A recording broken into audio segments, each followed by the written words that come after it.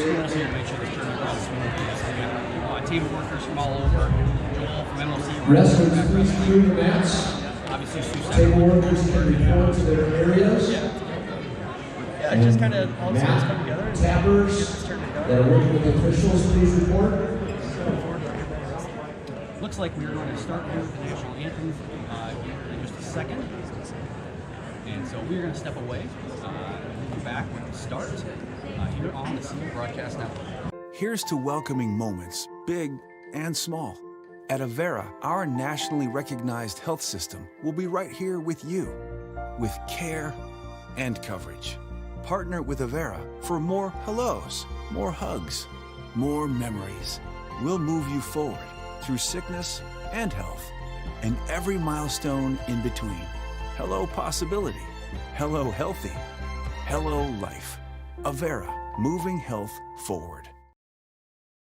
At Frontier Bank, we know you're busy with what really matters. That's why our Big Deal checking account was created to make banking work for you. While you're keeping up with life's daily transactions, your Big Deal checking account is earning you monthly rewards. Competitive rates, refunds on ATM fees, and more, with no minimum balance or monthly service fees required. And you can apply for a Big Deal account from anywhere in less than 10 minutes. Focus on what matters most. Bank with Frontier Bank. See a customer service representative for more information. Member FDIC. After a long day, deciding on dinner can be tough, but a few simple words can make everything better. Pizza's here!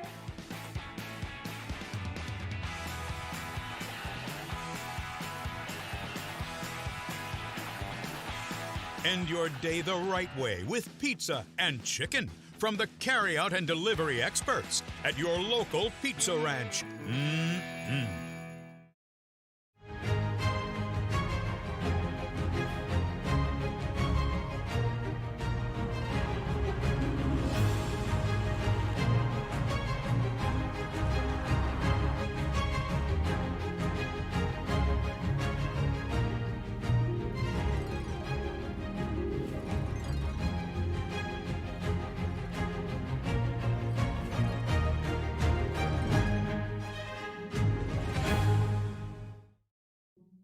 When the world changes, you change with it.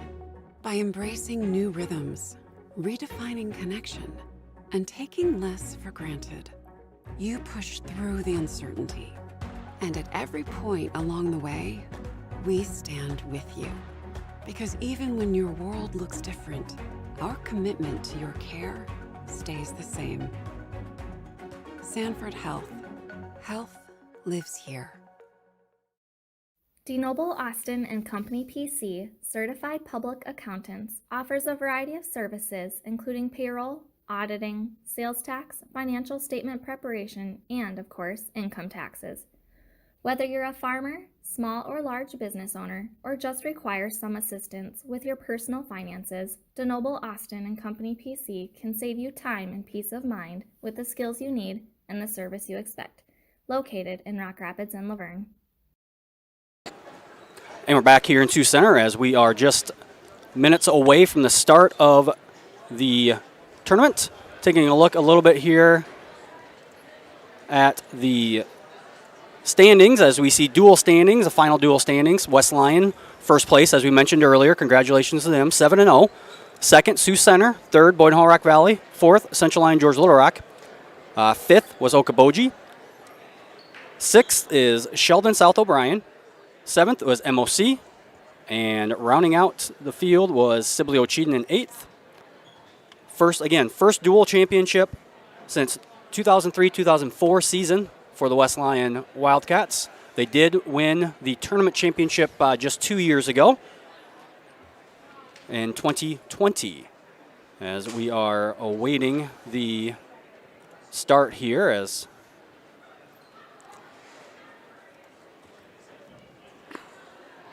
And getting word after weigh-ins, this 106 bracket is going to look a little bit different, as there was a kid that did not make weight. So since the tournament starts when the seeding meeting begins, They do not redraw that, so it's looking like that will count as a forfeit. So we're getting matches popping up here on our track wrestling dashboard. Again, all 4 mats will be in use here at the beginning. We do anticipate we'll go down to 3 mats, and when we do that, we'll be able to get the scores up for you, as it's a little difficult to do with 4, but we will get it up there when we move down to anything less than that. But to start out tonight, on mat number 1, 126-pound quarterfinal between Gage Blauette of West Lyon and Ethan Jaeger of Sheldon South O'Brien. On mat number 2, 126-pound quarterfinal between Dominic Schmitz of MOC Floyd Valley and Caleb Jones of Okoboji HMS. On mat number 3, 132-pound quarterfinal match between Brian Baracco Gomez of Boyne Hall Rock Valley and Aiden Jennings of West Lyon. And on mat number 4, 120-pound quarterfinal match between Reagan Hashi of CLGLR and Caden Steckelberg of MOC Floyd Valley. And it looks like right off the bat over there on mat 2 that Caleb Jones is already getting back points, looking for the fall.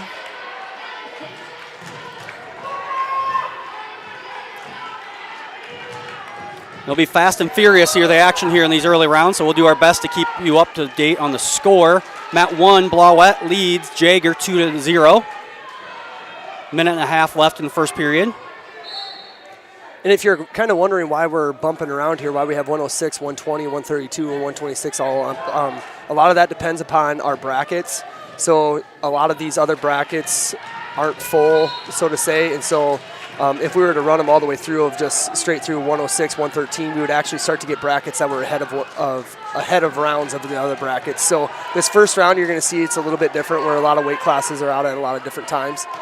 And right down here on mat 3, it looks like Jennings won. Yeah, Aiden Jennings of West Lyon wins by must have been a fall over Brian Gomez of Sheldon South O'Brien.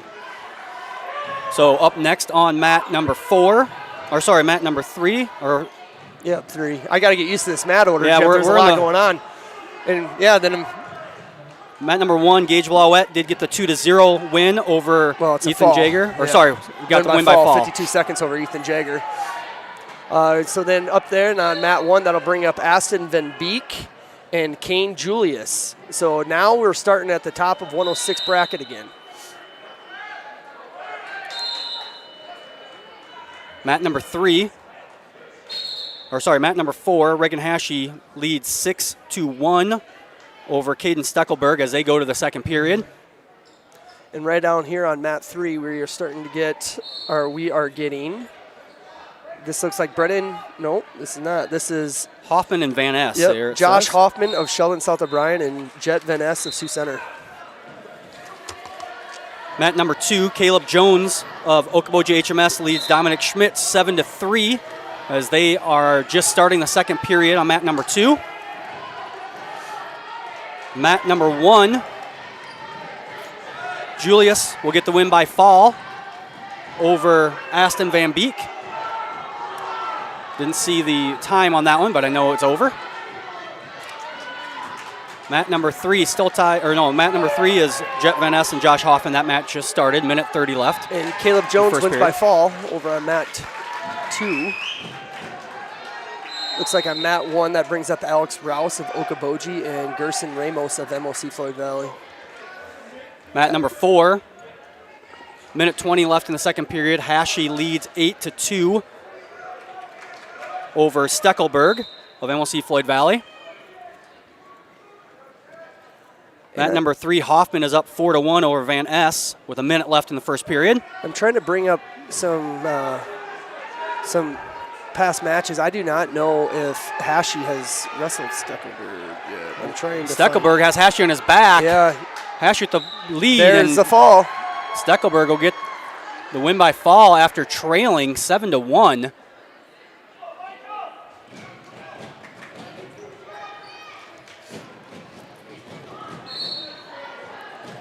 On mat 2, I'm still got to get a lot of, yep, there we go. Mat 2, Brennan Bolches of West Lyon is up against Michael Gonerman of, is that Okoboji? Yep, Okoboji HMS. Okoboji. Mat 1, we are waiting for Ramos of MOC Floyd Valley.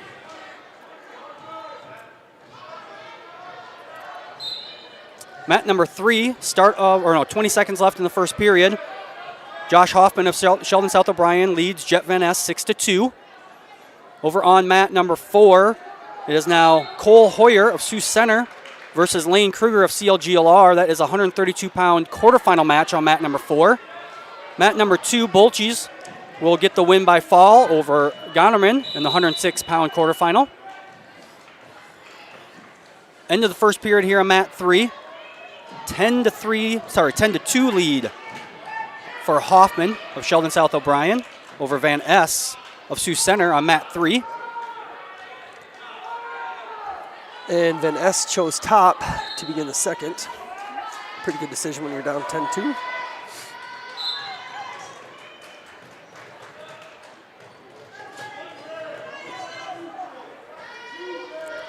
Hoffman with the reversal, so he is going to take a 12-2 lead now, and now he's going to get back points.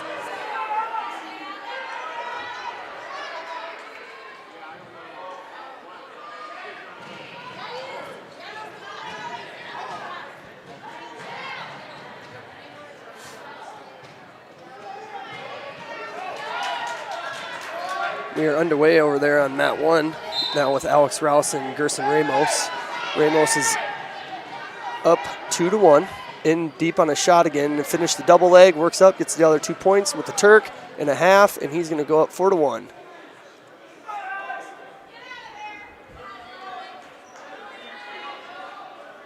And Ramos is now getting the back points.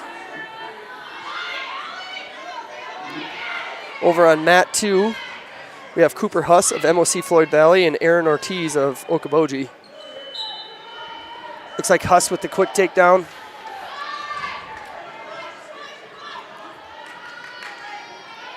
Going to the second period on mat number 4, where Hoyer leads 4-1 over Kruger in that 132-pound quarterfinal match. And I do not know if they wrestled either there, Jeff, last week.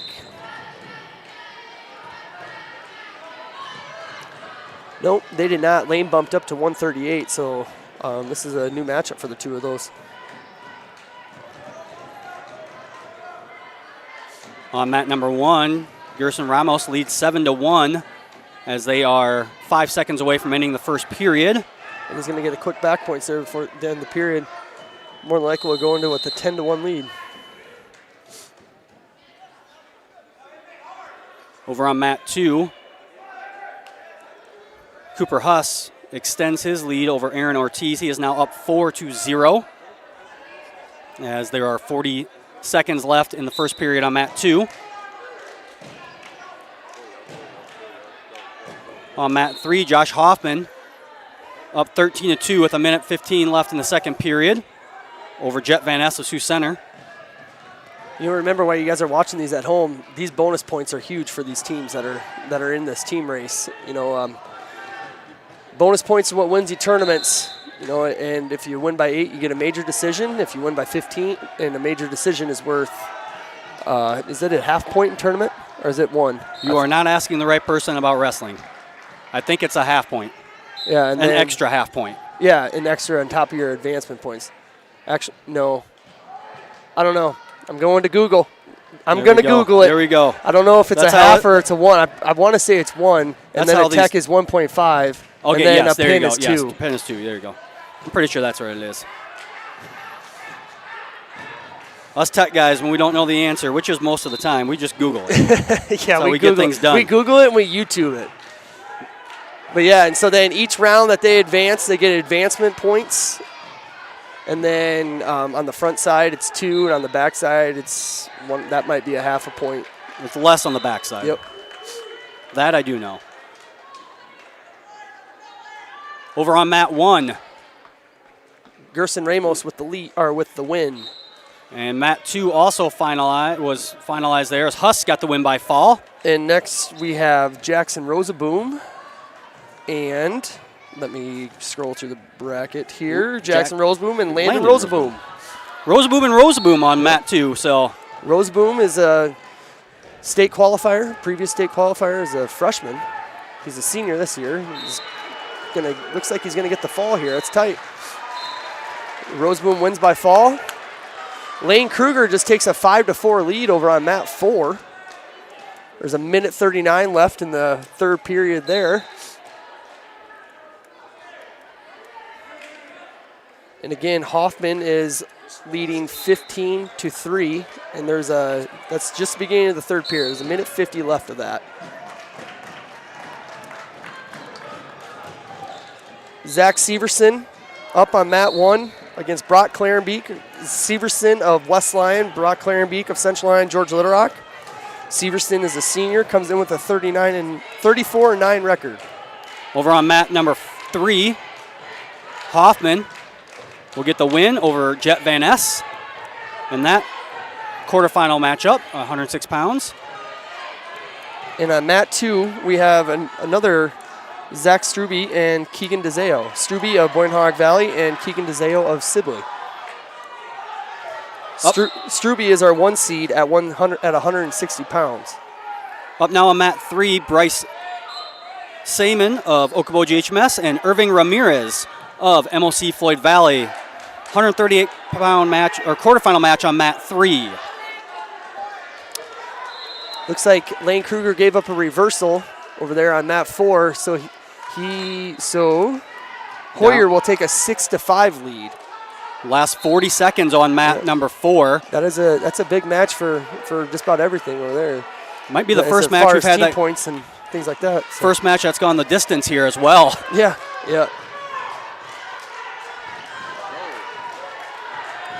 Hoyer is riding tough. Got an armbar ride. He's even got the wrists on the bottom side. 18 seconds left. Struby takes a 2-0 lead over DeZeo on mat number 2. 35 seconds left in the first period there. Mat number 1, Severson leads 3-0 over Clarenbeek as they enter the second period. Hoyer is going to win that match 6-5 over Lane Kruger.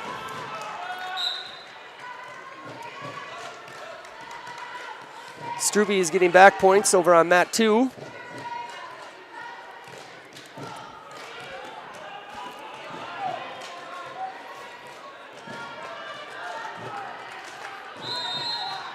Next up on mat 4, it looks like we have Chase Thiessen and Sterling Hawk. Chase of West Lyon and Sterling of MOC, Floyd Valley. Mat number 3, all tied up at 3. No, now Ramirez will take a 5-3 lead over Saman in the 138-pound quarterfinal match on mat number 3. 15 seconds left in the first period there. End of the first period on mat 2. Struby with a 6-0 lead over DeZeo. And a minute 20 left on mat number 1 in the second period. Severson leads 5-1 over Clarenbeek. Clarenbeek in on a shot. Severson goes to a front head position, to a go behind, and he's going to take a 7-1 lead. Mat number 4, quick takedown by Hack, as he is up 2-0 over Thiessen with a minute 20 left in the first period over on mat 4. That is a quarterfinal match at 152 pounds.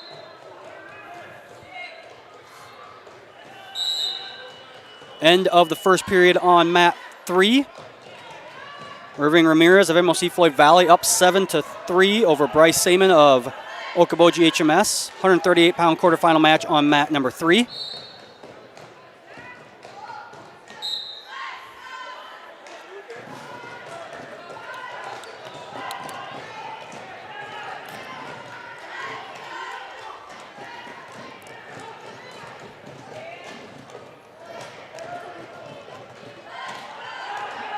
.35 seconds left in the first period now over on mat 4. Hawk now getting back points. He's got 3 back points locked up. He's already up 2-0. And now we get the 3 back points, so he now 5-0 with 17 seconds left in the first period on mat 4. And Ramirez brings Saman back into his back with the butcher. And there's the fall. So Ramirez will win by fall. That was on mat 3. Yep, mat 3. And that will bring up we're at 145 pounds there.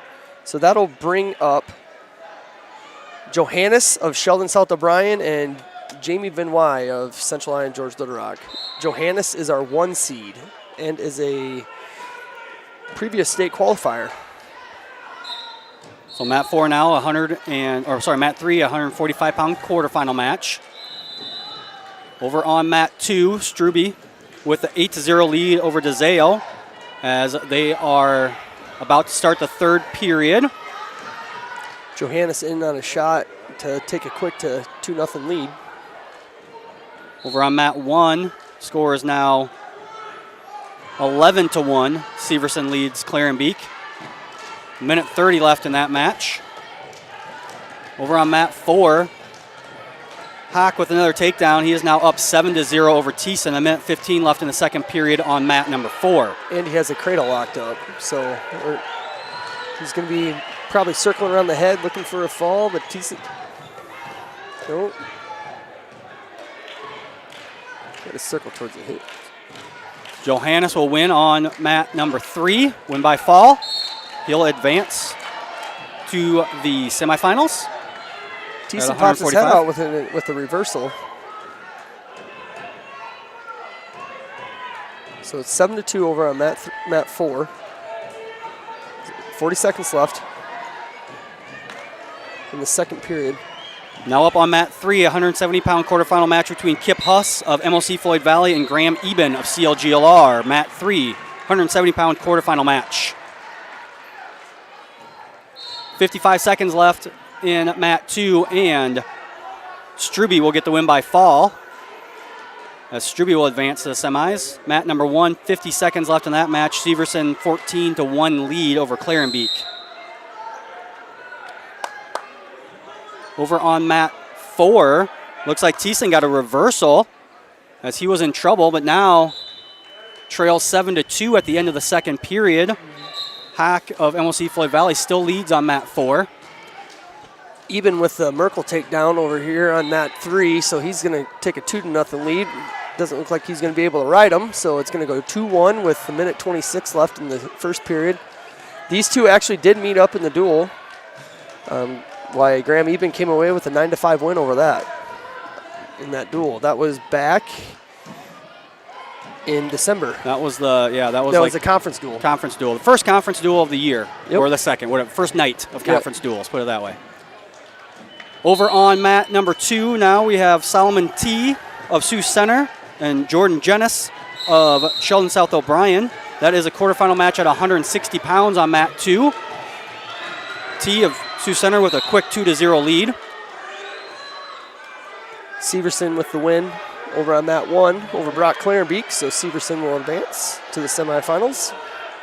Over on mat 4, 9-4 now, as it looked like Hack had a takedown and then Thiessen with a reversal. He had Hack in trouble and got back points. That's actually 9-7 now. 9-7. Sterling Hack leads Chase Thiessen. It's kind of been a little bit of a barn burner here. Yeah. Hack was up. It's hard to watch the other matches when you've been kind of keeping your right eye on that one and your left eye trying to look at all the other ones. Hack was up big. He was 6 or 7-1, I think, or 7-0. He was up 9-1. 9-1, yes. 9-1, and then Thiessen got the reversal. And now Hack with the reversal. Now 7-11 with 39 seconds left in that match on mat 4. Even another takedown here on mat 3. He leads 6-1. He got a takedown, and then he got a quick little tilt for another 2 points. Okay. Over on mat 1, we have Andrew Newman of Boyden Hog Valley, and we have Ben Bonson of West Lyon. That's a quarterfinal match at 145 on mat 1. And Bonson got a takedown, and so now a minute left, and he has a 2-0 lead. Over on mat 2, Solomon T. of Sioux Center and Jordan Jennis of Sheldon South O'Brien. Solomon T. has a 2-0 lead with 32 seconds left in the first period. 10 seconds left on mat 4. Hack still leads 7-11. And that'll do it. Sterling Hack will get the 11-7 victory over Chase Thiessen. He'll go to the semis at 152. Huss and Eben down here on mat 3. Eben has a 8-2 lead. He got I think he got another little tilt, and then Huss got an escape. Or excuse me, 10-3. Mat number 1, Bonson has Newman getting back points there. He currently leads 2-0. Now 5-0. Ben Bonson leads Andrew Newman in their 145 quarterfinal match. Then up now on mat 4 is Landon Weiler and Eddie Milan. Landon Weiler of Central Line George Little Rock, Eddie Milan of Sheldon South O'Brien. And these two did meet up at the duel as well, with Landon Weiler getting the fall. So we'll keep an eye on that match.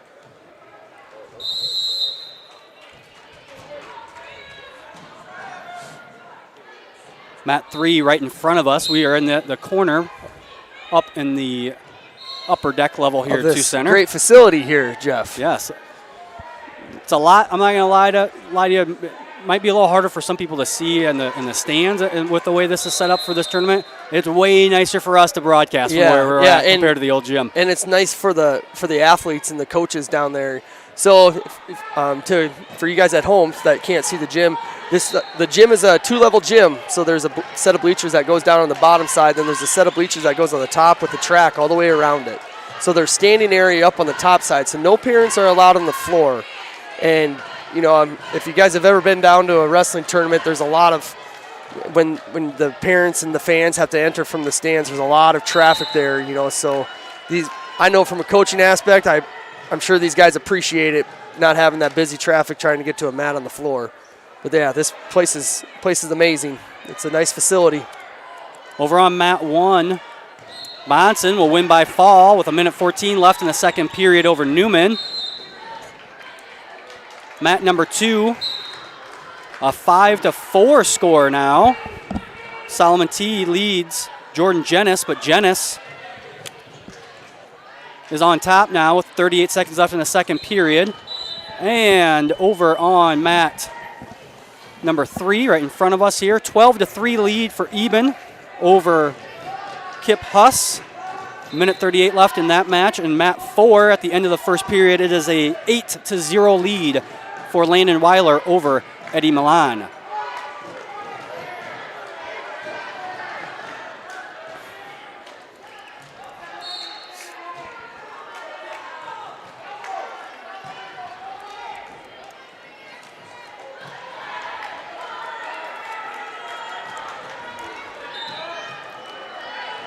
On mat 1, you have Nate Franklin of Okoboji and Jackson Vermeer of West Lyon. Vermeer has a 2-0 lead there in the first period. That's a 160-pound quarterfinal match. Both freshmen. You don't see that very often. Yep, this is 160-pounders. Yeah, Franklin comes in with a 20-20 record. That's a lot of matches already by the conference tournament. That's yes, it is. 40 matches. Now he has Vermeer, and he got a reversal to tie it up. Trying to get back points here. He's got 50 Franklin. seconds here. Take your time. 1:30 left in the match over on mat 2, where Solomon T now leads 8-4 over Jordan Jennis. Mat number 3, last 15 seconds, Eben is going to get that victory as he is currently up 17-4. And on mat number 4, Landon Weiler got the win by fall.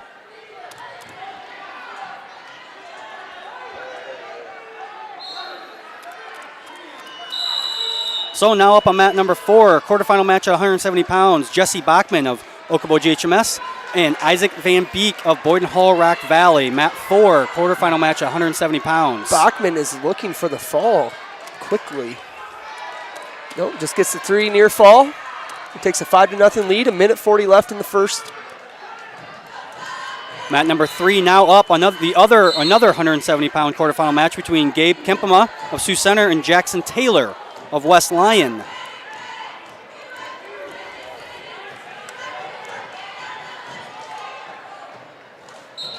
Taylor ranked 8th at this weight division by IAWrestle.com.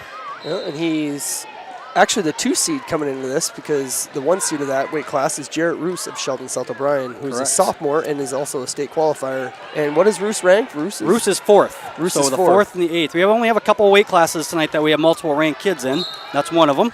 Taylor gets the fall. Actually, all of them from here on out. 170, 182, 195, 220, and 285. We all have multiple ranked, Weird. state-ranked wrestlers. The upper weights are really good in this area of the state? weirdly Yeah. so. Huh.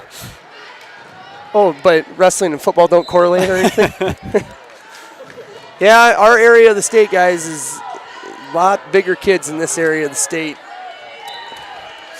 Looks like Bachman, again, has Van Beek on his back over there on mat 4, as he is up 5-0. Now up on mat number 3 is Evan Kruger of CLGLR and James Gellerman of Okoboji. 182-pound quarterfinal match, and Bachman does get the win on mat number 4. Wins by fall. The last time these two met on mat 3, Gellerman won by a 4-3 decision. Mat number 1, Franklin did get the win. Yes. Now up on mat 1, 182-pound quarterfinal match between Zach Brinkman of Sheldon South O'Brien and Zach Rosenboom of Sioux Center. Quarterfinal match, 182 pounds on mat 1. Over on mat 2, new match is up as Carter Peterson, MLC Floyd Valley, and Spencer Sproke, CLGLR. Quarterfinal match at 160 pounds up on mat 2. And on mat 4, at 195 pounds, Gabe Terwee of West Lyon and Ethan Wiersma of Okoboji. Gabe Terwee is also one of those ranked wrestlers that we have tonight. Gabe Terwee is ranked 4th, I believe, at 195 pounds. 5th. We will actually have, and we will have Gabe's sister, Yeah. Jaina Terwee, after the semifinal round. She's going to come over and do an interview. The 190-pound state champion at the Iowa Girls Wrestling Championships last weekend. So Jaina's going to come over and talk to us a little bit about that. Pretty excited for that interview, Jeff. It'll be fun. That will be fun. Mat number 1. Whoops. I lost my dashboard here for track, so I'm going to Terwee get that going. getting back points over on mat 4. Now up on mat 1, a 195-pound quarterfinal match between Jacques Zomerman of Sioux Center and Josiah Bunt of MLC Floyd Valley. And give you an update on mat 3, Gellerman still has a 2-1 lead over Evan Kruger. Gellerman of Okoboji HMS and Evan Kruger of Central Iowa and George Little Rock. Mat number 4, Terwee has Wiersma on his back here. It's tight. 20 seconds left is all. Up only 2-0, but he's got 3 back points locked up. There's Terwee, but he's short time here. Try and get this fall down to 9-8. He's looking for the quick power half here. See if he can get it in the last 4 seconds. Nope, not going to get her. Not going to get it. So Terwee will take a 5-0 lead over Wiersma into the second period on mat 4. Mat number 2, Spencer Sproke up 4-0 over Carter Peterson, as they are just done with the first period on mat 2. And as Mitch said earlier, Gellerman's still up 2-1 over Kruger here on mat 3, as they are just about ready to start the second period.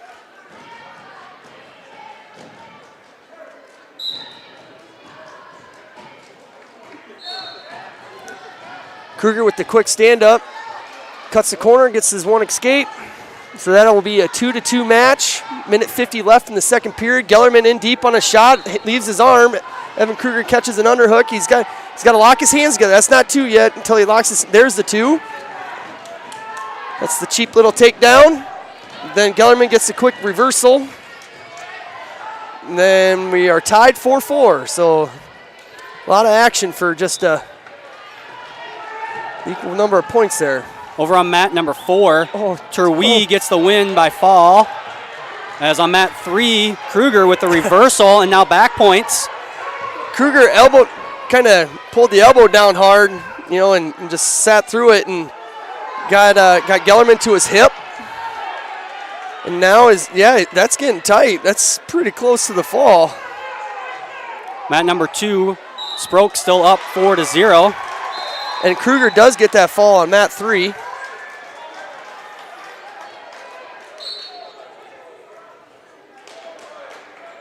Now up on mat 4, 195 quarterfinal match between Keaton Sampson of Sheldon South O'Brien and Trevor Deering of CLGLR. As on mat number 1, bunt a 2-0 lead with 24 seconds left in the first period over Zomerman. On mat 4, now at 100. Yeah, you got this, Adam? Yep. No, mat 3. Excuse me. Yes, new match on mat 3. Michael Block of Sibley Cheaton. Oh boy. Kevin Quijada.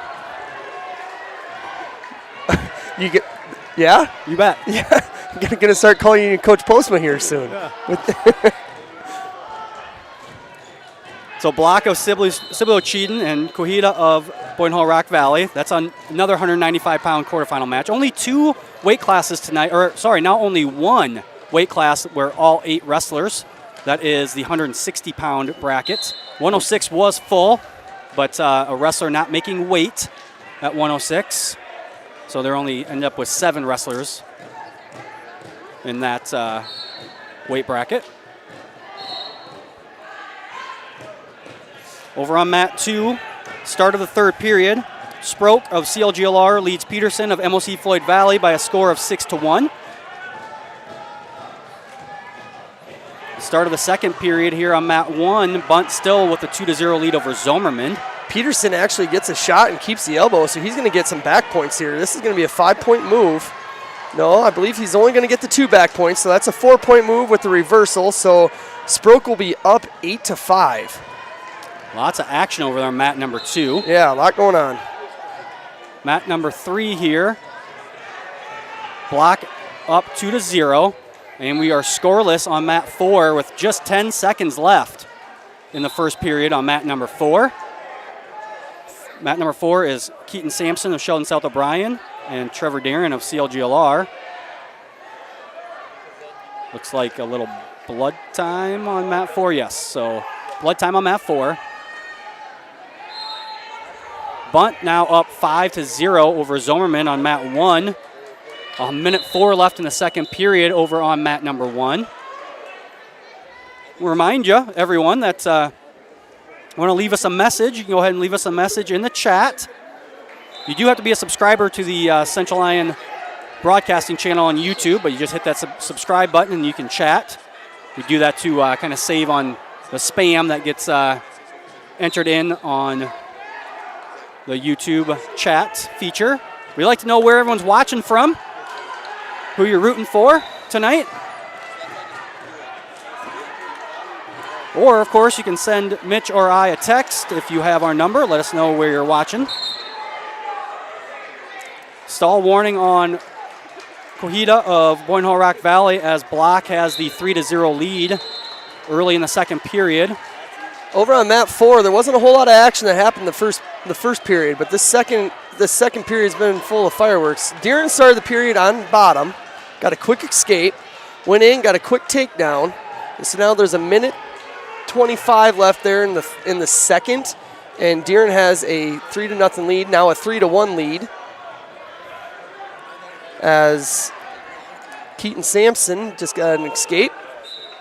Up now on mat 2, 182 pounds in the quarterfinal match between Emmett Fleshman of West Lyon and Jesus Ramirez of MOC Floyd Valley. Fleshman and Ramirez on mat 2 at 182-pound quarterfinal match.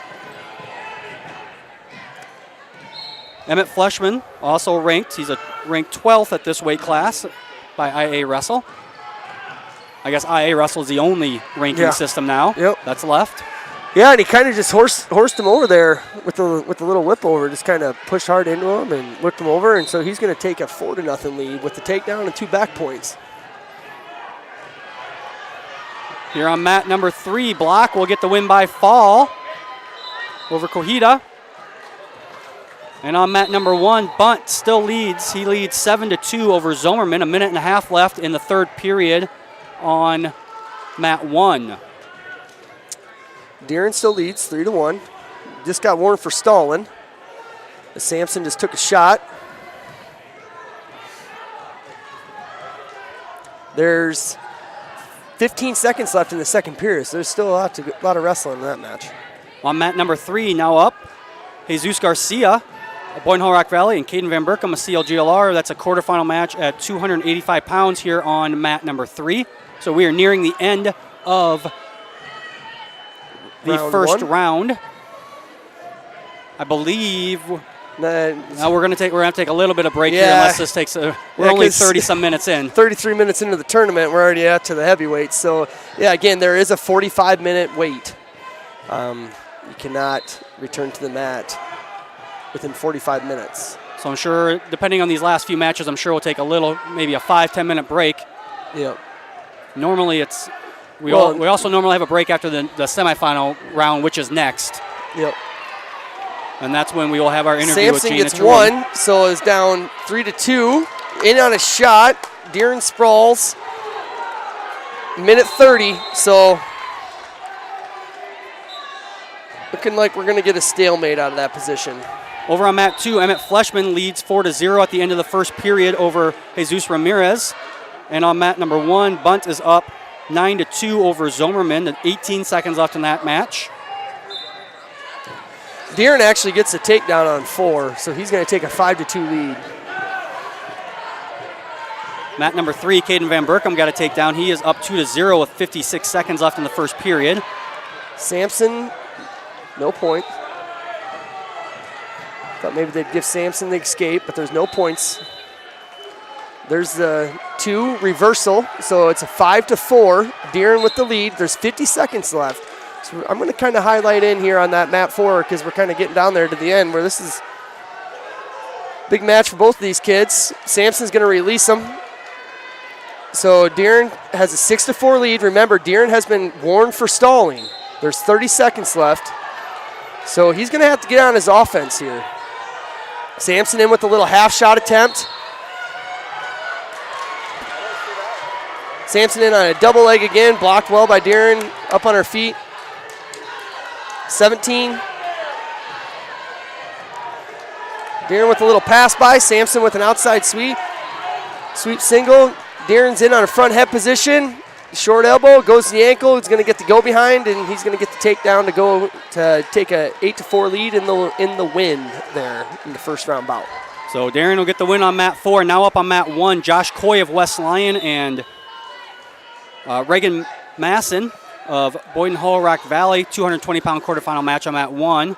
Over on mat 2, Fleshman still leads 4-0 over Ramirez. And now on mat 3, we are all tied as we enter the second period. Jesus Garcia, Boyden Hall Rock Valley 4, Caden Van Berkom, CLGLR 4. That'll bring us up on mat 4 where we have Ty Halsoff and Juan Martinez at 220 pounds.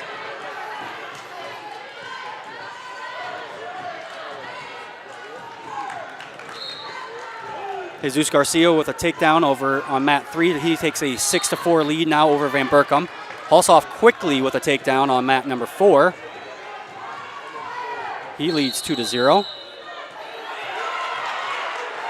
Martinez is getting some back points, looking for the fall down here on mat 3 over Van Berkom. So there it is. There's the fall. End of the second period over on mat 2. Fleshman still leads 6-0 over Jesus Ramirez. Halsoff with the fall on mat 4. That is the last match on mat 4.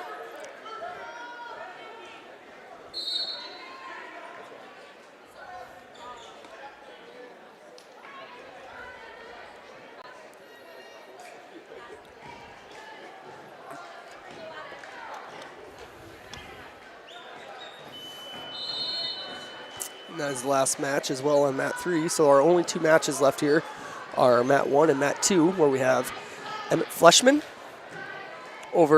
is leading 6-0 over Jesus Ramirez. And on mat 1, Josh Coy and Regan Mason. And Mason has a 2-1 lead over Coy.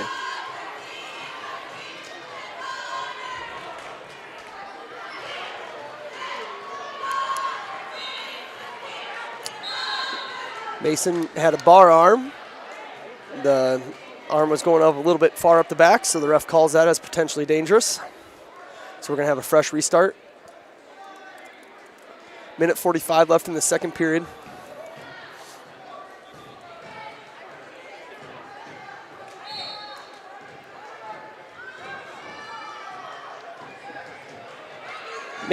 Coy was working back to a stand-up, gets his knee a little close to his head.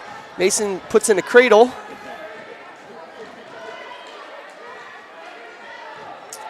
Coy breaks free, gets to a stand-up, cuts the corner, and gets the one escape. So that's going to be 2-2. Minute 20 left in the second period.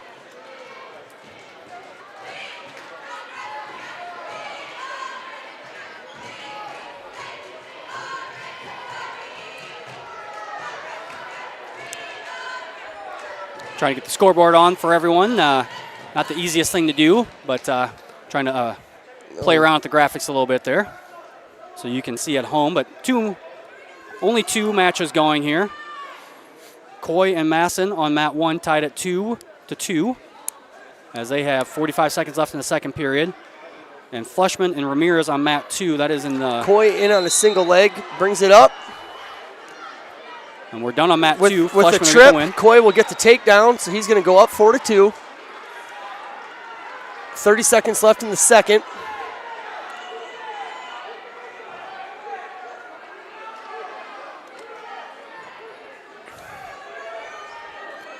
Mason reached back for a leg, nothing doing there. Coy looks like working for a wrist on top, trying to put in a bar. Mason gets a front head position. He's going to go around for the reversal too, so that gives us a 4-4. 6 seconds left in the second period. Oh, we got 2 back points as well before the time ran out, so that's going to be 2-point near fall. So Masson is going to go into the third with a 6-4 lead. After this match, we will be taking a 5-minute break. We will start wrestling at 5:45. Well, a 5-minute break till 5:45. There will be a 5-minute break after this round. I mean, unless, of course, this last 2 minutes takes 5 minutes. Yeah. As they said, 5:45 we're coming back. So I've seen 2 20-pound matches take that long, yes. Mason starts the third on bottom, Coy on top. Again, Mason has a 2-0 lead and is going to get another reversal, so he's going to go up 8-4 with a minute 40 left in the third. Again, has a half Nelson in on the right side. Works him over, grabs the far shoulder, getting back here. He's going to settle in for the fall. There it is. There's the fall. So Masson's going to win that one by fall.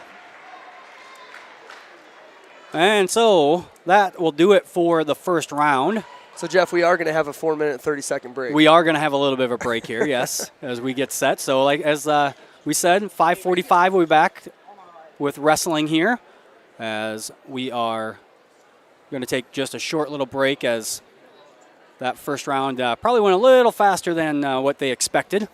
But we're going to take a break as well here, as we want to make sure that we thank our sponsors, Avera Medical Group, Frontier Bank, Pizza Ranch, Premier Bank, Sanford Health, Denell Boston & Company PC, and the Pepsi Beverage Company. Thank them all for helping us with our broadcasts each and every time. Upcoming events here on the CL Broadcast Network. We have no home events next week.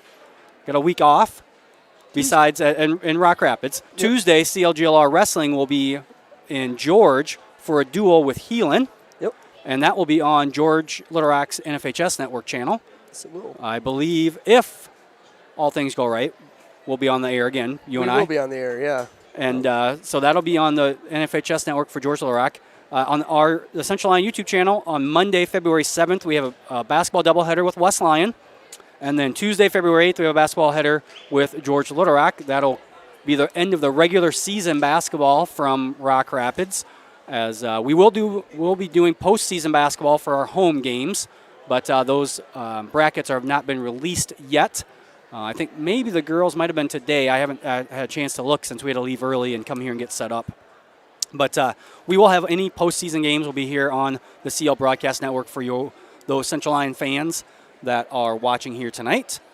But we are going to be getting back to action here in about 2 to 3 minutes, so we're going to take a short break for a word from our sponsors here on the CL Broadcast Network. Here's to welcoming moments, big and small. At Avera, our nationally recognized health system will be right here with you, with care and coverage. Partner with Avera for more hellos, more hugs, more memories. We'll move you forward through sickness and health, and every milestone in between. Hello possibility, hello healthy, hello life. Avera, moving health forward. At Frontier Bank, we know you're busy with what really matters. That's why our Big Deal checking account was created to make banking work for you. While you're keeping up with life's daily transactions, your Big Deal checking account is earning you monthly rewards. Competitive rates, refunds on ATM fees, and more, with no minimum balance or monthly service fees required. And you can apply for a Big Deal account from anywhere in less than 10 minutes. Focus on what matters most. Bank with Frontier Bank. See a customer service representative for more information. Member FDIC. After a long day, deciding on dinner can be tough, but a few simple words can make everything better. Pizza's here.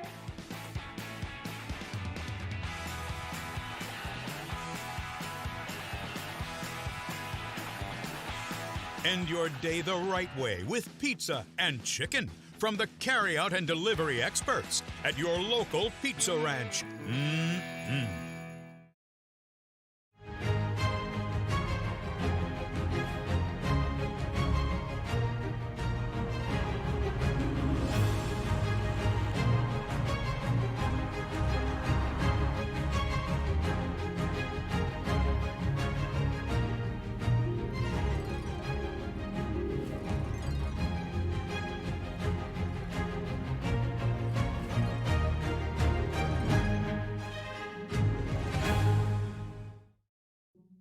When the world changes, you change with it. By embracing new rhythms, redefining connection, and taking less for granted, you push through the uncertainty. And at every point along the way, we stand with you. Because even when your world looks different, our commitment to your care stays the same. Sanford Health. Health lives here. DeNoble Austin and Company PC, certified public accountants, offers a variety of services including payroll, auditing, sales tax, financial statement preparation, and, of course, income taxes. Whether you're a farmer, small or large business owner, or just require some assistance with your personal finances, DeNoble Austin and Company PC can save you time and peace of mind with the skills you need and the service you expect. Located in Rock Rapids and Laverne.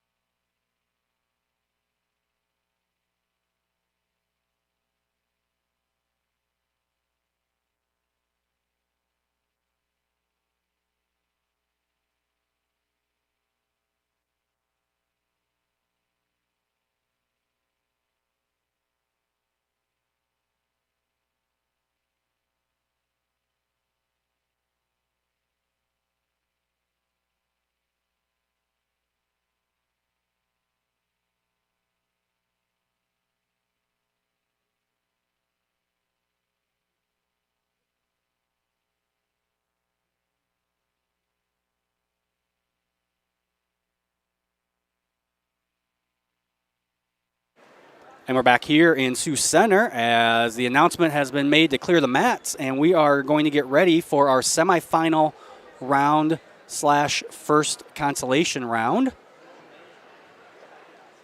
Team scores, as you can see, West Lyon scrolling across the bottom. I guess we have the upcoming events now, but West Lyon in the lead, 62 points, followed by Central Lyon George Little Rock at 50.5. MLC Floyd Valley in third with 48. Boyden Hall Rock Valley, 46. Okoboji with 45. In sixth place is Sioux Center with 30. Sheldon South O'Brien in seventh with 29. And Sibley Ocheyedan in eighth with 20.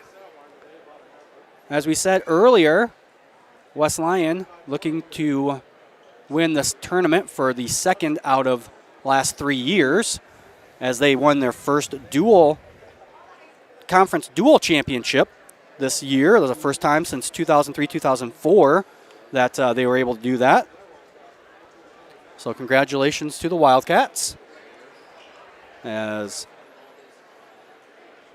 it looks like we are going to get former head coach from MLC Floyd Valley, Lyle Lundgren, to come join us here as I sent Coach Eben on a mission. Coach Lundgren, long time head coach here at MLC Floyd Valley. And is in probably, I'm guessing he's enjoying his first year of retirement. We're gonna see what he's all up to.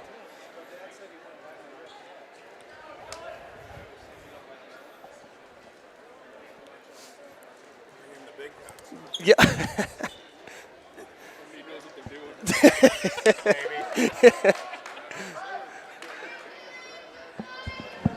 Coach Lundgren, thanks for joining us. Hi, you're welcome. It's great being here tonight.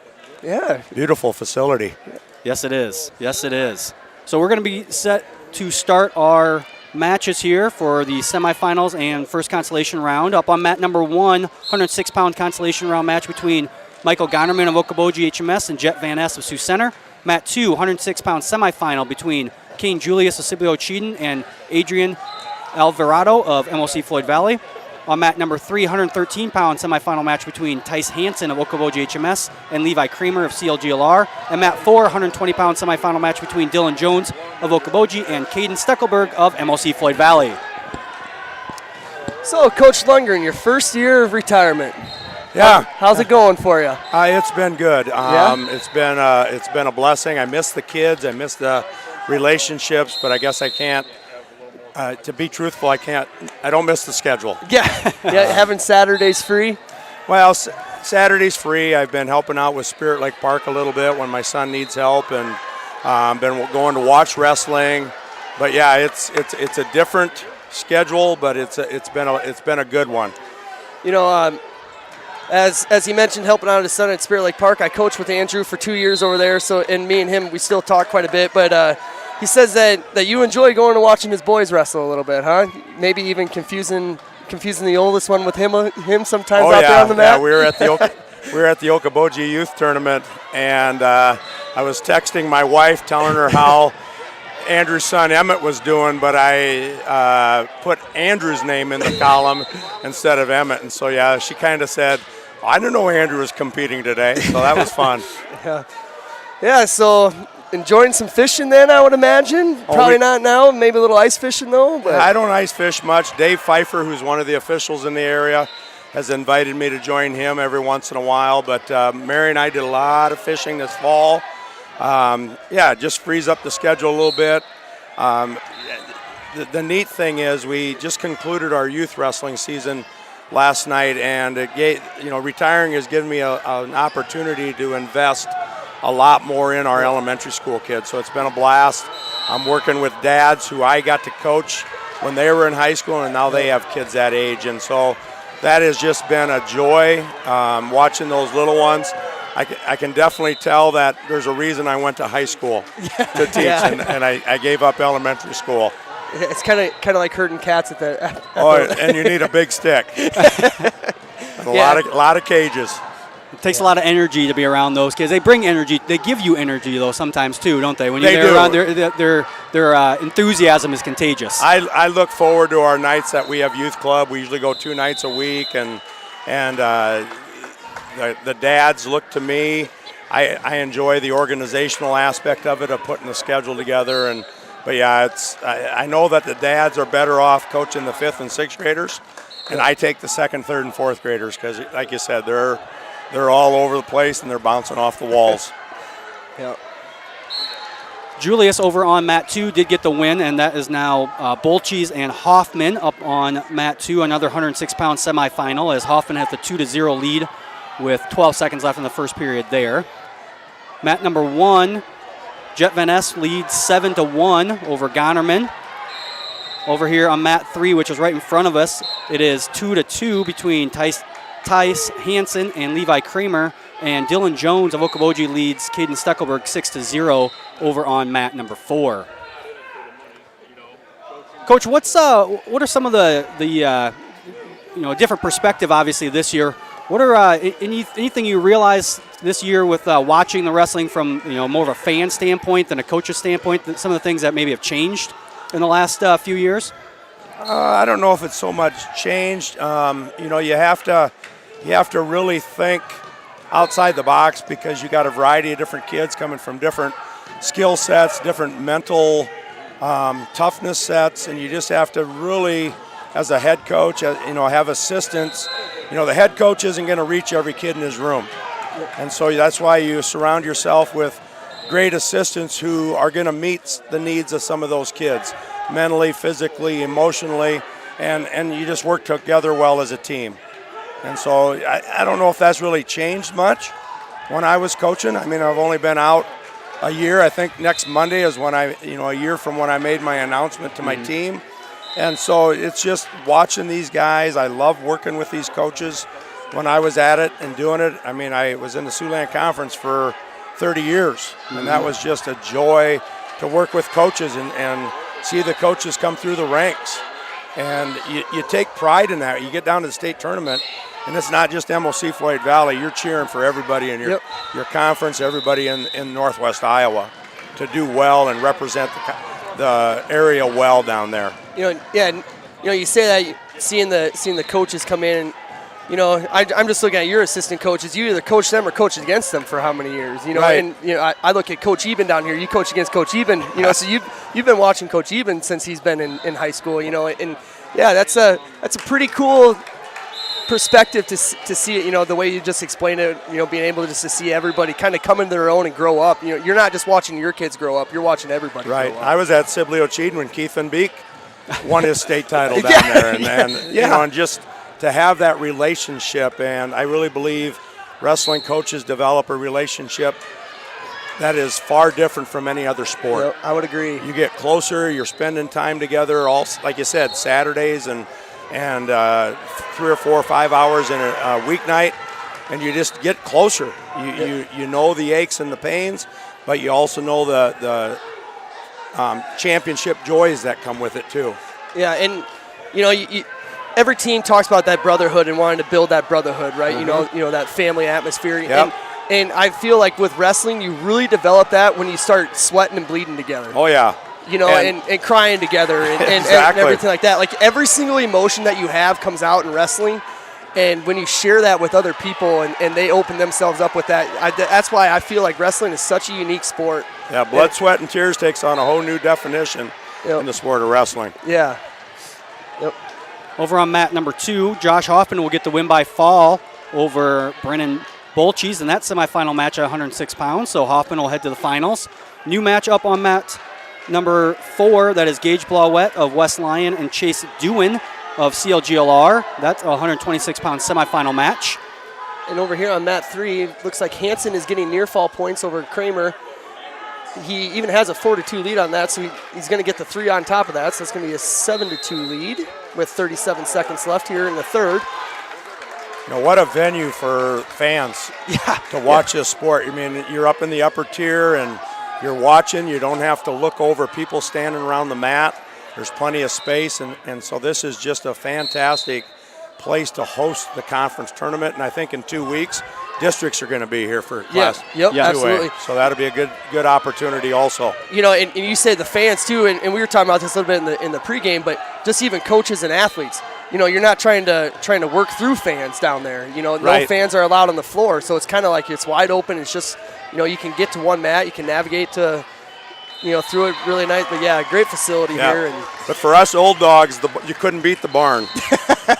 the crowd and having to fight through the crowd, and you saw the head coach lead the way, and the wrestler was right behind, and then came the assistants, and then the cheerleaders. And I still remember that. My youngest son Paul wrestled his first state tournament down at the barn, and then his last 2 at the well. Yeah. The barn. Lyle was talking about the old school, the old vets, which is now Hy-Vee Hall. Yeah. Yes. Yeah. Yep. Where you would, as a fan, you could go down Matt's side. You could rotate from Matt, or to Matt to Matt to Matt, and yeah, it got pretty chaotic down there. But and I think wrestlers thrive on that. Yeah. Yep. Well, and just having somebody over top, that's why this gym is great, and it's great for this venue because we can fill it up with a conference tournament. Right. But for me, there's nothing better than a small gym that's packed. Yes, and it's noisy. And it's loud. Yeah. That is the all-time best wrestling atmosphere. Right. I think Don Bosco and Lisbon wrestled last Yes. night, and that gym. How'd that end up, do you know? I haven't seen the result yet. No, I haven't either, and I didn't get a whole lot of time to go check different results today. But yeah, this facility is great when you can fill it with the event like this, and we're going to fill it up with districts and things like that. But yeah, the old school small gyms, it doesn't get any better than that for a wrestling venue. Over on mat number 1 now, Vargas of Boynton Hall Rock Valley with a 2-1 lead over Kudum of West Lyon. They have 50 seconds left in the first period. Over on mat number 2, 126-pound semifinal between Seabrook of Boynton Hall Rock Valley and Jones of Okoboji. That is a 0-0, that is now a 4-0 lead for Jones as they start the second period. Mat number 3, Gasca of Boynton Hall Rock Valley leads 2-0 over Bauer of Sioux Center. That's a 120-pound semifinal on mat 3. And on mat 4, Blauette with the 8-0 lead over Dewan of CLGLR in that 126-pound semifinal match. Again, at the end of this round, we will have Jaina Terwee on to talk about her state championship last weekend.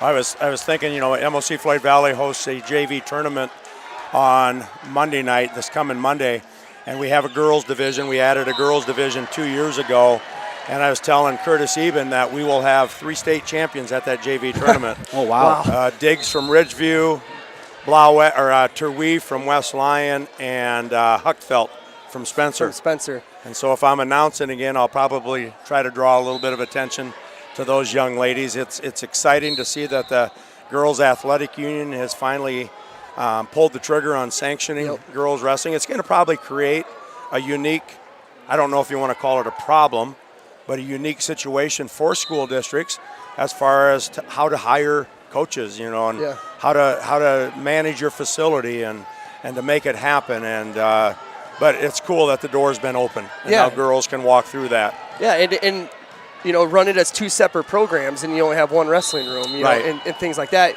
Not to mention if we want to get to a level of having duels with with teams,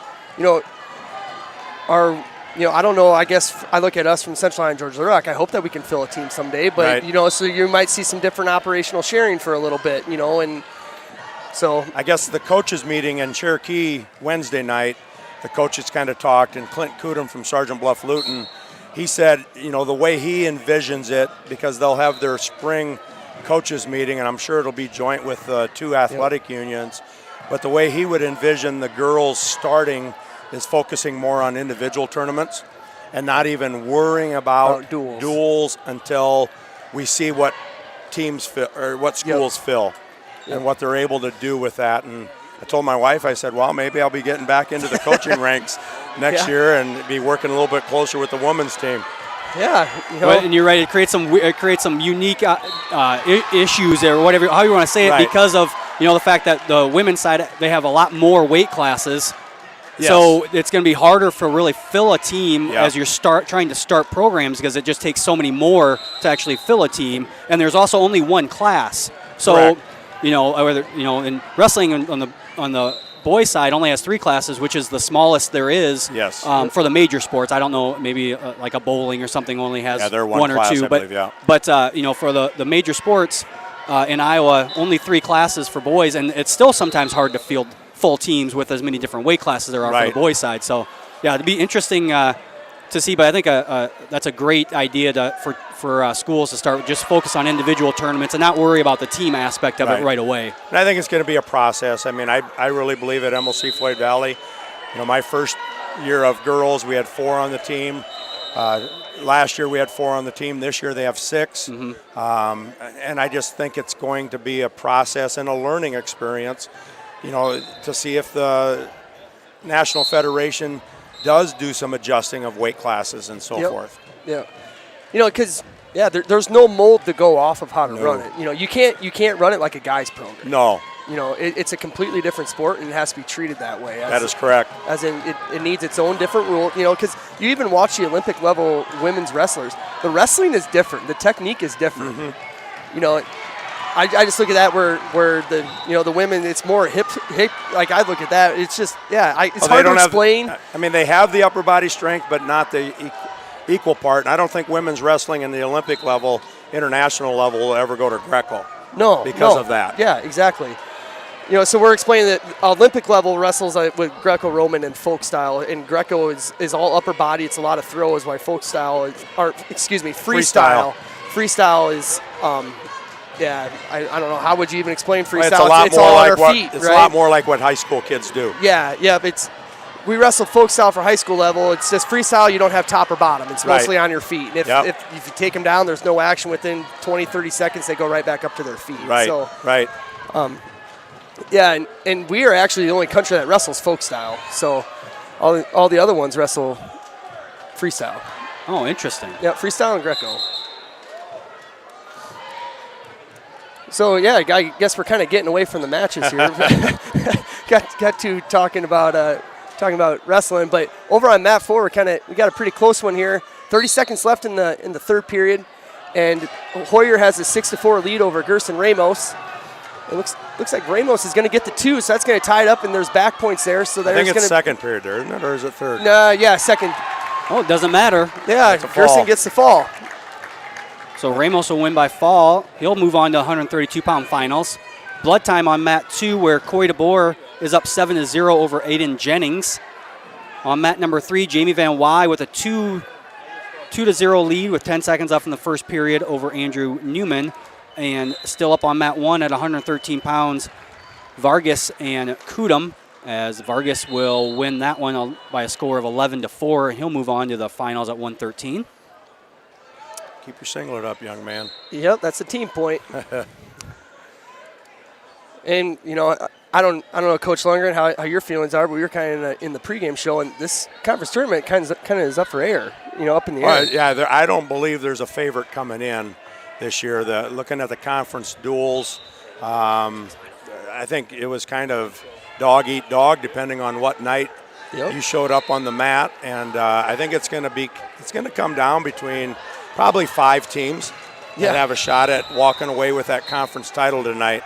And that's what's unique about the sport of wrestling, is you have a dual team champ, which really emphasizes the depth of the lineups, and then you also have a individual tournament champions.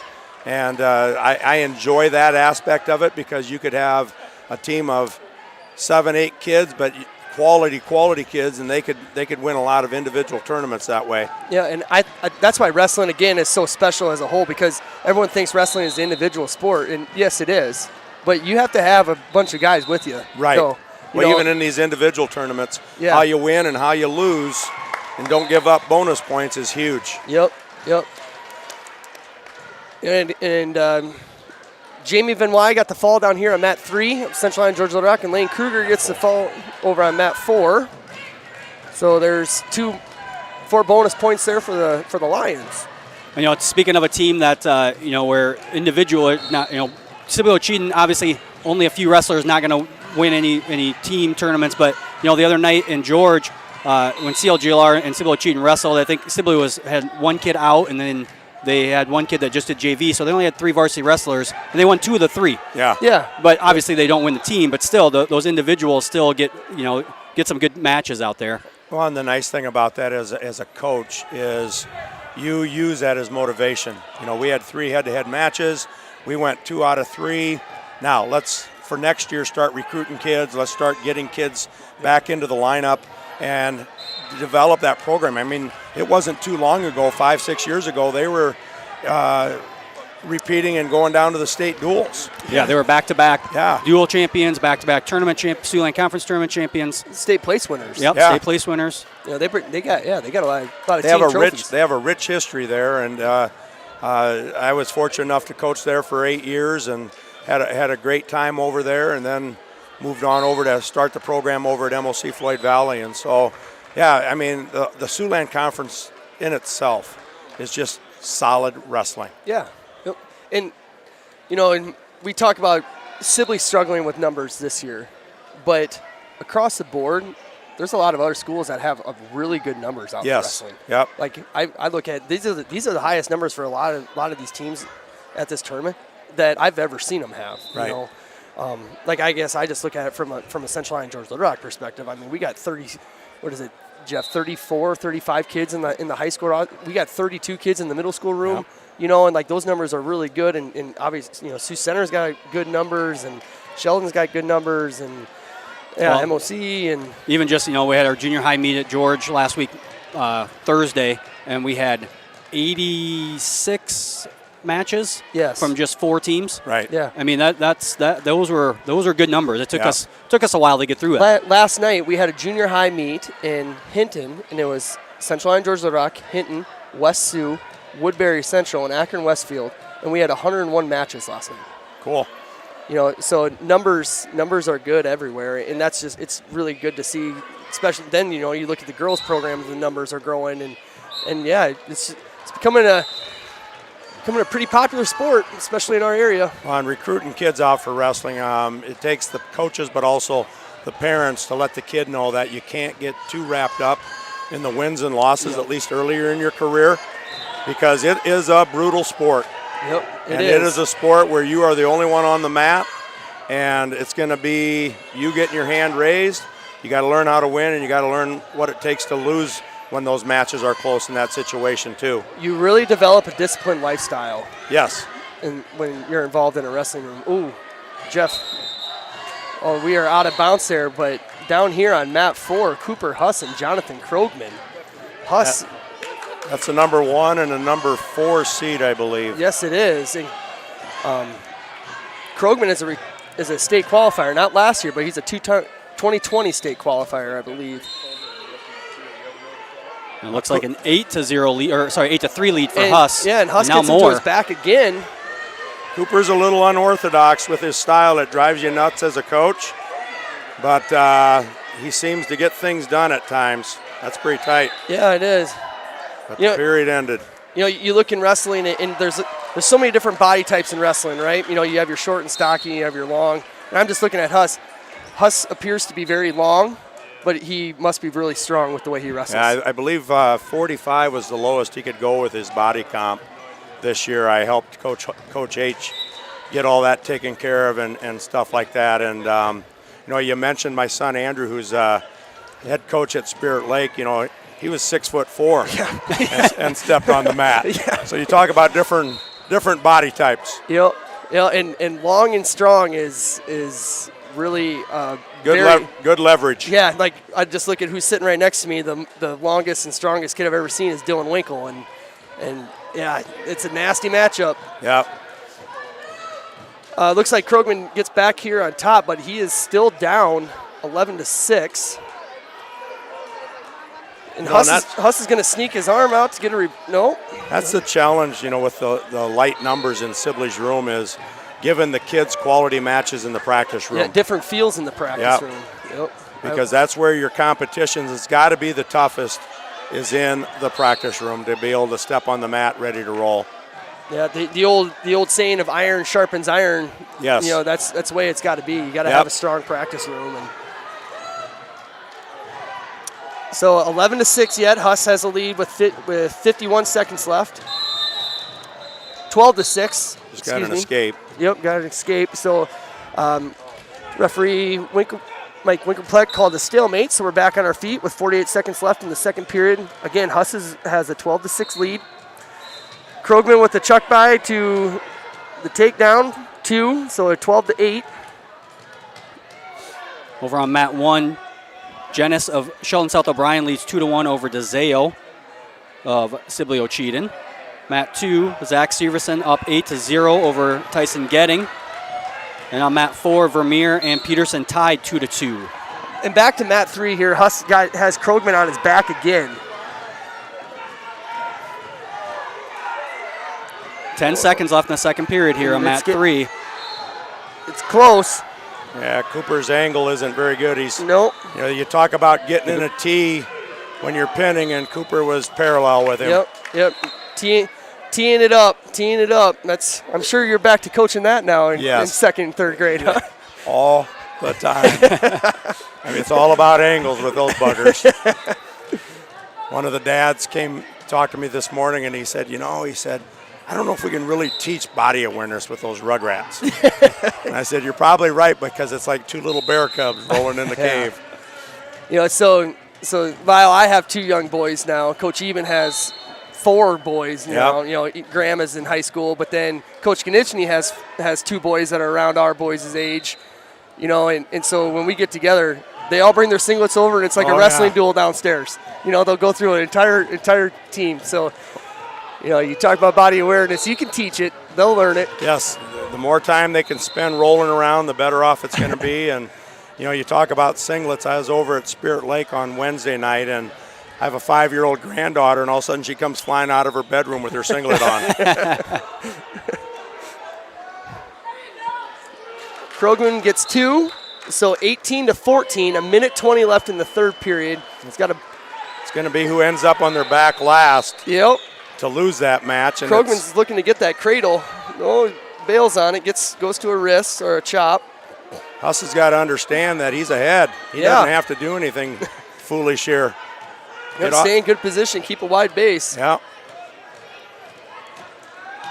Krogman looking for a tilt, only a 1 count, so no near fall. 50 seconds left here on mat number 3. And this is a 1 versus 4 seed. Jonathan Krogman is the 1 seed, and Cooper Huss is the 4. The match starting on number 2 is between Hawk and Roseboom, and in the dual meet, Hawk ended up pinning Roseboom. I don't know how. I think Sterling ended up 4 seed, and Roseboom ended up number 1. I think it was just kind of between them and Noah Strantz from Okoboji. Yep. You just got 4 quality kids in that weight class. Yep. And Krogman, I just saw the 2, was that a near fall awarded there? I took my eyes off. I was watching that 2 over there, but that's 19-16. There's 15 seconds left, and Huss has the lead there. So Krogman needs to get some near fall quick to send this baby to overtime. And it's close. Nope, not going to get it. 4. Huss is going to pull off the upset in that match. Yep, that's a big upset. And again, you talk about team points. I want to say that going into that round, MOC was sitting 3rd. Yes, currently sitting 3rd, and they are only 8 points back of 1st. Yeah, they got Ramirez at 138, got into the finals. Huss just got in the finals. Ramos is in the finals. And again, Mitch, you mentioned it. It's not necessarily the kids that are in the finals that bring your points to the table. Yes. It's the backside. It is. Yep. It's the kids in the backside. And there's another pin by MOC. So there's the 2 bonus points. That's Peterson at 160. So MOC kind of getting the roll on here. When you talk about how it can be, it's not really a team sport on these individual. I mean, it is, but yet, especially when you get to rolling like this, when you have maybe a bunch of matches going on back to back to back, you get a little momentum going because they're always watching each other down there, even as they're warming up. Yep. Yeah, it's definitely a momentum. And it can be good and it can be bad. Yep. On mat 3, we have Landon Weiler of Central Line, George Little Rock, and Noah Strantz of Okoboji. Then on mat 4, we have Jesse Bachman of Okoboji and Jackson Taylor of West Lyon. And now up on mat 2, 182-pound semifinal match between Casey Pick of Boyne Hall Rock Valley and Evan Kruger of CLGLR. I think that's another 1 and 4 matchup over there. Yes, I believe so. Yep. DeZeo and Jenna still on mat 1, a minute 30 left in that match where... there's the fall. Looks like Janice gets the fall. All right, so Janice will win by fall over there on mat 1. I didn't see Janice. He's not a bad little wrestler for a freshman. I didn't see his first round match. I think he might have been like either the 4th or 5th seed, and the two kids that were competing against each other were pretty close in that match. So again, just looking at Genesis' body type, that's a long kid. Yep. And I would imagine he's pretty strong too. Well, and he's going to be a pretty decent wrestler because he gets to practice against Jarrett Roos. Yes, true. Every night in practice. So that's going to make you better in the room. Yep. And Jarrett Roos up on the mat, on mat 1, he is the 1 seed, and Graham Eben of Central Line George Little Rock. Over on mat 3, 5 seconds left here, where Weiler had a takedown. Strantz got the reversal, and now 3 back points locked up, so he'll take a 5-2 lead into the second period. Roos with the shot right off the mat on mat 1. So we're going to go back to the middle, minute 40 left. Evan Kruger and Casey Pick are still tied up, 0-0, minute 20 over there. Got a little blood time on mat 4. Jackson Taylor. Kruger sounds like a George Little Rock name. He is. He's a GLR boy. When I was in high school, there were a couple, Ty Kruger, and there was a couple other Kruger boys wrestling for George Little Rock. Yep, so you would have coached against Evan's dad, Jerry. Yep.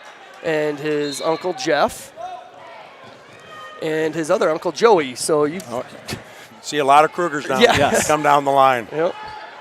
Good bloodline. Yeah, and then we also have another one. Lane Kruger is 38. Yes, 38-pounder, I believe. Yep, and that is Jeff's boy. So, and you've coached against a lot of Krugers. Yes. Well, and, like I said, I finished 30 years at MOC, 40 years overall, and you remember the names. Yeah. And the Daggles from Sibley, and you remember those names, the Krugers from George Little Rock, Central Line, George Little Rock. My brother wrestled with Tommy and Terry Brands. I'm excited that Mark Halsoff said they're going to, I don't know how that's going to work, but he said they're going to put it up on the TV. How it's going to work for you, I have to try to announce and watch the duel at the same time, Lyle. And then he said something about Minnesota going up too. I don't Minnesota, know Michigan's up here before that. But, but I'm gonna kind of go back to the names thing, because you see that so much in wrestling where it is a family name type of deal, right? I mean, like I just look at it where, like when I wrestled in high school, I wrestled with the Ebens, the Gakeys. Then my older brother wrestled with the Ebens and the Gakeys. And it's just like you just always have those family names of wrestling that just always stick around. Yeah, it's pretty exciting to see that. And in our end of the year stat book every year, I keep a brothers act, that all the brothers that have wrestled for me and have been out at least one full season. And then I keep a family act, so it's brothers, it's sisters that were cheerleaders or managers for me, and it's kids that, cousins. And some of those lists, I had to start asking some of my kids, like Efren Anzua. Anzuas are related to everybody. I think you would think they were Dutch. Yeah.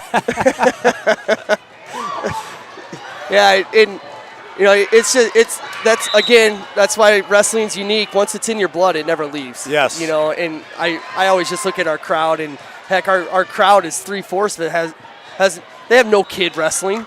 They have no nephew or niece wrestling. They've just been going to duels for the last 20 years. So what do? They just keep on coming to the duels. Yeah, Roy Tucker, who's a photographer in the area, and he does a lot of the state photos. He was at the Unity Christian MLC Floyd Valley basketball game last night, and shout out to my wife. She got to relive a little bit of her 6-on-6 girls basketball days last night. But he goes to my wife, he says, "How did you put up with all this wrestling?" And she said, "We ate it, we slept it, it just became life," and that's what it is. Yeah. Wrestling becomes a part of your life, and it's such a character builder and everything that it's just amazing. It's fun. And I look at it where I'll be the first one to tell you, I hated wrestling in high school. I absolutely hated it. But it's one of those things where, it's over. Oh boy, what am I going to do now? Yeah. And then you just try to find ways to get involved with it because you need it and you kind of crave it a little bit. And so what year did you graduate, Mitch? I was 2007. Okay, so you wrestled Monty Hickman. I did, yep. In the finals of the conference tournament. Yeah. Coach Eve and I were just talking about that match not too long ago, I believe. That was probably Monty's he was not very gifted, but that was probably his swan song tournament. He just came to life that night. Yeah, he beat Brett Vanderbrink in the semis. Side. Yeah.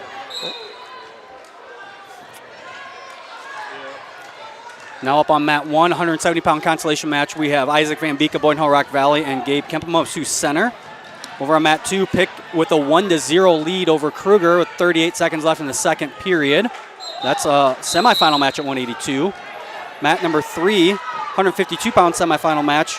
Noah Strand leads 9-6 over Landon Weiler. And over on mat number 4, quite a bit of blood time there as we are just getting started again. 40 seconds left in the first period.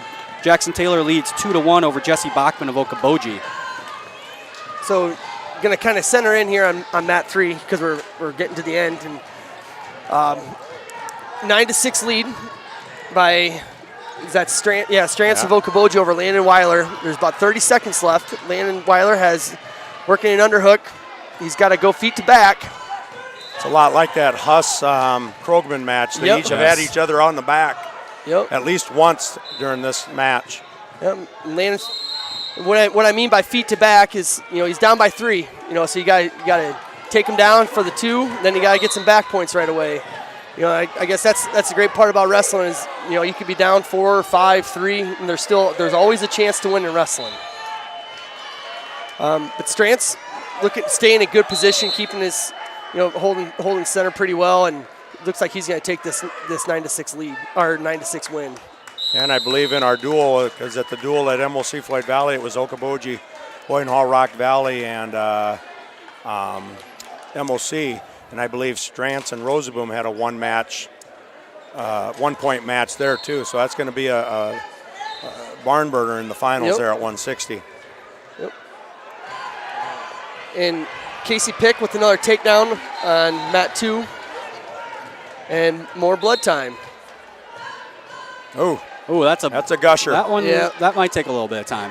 That's clear on the other side of the broadcast booth here. And we can see that clear as day.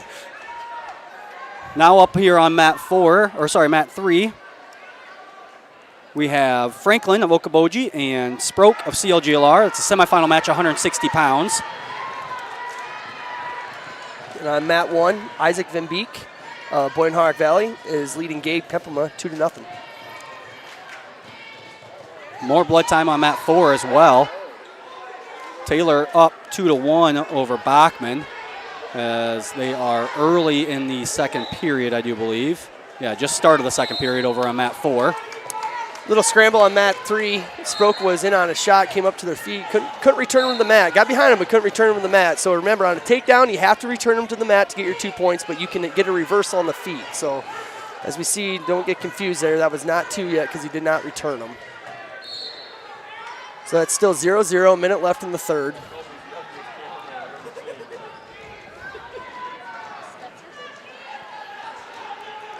You get a feel of these consolation semi-matches going on, and those are sometimes just as fun to watch because those kids are wrestling to be a place winner here tonight.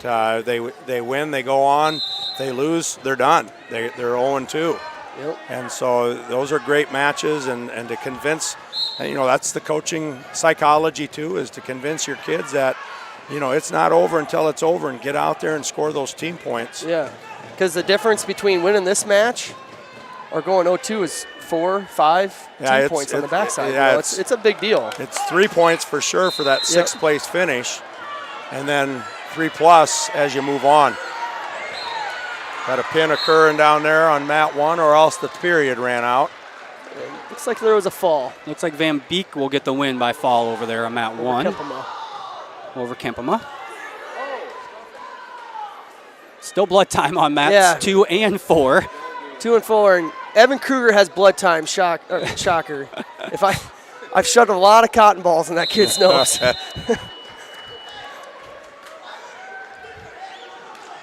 Back to action on mat 4. 3-1 lead for Jackson Taylor.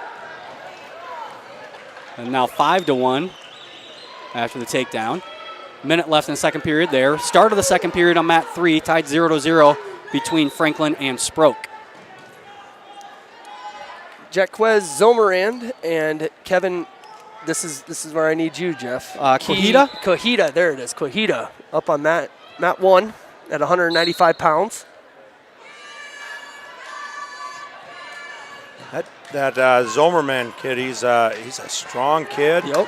And you can't take him for granted. I believe he either made it to the finals last year in the conference tournament or he won the conference. He was in the finals for sure. I remember that. And we saw him just last week.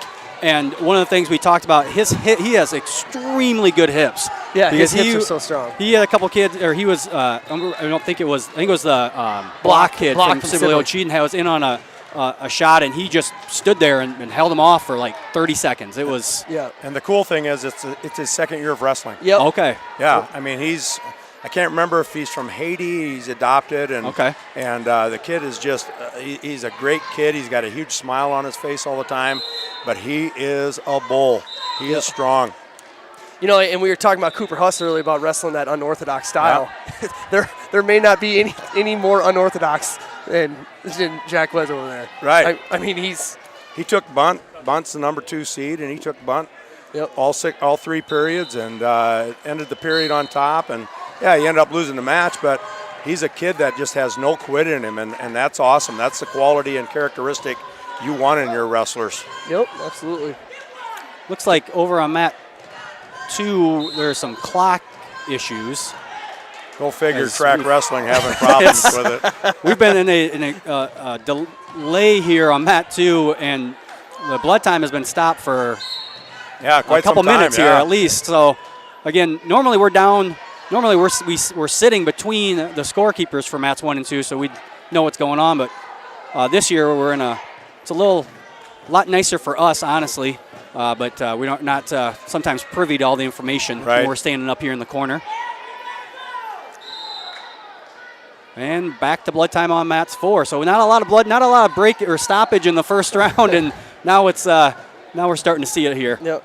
Franklin still has that 2-1 lead over Sproke over here on mat 3. Sproke is on bottom. 20 seconds left.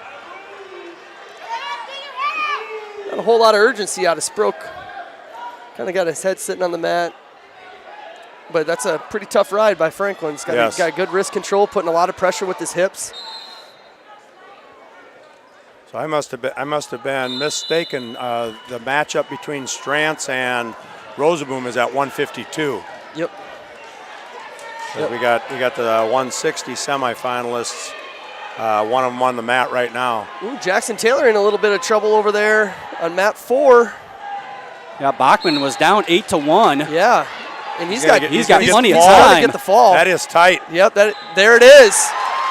Wow, that is a big upset. That's kind of one of those, Taylor, he tried to push up on the head to get some separation, but when you push on the head, what happens to your shoulders? Your shoulders go down on the mat, and that's a big win by Bachman because Jackson Taylor he was the number 2 seed coming in, and darn well coaches in the back of their mind are going, oh crap, this is going to affect us for seeding next weekend at sectionals. Absolutely. And it does. Yep. It does. It makes a huge difference. I think Okoboji goes to Osage for sectionals, but all the other 2A schools here are either going to be at Sergeant Bluff or at Spirit Lake next weekend. Yep. Yeah, and then for districts, they'll be right back here. Correct. Everybody but Sibley Cheaton and Okoboji. Yeah, because Okoboji will go wherever. They're at ELC and then I think Webster City. Yep. And it's kind of cool that they split up. We have 3 heavyweights in our conference this year that are ranked in the top 6 or better. Yeah. I think Fleshman is 1 and Hoyer's probably 3 and Bronstadt is 4 or 5. Yep. And it's kind of cool that they were able to split up, at least send Okoboji to the east and give him an opportunity to move on, because Fleshman and Hoyer and Bronstadt, all 3 of them, quality kids. Well, you just look at last year, they did that too. They sent Okoboji the other way. Yes. And Bronstadt was able to make it to state. Otherwise, out of ours, he probably wouldn't have came out. Right. And all 3 of those kids placed at state last year. Yeah. Bronstadt had a great tournament at state. And we were talking about there earlier in the first round, Lyle, on how our kids around this area, they're just bigger and stronger. Yeah. I mean, they're multi-sport athlete type of kids, and I mean, you want them to stay competitive year-round. You got to get them in the weight room. To me, that's your best off-season training program. You can wrestle till the cows go home. But if you don't have the strength and the perseverance to move on, you're not going to make it in this sport. You're going to get so worn down. And the best off-season program for any athlete, but especially wrestlers, is in the weight room. Yep. And we're back to action on mat 2, and Casey Pitt got another takedown, so he's going to have a 6-2 lead over Evan Kruger. Franklin still has his 3-1 lead over Sproke. New match on mat 4, Emmett Fleshman and Zach Rosenboom. 182-pound semifinal match over there on mat 4. As we saw earlier, our duel against Sioux Center, Central Line George Little Rock's duel against Sioux Center, that was the first time Rosenboom made 82. So he cut down from 95 down to 82. So this is probably a first-time matchup between these two wrestlers. And then Hulsoff, instead of, because he was talking about going down to 95, I think he chose and opted to stay at 220, didn't 220, Yep. Mat number 1, tight match there. Zimmerman up 3-2 with 30 seconds left in the second period. And again, blood stoppage on mat 2. And Franklin is going to take that 5-1 lead down here over Sproke on mat 3. So Franklin will move to the finals. You know, you talk about numbers. Okoboji had a great team numbers too. I think they were close to 40, but that probably included their 6 or 7 girls plus the guys. But still, that's fantastic to have your room full like that, and to be able to display that type of competition in the room at night in and night out. Yep. And up here on mat 3 now is Trevor Deeren of Central Line George Little Rock and Gabe Terwee of West Line. Terwee, again, one of our ranked wrestlers coming in. Jeff, did we say he was fifth ranked in Class 2A? Deeren in on a shot, go behind by Terwee. You know, I haven't watched a lot of Terwee from the beginning of the year, but I was really impressed with him at the beginning of the year. He really was good offensively. He had a lot on his top game. You could tell he spent a lot of time working on his tilts and so on in the off season. You know, and again, he's one that in the wrestling room over at West Line is surrounded by quality kids. Yep. And so they're just going to, like you had mentioned it, iron sharpens iron. They're going to just make each other better. And the other thing I noticed about Terwee, watching him last year too, is he's never, ever out of position. Yep. He just stays solid, top, bottom, and neutral. Action over on mat 4. It looks like Roseboom got the fall over Emmett Fleshman. Yes, believe that was the final there, as Rosenboom will move to the finals at 182. Casey Pick with the win over Evan Kruger on mat 2. And Zomaran with the win on mat 1. Now up on mat 4, Ethan Wiersma of Okoboji and Keaton Sampson. Sheldon South O'Brien, that is the consolation round match at 195. And on mat 1, Masson of Boyne Harrock Valley and Lyle Moore of Central Line George Little Rock. That is 220-pound semifinals.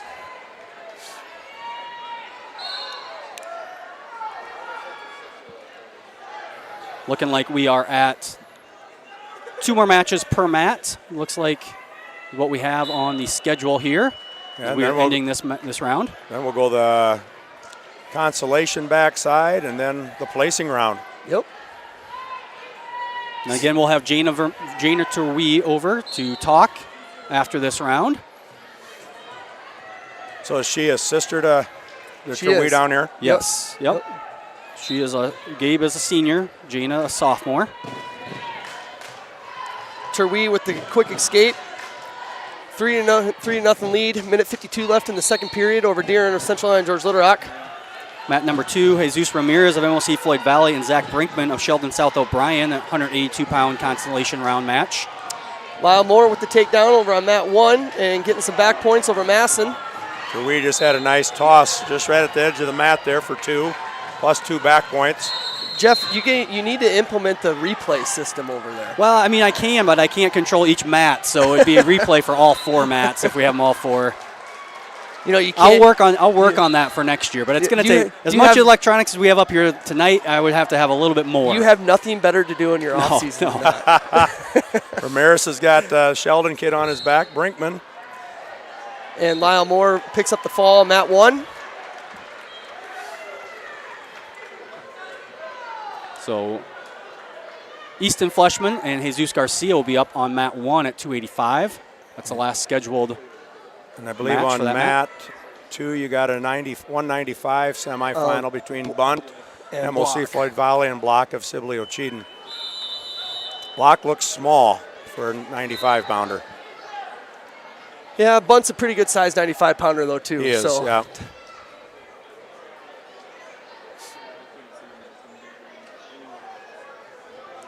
Again, Terwee, 7-0 lead over Deeren down here, riding hard. You guys will have to hit the coach's room at break time.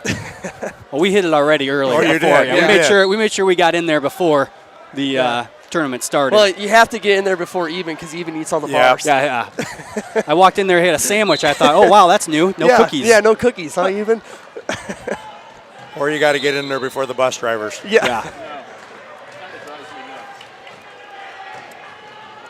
Fleshman with the takedown, so he has a 2-0 lead. Minute 20 left in the first period over there. Bunt got a takedown over Block, so he leads 2-0. And again, on mat 4, Just ended with a fall for the Sampson? Sheldon kid. And that's going to bring up a big semifinal match right here. As we were talking about heavyweights earlier, this is going to bring up Hoyer and Bronstead. Yeah. So this is the top 5 matchup in the state right now. And big for the team points as well. Okoboji in the lead right now with 123 points. Oh, so they had for a the big team. round. So they had a big round. Okoboji finished 5th in duels, but they are currently in the lead. And Fleshman picks up the fall on mat 1. Well, in the individual conference tournament, it comes down. You talk about a numbers game. It comes down to having as many of your weight classes filled as possible, and then getting those bonus points. Yep. Winning by fall, winning by tech fall or major.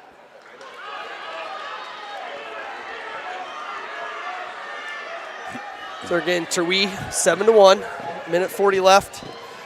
Bunt has a 5-0 lead, 22 seconds left in the first.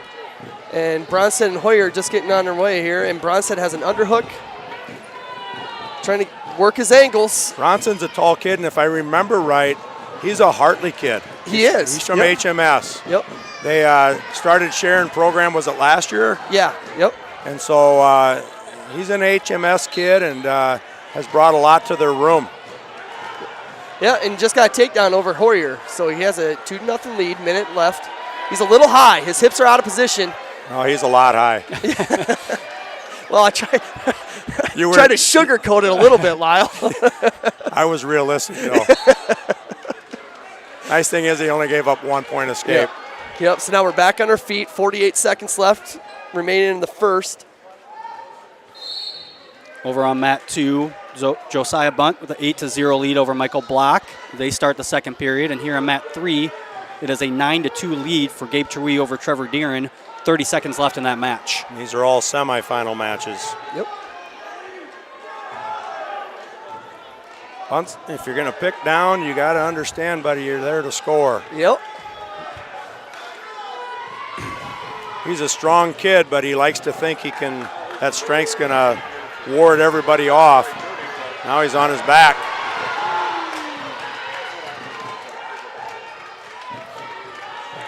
And Hoyer with the takedown, so he's going to have a 3-2 lead. That was a good, big takedown for the end of the period. You know, you always talk, those points at the end of periods are huge. Whether you score them or you give them up. Yep. You know, even if you get taken out and you get an escape within 10 seconds, it's still big. Right. Kind of a lot of action for a heavyweight match over there on mat 4. Yeah, well, when you're the top heavyweights in the state, That's true. Jeff, That's you know, true. You got to have a good arsenal on your feet, and you got to have a good top game, and you got to be able to get out from bottom. So I wouldn't expect anything less. Last match of this round is up now on mat number 3. It is Sam Pass of Okoboji HMS and Ty Hulsoff of Sioux Center. Their 220-pound semifinal match. Bronstead with the little throw by, 2-on-1. That's going to be 2.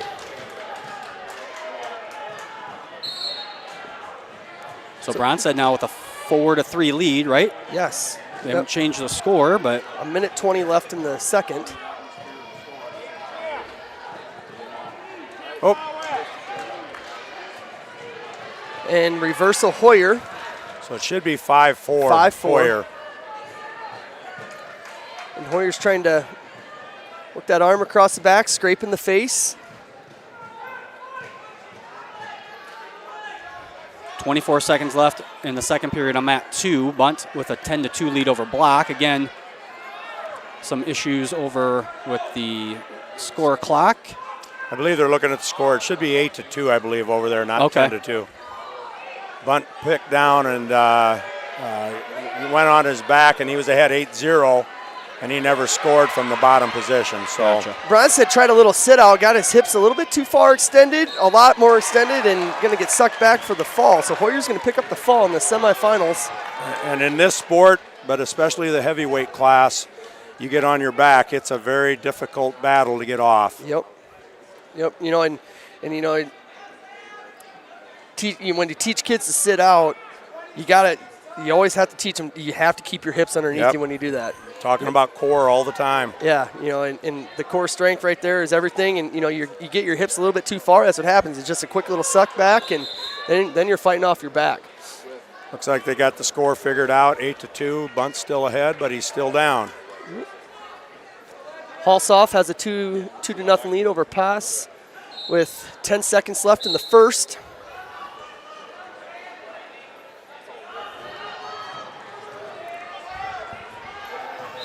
Again, that's where we talk, Lyle, right? 10 seconds left, you get out from bottom. Yep.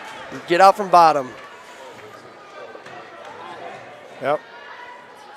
You know, in going into the second and third period too, that just helps your confidence. Then you know you can go underneath the guy. Helps your confidence, but also, you know, you instead of down by 2, you're within 1, and that's going to make a difference in those tight matches. You know, he's going to defer here, but yeah, you know. Okay, so we got Halsoff going down, begin the second. 2-1, Halsoff still has the lead. And Bunt still has that 8-2 lead over on mat 2. Block picked down over there, so going into the third period, Block's got to get some escape or reversal, and he can get some back points if he's going to get back into this match. You know, Halsoff got the quick escape down here within 10 seconds, so this match will be won here on its feet.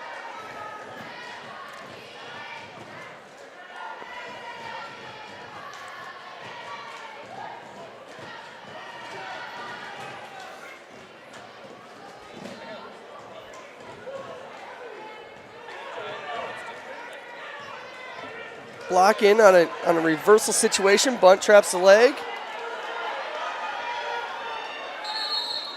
You know, you talk about having good hips in this sport. Josiah doesn't have good hips. After coaching him for 3 years, you know, we tried to work on that, and like I said, he tries to do way too much stuff upper body. But I just, being a Dutchman, I'm hoping that he can finish this period strong. Yeah, but he must have some sort of core strength, because I've seen him throw a discus pretty far in the spring. So he's got a great coach too, and his father in that. Again, Sampasa Vokaboji gets the takedown, and then Halsoff with an escape. So Halsoff is going to have the 4-3 lead with 38 seconds left in the second period. Now, Bunt, you just got to sit there, buddy.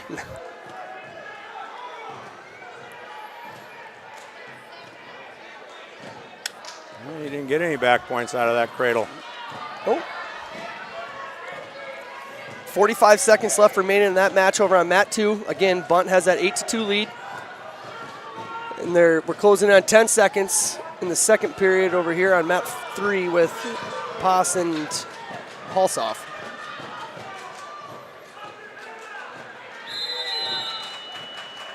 .30 seconds left on mat number 2 over there. Block is about to get a reversal. Yeah, Bunt likes that cradle. Yeah, he's got to learn to use it well. It's dangerous giving me a mic and I'm on live air. Yeah, you know, my first dual announcing, you know, I was always mat side and things like that. My first dual announcing was us versus West Lyon. Oh, man. Yeah, that was really, really hard. Yep. Halsoff getting back points with the cradle. That's pretty tight. Yeah, it is.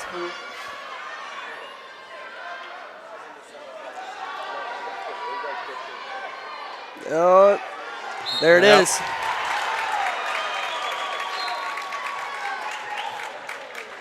So Hulsoff will advance at 2:20 to the finals. And then the last semifinal is closing here, and Bunt is going to win 8-2. Well, Lyle, we have Jaina Terwee coming on here now, but awesome. I want to thank you for coming and joining us. It's great to catch up with you. You know, I've always enjoyed talking with you over the years, and it was a blast announcing this round with you, man. Well, thank you, and I appreciate it, and I'll be here for districts. Yeah, sounds good. All right, thanks, guys. You bet. Have Thanks, a great Coach. night. Thank you. See ya. Yeah, see you, buddy. Thanks, Coach Lundgren, for joining us for that round. As there was no announcement made about any sort of break, so I don't think we're going to take a break. But we will take just a short break here to give our sponsors a chance to get some air as you are watching the Siouxland Conference Wrestling Tournament here on the CL Broadcast Network. Here's to welcoming moments, big and small. At Avera, our nationally recognized health system will be right here with you, with care and coverage. Partner with Avera for more hellos, more hugs, more memories. We'll move you forward through sickness and health, and every milestone in between. Hello possibility, hello healthy, hello life. Avera, moving health forward. At Frontier Bank, we know you're busy with what really matters. That's why our Big Deal checking account was created to make banking work for you. While you're keeping up with life's daily transactions, your Big Deal checking account is earning you monthly rewards. Competitive rates, refunds on ATM fees, and more, with no minimum balance or monthly service fees required. And you can apply for a Big Deal account from anywhere in less than 10 minutes. Focus on what matters most. Bank with Frontier Bank. See a customer service representative for more information. Member FDIC. After a long day, deciding on dinner can be tough, but a few simple words can make everything better. Pizza's here.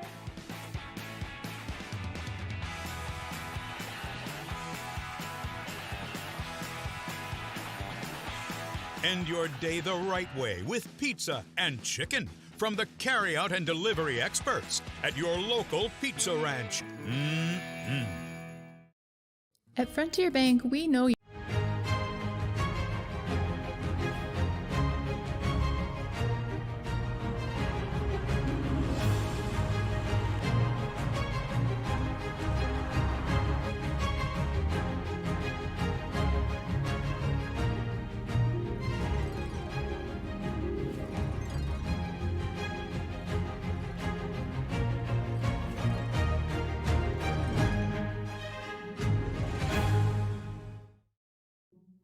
When the world changes, you change with it. By embracing new rhythms, redefining connection, and taking less for granted, you push through the uncertainty. And at every point along the way, we stand with you. Because even when your world looks different, our commitment to your care stays the same. Sanford Health. Health lives here. We're back here for the start of our Consolation semifinals. This will be on mats 1 and 2 only. Up on first on mat 1, 106 pounds, Aston Van Beek, CLGLR, Brennan Bolches, West Lyon. And on mat 2, Adrian Alvarado, MLC Floyd Valley, and Jet Van S, Sioux Center, the other 106-pound Consolation semifinal. I believe we were just going mat 1 and 2 here, aren't we, Jeff? Yes, we'll be on mat 1 and 2 all night, or not all night, all round here. I'm going to try and adjust our scoreboard a little bit so you can see it better. And then we will probably open up mat 3 again for 5th and 6th place matches. Yes, I believe so. That's how we usually do it. Also, hopefully, we can get Jaina Terwee up here, as we did talk to her during the before we started tonight. See if she'll come up and give us a quick interview.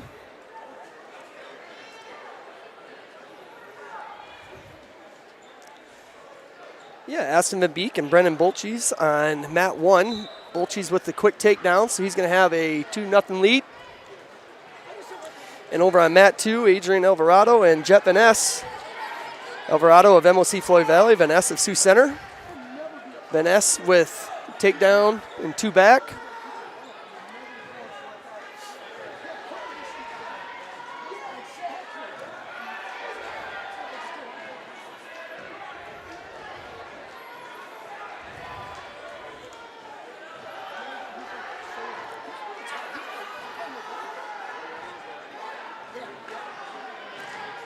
Do my best to get our scoreboard set up here.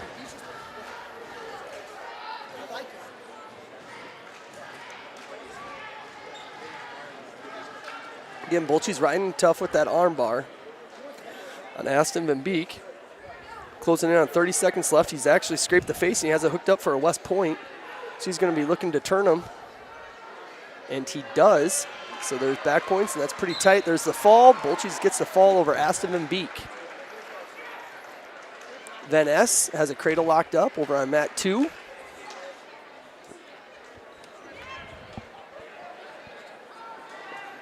And Van Ness is going to cut him. So 5-0.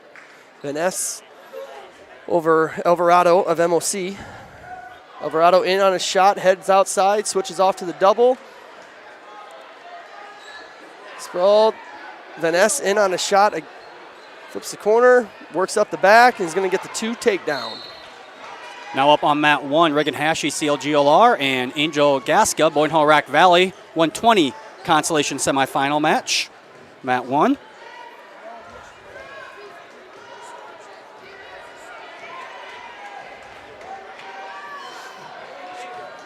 Van Ness getting back points on 2. He's looking for the fall, runs out of time, so he's going to take a 9-1 lead going into the second period over Alvarado of MOC. Gasca gets the takedown over Hashi. On mat 1. Vanessa is going to start the second period down. Alvarado with the quick chop. Vanessa arm over, in on the knee or on the leg, working up for the reversal. He doesn't quite have it yet. He's going to have it when he returns them. And works up. There it is. There's the 2 reversals. He's going to have an 11-1 lead. Alvarado doesn't let go of the head. Vanessa, oh, nope, thought he was going to put it in the half. Mat 1 is a rematch from the duel against CLGLR and Boyne Hall Rock Valley, where Hashi got the 11-10 decision over Gasca. So a very tight first match last time those 2 wrestled on mat 1. Gasca has the 2-0 lead with 38 seconds left here in the first period.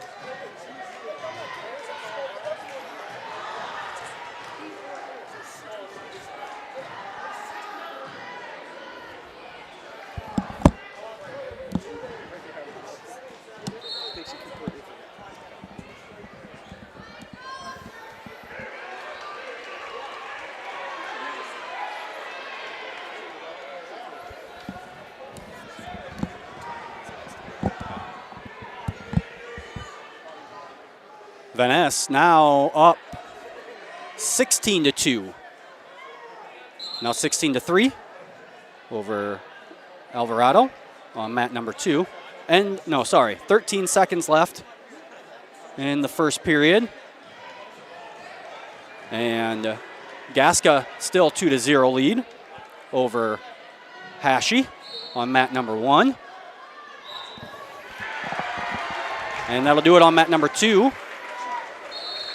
Jet Van Ness gets the win by fall. He'll move on to the third place match. Now 2-1 score on mat number 1. Penalty point awarded to Hashi. And Hashi with a 3-2 lead. Was it locked hands or no. full Nelson or? Yeah, it was. I don't think it was locked hands, so I'm not positive what it was. I was watching Van Ness actually on the mat 2 when that happened. Hashi though with the 3-2 lead. Starts the second period down. Quick little sit out, re-switch by Gasca. so he still remains on top. Hashi in on a leg, trying to circle up. Mat number 2 now, 126-pound match between Ethan Jager of Sheldon South O'Brien and Logan Siebrecht of Boyne Hall Rock Valley.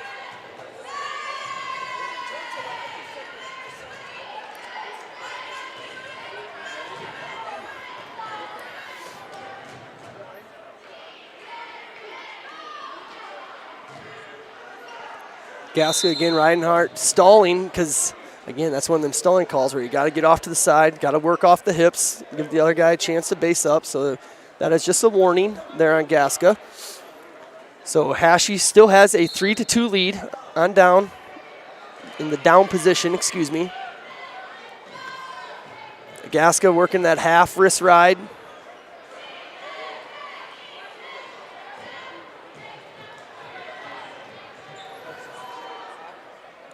On mat 2, looks like Seabrook is in on a shot over on Jager, looking to cut the corner. Gaska getting near fall points over Hashi on mat 1, looking for the fall. And there it is, there's the fall. So Gaska will get the fall on mat 1 over Regan Hashi of Central Line George Little Rock. And Seabrook is getting near fall points on mat 2 over Jager.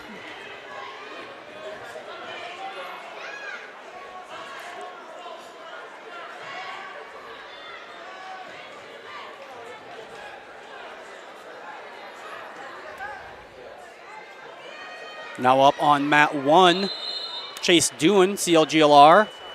Dominic Schmitz, MOC Floyd Valley. That's a 126-pound matchup. End of the first period on mat number 2. Seabrook with the 5-0 lead over Jager.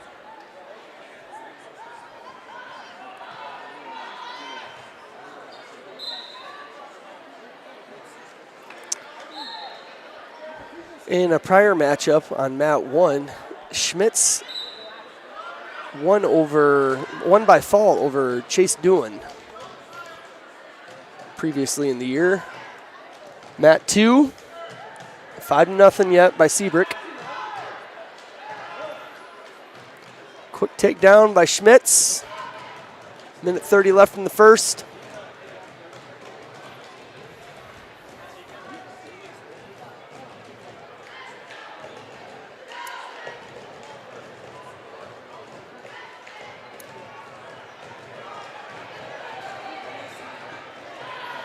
Seabrook with another takedown. Has a Turk going to the far shoulder, looking for some near fall. He's got to circle that Turk to the head. And there he does. Now he's getting the count. So there's a 3-point near fall. Again, it won't be awarded until he releases the hold. So he's got a 7-0 lead. 50 seconds left in the second.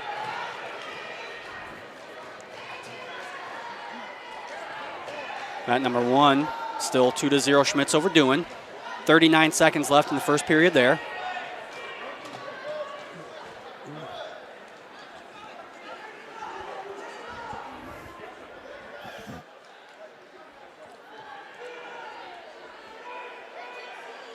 .25 seconds left over on mat number 2. Still 10-0 lead for Seabrook.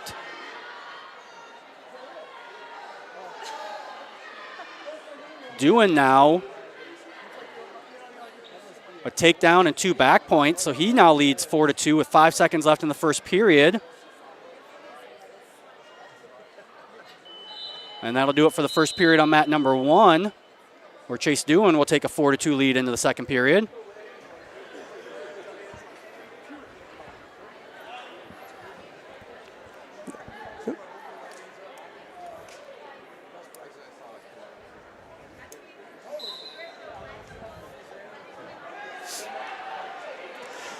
Quick reversal by Schmitz over Dewan. So that brings it to 4-4. Seabrook still has a 10-0 lead over Jager.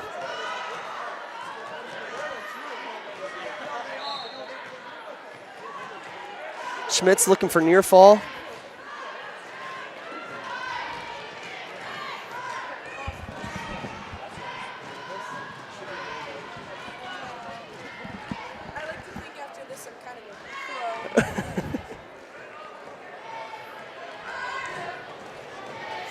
Now we're being joined by Jaina Terwee. Jaina, first off, congratulations on your state championship last week. Tell us a little bit about how that tournament went. It was good. The first day, it was pretty short for me because I had to bye the first round, so I only had one match. The second day, that was something I had never experienced. It was a longer day. It was very fast-paced, but the tournament, obviously went well for me. So now you won by fall in the second round, won by fall in the quarterfinals, and then 2 close matches in the semis, the 5-3 win, and then in the championship in overtime, correct? Yes, triple overtime. Tell us a little bit about how that overtime, just your mentality about what was going through it for you. Well, I had actually, my dad thought that like maybe there was a possibility that in the championship match I was going to go against a hard girl, and there was definitely a possibility that I was going to go into the overtime.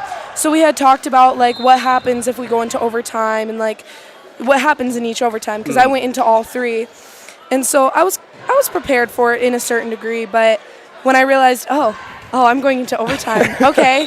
All right. This means I can't lose this first, or I can't just give up a point. Right. And I did end up shooting, and I almost gave up a takedown, but I didn't.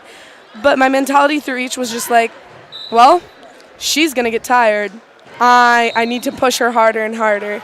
And that's probably what kind of went for me, was that I kept pushing the pace a little in my own way. But it was don't give up points. I mean, I got mat burn on my forehead right now from running my head on the mat, not letting her score. So let's talk a little bit about how you got into wrestling. How long have you been wrestling? I've been wrestling since 8th grade. I didn't get too much experience 8th grade, but it was freshman year that I really started, and I really started learning fundamentals, basics, and everything. My family was probably the one, they saw like Facebook posts and Facebook groups, and they're like, oh, girls wrestling, it's kind of popping up. It's kind of popping up in Iowa.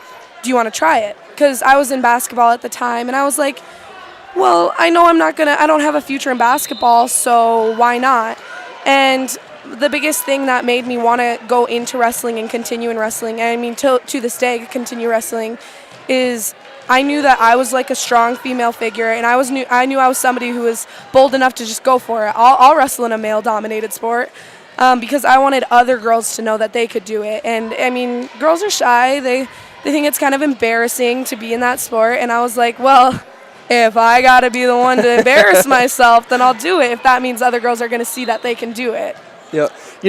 So we just had Coach Lyle Lundgren. He coached at MOC for 30, 40 years, and we just had him on here. And we talked about on how wrestling is such a family sport. Like, you always see, like, wrestling families, like, you see the same names pop up all the time, right? Yes. And I guess I just look at your situation, and, of course, you're going to have success because, well, you're a Terwee. Yep. Right? Yep. You have brother in Stanford, and wrestled there. Yes, and then obviously we know how good Gabe is, but that's a big wrestling name over in West Line, Yeah. and so it's kind of one of those things where it's always in your blood, and it's never going to get out of your blood, right? So just seeing the way that you embraced it and went out and pioneered and did it your own. It's awesome. It's been fun to watch you, and it was great to watch the state meet. I didn't watch the state meet live, but but just seeing your success and that family-rich tradition that you keep on carrying on. Thank you. I mean, the name also brings support too, I would say. Is the biggest thing. Yep. What's your practice schedule? You are the only girl on the team, right? So what's the practice schedule? How does it differ from maybe some of the boys, or does it differ at all? The biggest thing, I stick to the same. We run in the mornings, we weightlift in the mornings, I practice with them. I would say the thing that differs for me is that like they'll have meets, and I'll be somewhere else. I'll be somewhere else for a different meet, a different tournament, and that's where my dad comes in. My dad comes in and steps in as my coach for those meets where I can't bring my own coaches. And even though I'm girls varsity, but I mean, a one-man wonder. But that also means that while the boys are practicing in the gym, I'm out with our JV boys at JV boys and girls tournaments. Yep. And that what also kind of sucks though is that while they have meets, that means I don't get a practice. So I have to be there at the meet. But obviously, I like supporting. But that's probably the biggest difference is when they're doing something, I have to be doing something different. And obviously, West Lions upper weights very, very good this year. Yes. And so you probably have some really good practice partners at times, Yeah. and that have helped you out and helped you especially as you learn a little bit as you go. Mm-hmm. Now, Now, Iowa Girls Athletic Union sanctioning girls wrestling starting next year. Obviously, that's a good thing. Oh yes, You of have course. to feel excited about that. Of course. How do you think it's going to change the sport? I think the biggest thing, and it's a hope too. Hopefully there's going to be a lot more opportunities. And I was just talking about this with like my dad, is that I think now girls are going to realize, oh, it's sanctioned. Oh, it's a real sport, so I can do it now. You're telling me that it's a real thing. And I mean, to some girls, they thought, oh, if I'm going to wrestle, that means I have to wrestle boys. And I think sanctioning it, first of all, like kind of gave the respect for the girls who have been battling for it. And it helps just show that, yep, we respect it as a sport. And I think it's just going to bring more opportunities. It's going to have more meets, more tournaments, bigger numbers. Yeah. And part of that is we talked with Coach Lundgren, and he had said that maybe one of the points of emphasis was focusing a little bit more on individual tournaments to start out, because the teams are going to be – it's going to be a little difficult to fill teams, especially because the girls have a lot more weight classes. Yeah. And so, some of the smaller schools, obviously, it's hard to fill boys at 14 if you're going to start to up that. Yeah. With girls, it's going to be a little bit more difficult, but different things like that. One class, it's a little bit going to be, right, currently there's just one class, so you wrestled against Ankeny Centennial. Yeah, a little bit bigger than West Lyon, that we're used to in this part of Iowa. But so that's also going to be a little bit different. And obviously, as the sport grows, hopefully they can separate out a little bit more. But it's going to take numbers, obviously, in order to do those sorts of things. But so you can probably correct me if I'm wrong here, but wasn't there over 740 girls? Yeah. So I mean, it started out with over 740, and I mean there were medical forfeits and whatnot, but we still ended up with over 700 girls at that meet, biggest in the U.S. Yeah, and last year I believe it was like 330 or something like that, right? Yeah. So like we're at an increase of 400 girls, right, doubling easily. It's been doubling for the past, I think, 2 or 3 years. Yeah, and I just look at Lamar's has 30-some girls out. Like Okoboji has 10+ girls out, and like the numbers, it just seems to be growing and growing and growing every single year. And yeah, it's great to see. And obviously, if they can keep that up and start to get some teams, and like we talked to Coach Lunger, it's going to create some unique scenarios and some of the smaller schools are going to have to start looking at logistics of different things, because obviously you're going to have to start splitting off a little bit more, just like you do with the other sports where you have boys and girls teams and those sorts of things. So it'll be an interesting time here in the next few years to see how that develops, and hopefully, obviously, it keeps, doubling obviously is great. Obviously, it probably won't double forever because that's impossible, but, keep doubling, keep growing, and really, really work on creating more opportunities for girls in the sport of wrestling. There's a couple more questions here. What role models in the wrestling world do you have?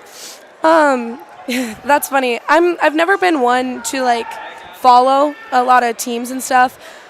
Two like strong women in the wrestling world that I know were like Helen Morales and Sally Roberts, because I even got to meet Sally Roberts. It was really cool. But really just wrestling role models, there's the obvious, my brother Brendan, who went to Stanford for wrestling. That's the big one. And of course my brother Gabe, because I mean he pushes me and I see him push himself. But my wrestling role models are actually my boys team, because I mean when you're the girl wrestler, obviously there are a lot of times that I'm at meets and I'm just sitting on the side. But I also have the insight of I see how they work in practice. I practice against them. And so what's really cool is to see is when they push themselves harder than I even thought they could push themselves. And I go, wow, okay, I know this person, they can do it. I have that same training, I can do it. I mean, just watching the boys grow like firsthand, that's what inspires me. They're my role models. Yeah, we talked, wrestling, kind of a unique sport where it's more of an individual sport at time. Or, I mean, really ultimately because it's just one-on-one. Yeah. You do have the team aspect, but, as a team, when you're always watching your teammates, and if you start to get like a tournament like this, where you start to maybe get a little momentum going, where you watch someone you do well that maybe an upset here or there, it just really keeps things going. Which is kind of the same aspect of what you're talking about there. Now, with women's collegiate wrestling, Iowa just starting up a program. I believe are they starting next year with full, or is it the year after? yet? It's 2023 to 2024 season. Okay. Obviously, that's got to be exciting as well because, it's not only do girls get to start to look at, well, I can wrestle maybe, in the youth program and I can actually continue on and have my own division at the high school level, but now you get to have your own division at the college level as well. So that's got to be something that really excites the girls that are currently involved in wrestling here in Iowa, too. Oh, yeah. And Coach Lundgren mentioned, I believe, on Monday there will be 3 state champs at the MOC JV and girls tournament. Yeah. The Ridgeview girl. Yep, Izzy Deeds and Olivia Huckfelt, and then me. I won't be at that tournament, but I was going to be, but gotcha. there were going to be 3, but that's so cool. That's pretty unique Still here really for cool. only having one class to have 3 of those champs up here in the northwest side of things. Yeah. And kind of going back to the collegiate part of it, Iowa is the first top program in the nation that it's huge. Yeah, that is a very big deal, and so you're not just going to see the Hawkeyes, you're going to start to see Iowa State. We're going to have major colleges one after the other. That are going to start pilgriming off of one another, and they have to do that, and that is just going to increase numbers and opportunities for more girls like you. It's exactly what we wanted, and I think that was the big incentive was as soon as the Iowa University said we're going to have a girls team, I mean, all these girls wrestlers went, oh, that's a Big Ten school. They're sanctioning it this year. Yeah. Or they have to. How could they not sanction it after Iowa does it? I mean, it's the Hawkeyes. Exactly. Right. And that is the home of wrestling. You have to sanction it. Yeah, you can't have the University of Iowa have women's wrestling in the state of Iowa not have sanctioned girls wrestling. It doesn't make sense. No, exactly. And it's just going to provide so much more opportunity for you and other girls after high school, Exactly. This sport doesn't need to end for you in 2 years, right? Like prior to these big colleges starting programs, you had your high school level, then you would have gone to a club level, and then hopefully for an Olympic Olympic opportunity or world opportunity, where now you can start working in NCAA opportunities, All-American opportunities, and things like that. And it's going to be as we talk more and more, there's going to be speed bumps. There's going to be things that we have to figure out because there's no way that we can run the same. Well, not just so much numbers, but the women's wrestling is a different program than the men's wrestling. Completely, and you can't run them the same. No. We're going to have to figure out what works. What doesn't work. And different things like that. So. Well, Jaina, we want to thank you so much for taking some time to join us. We got one last question. So, technique-wise, you take strength out of it. Technique-wise, who's better, you or your brother Gabe? Why would you ask such a dull question? It's obviously me. Oh yeah. I mean, he helps me, but I think I help him a lot. So if he wins tonight, he really owes you at least half of it. I mean, of course. I should get some credit there. Absolutely. Well, Jaina, thanks for joining us, and we want to wish you good luck for the rest of this year, but then also your next 2 years in high school. Thank you. Thank you. Great having you. Good luck, and keep doing what you're doing. Thank you. Yep. Thank you. Yeah, thank you very much. So I want to thank Jaina Terwee, obviously, for joining us here tonight. And hopefully we will also have all the Siouxland Conference champions up in the booth, as that was one of our goals again this year. And we'll see if we can get them. They're a little bit further away this year, as normally we can kind of grab them as they walk by us, as we sit right next to mat 1 in the past. But just to keep everyone up to date, that's what we're going to try and do here for once we are done with this Consolation semifinal match and we get to the placing round. So now up on mat 1, Tyson Getting of Sheldon South O'Brien and Bryce Seaman of Okoboji HMS Getting with a 2-0 lead, as a little bit of blood time going on there. Mat number 2, 152-pound consolation semifinal match between Chase Thiessen of West Line and Landon Weiler, Central Line George Little Rock. Thiessen currently 7-6 lead. Just 38 seconds left in the third period over on mat 2. Thiessen on top. Weiler obviously looking for escape to tie it up or reversal. There's the escape. So now, last 20-some seconds, 22 seconds left. Over on mat 1, going back to action. Start of the second period, getting up 2-0. And Thiessen with the takedown and back points. And he will win. That'll do it on mat number 2.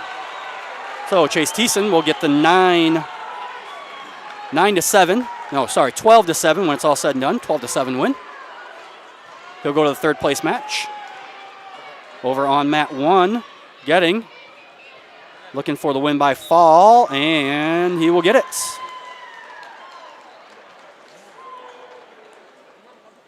Now up on mat number 2, we have Sterling Hack of MOC Floyd Valley and Eddie Milan of Sheldon South O'Brien.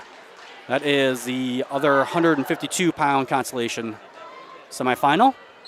Up on mat 1, we will have Solomon T. and Carter Peterson. T of Sioux Center, Peterson, MOC Floyd Valley. 160-pound Consolation semifinal match up on mat number 1. Sorry, mat number 1 is Ben Bonson of West Lyon and Aaron Ortiz of Okoboji HMS. 145-pound Consolation semifinal match. T and Peterson will be up next on mat 1.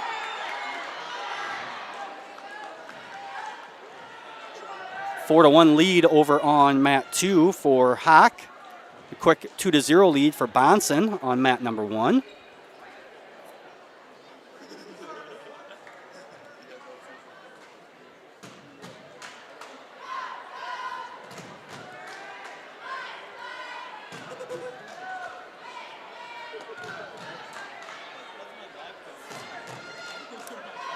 Minute left in the first period. Milan with the escape, so 4-2 on mat number 2. They reset in the middle of mat 1 with a minute 14 left in the first period. 2-0 lead yet for Bonson over Ortiz on mat 1.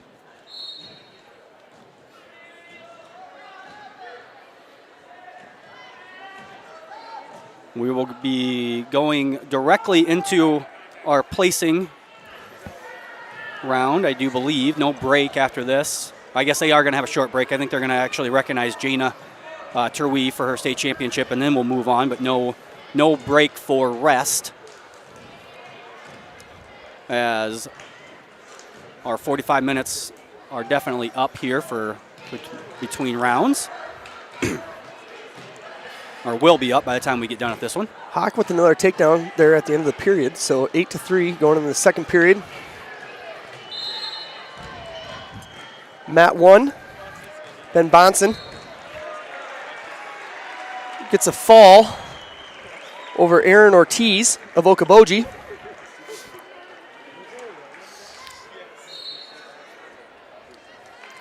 Hawk and Milan start the second. I didn't see who had the choice, but start the second in the neutral position. Hawk again with another takedown, so that's going to be a 10-3 lead. Minute 40 left in the second period.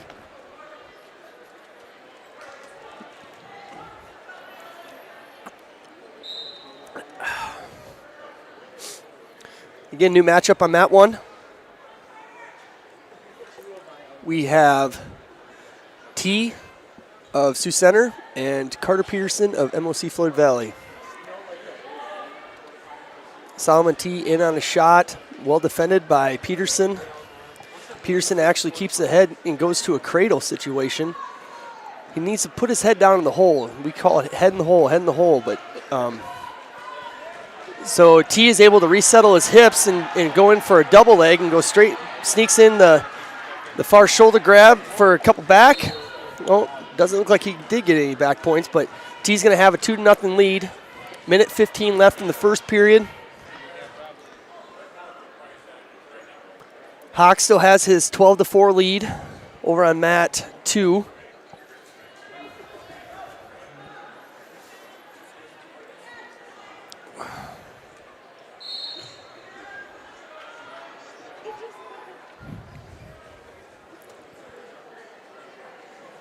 Hawk lets Milan up, then another quick takedown.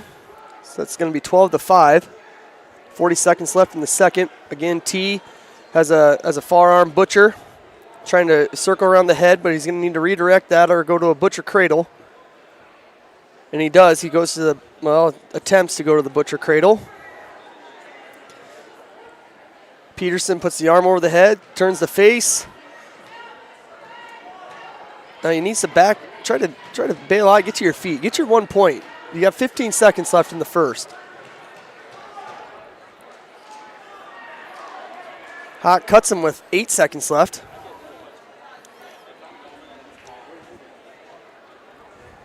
So Hawk and Milan are going to go into the third period, 18-8. That's the first period. That is a high-scoring match over there. Yeah, there's a lot of takedowns over there. Oh, that's a real nice, that's a slick duck right there by Hawk from MOC. Man, Milan was just kind of walking in, walking forward, and Hawk just kind of did a slick little duck under. I missed the situation over here on one, but it looks like Solomon T is in a cow catcher position. 2-1 over there. Another takedown by Hawk, 22-10 now. Minute 30 left in the third. Half shot attempt by Milan, well defended by Hawk. Another quick go behind for the 2, escape. So that's 24-11. And again, slick little duck under to the double, steps through the leg, keeps the Turk, goes to the far shoulder, there's the pin.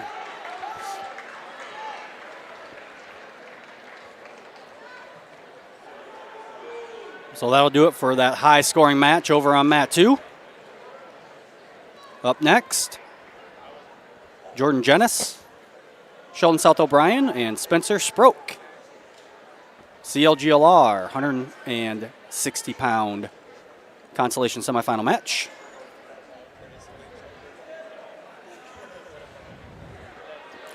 You know, big team points here as well in this round, as the team race is kind of tight. It is, yeah. We talked about it early, but sometimes you talk about how it could be tight, but and then it ends up not being tight. But Westline 143.5. They obviously have a few wrestlers in the finals, and then MOC Floyd Valley 129.5, Okoboji 123. But MOC, they had a great semifinal round. Yes, they did. We just saw Hawk right there with the big bonus points with the pin here. We're watching here on mat 1, Carter Peterson and Solomon T. I mean, Solomon T is leading 4-3, but Peterson is still in this match here. I mean, these are those big points that we're talking about. And MOC and Okoboji are tied second place with 123 points. We're going to do a presentation for Jaina, and then get right into finals. Perfect. We'll keep mat 4 shut down the whole time. Okay. First, third, fifth. Perfect. Thank you. So there's a minute 50 left on mat 1. Again, Solomon T is on top. He's got a little ankle ride. Carter Peterson with an escape, so that's going to tie it up 4-4. Peterson in on a double leg. He's got to change his levels. Solomon T is giving him some pretty good hips on the edge of the mat.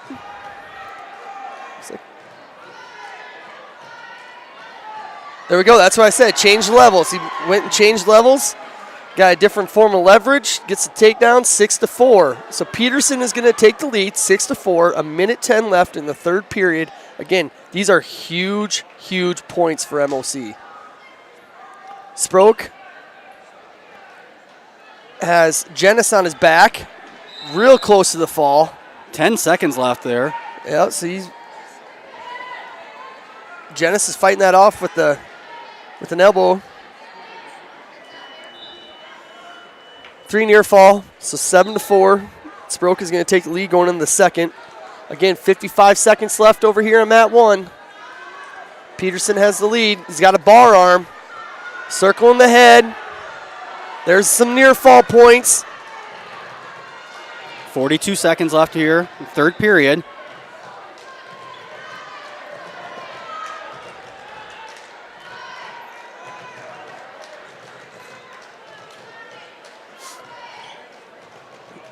Oh, it's getting close. 25 seconds left. Again, Peterson, there's the fall. So again, more bonus points. So MOC Floyd Valley, who finished 7th in the dual race, they are currently 2nd here and gaining points. Well, Jeff, I don't know when the last time track updated, but here in the gym, it updates very, very quickly. It does. Okay. Yeah. Yep. So West Lyon is 143.5, and MOC Floyd Valley is at 129.5. So you'll see that the team scores when you're watching on. If you look at track online, it's going to be a little further behind. But when we're watching the mat display, which shows all the upcoming matches, so the kids know where they're at. So that that's pretty updates almost instantly as soon as the Yep. scores are put in. It does take a little while for the I guess the regular fan version of track wrestling to update. But now up on mat 1, Graham Eben, CLGLR, Isaac Van Beek, Boyne Hall Rock Valley. Again, Sproke has a 9-0 lead on mat 2 over Genis. 35 seconds left in the second.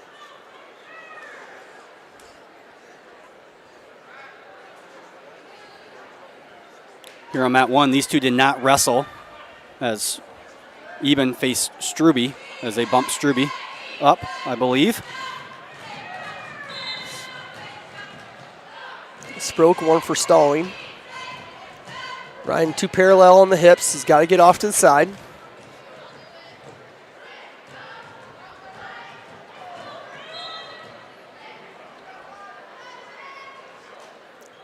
Just 10 seconds left here on mat 2 in that second period.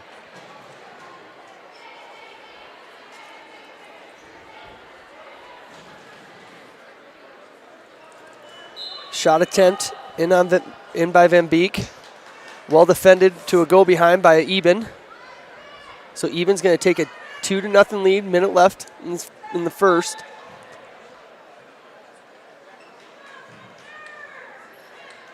Spencer Sproke in on a single leg, heads outside, so he goes to a crack back position, steps over the hips. He's got to keep coming, get your arm out.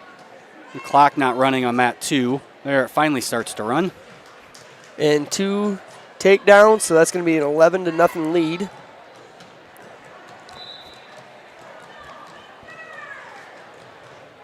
Eben still riding hard on top over Van Beek at Boyne Hall Rock Valley.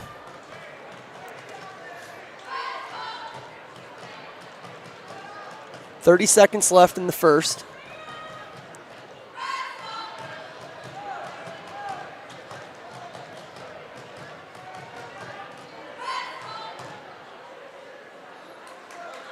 Looks like they're getting the clock corrected over on mat 2. It didn't start right away. Now they've got the correct time up there on mat 2. So minute 22 in that match.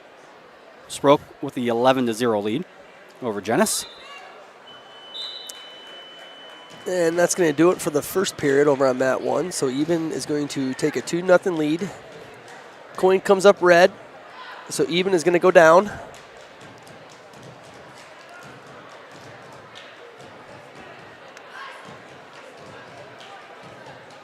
Minute left over on mat 2. Sproke still leading, 11-0. Riding hard on top. Eben tries to stand up. Van Beek returns. We're going to go ahead and open up mat 3 here. Okay, so we're going to go to a third mat to try and move this along. Please pay attention to the board as we're going to be moving some matches to mat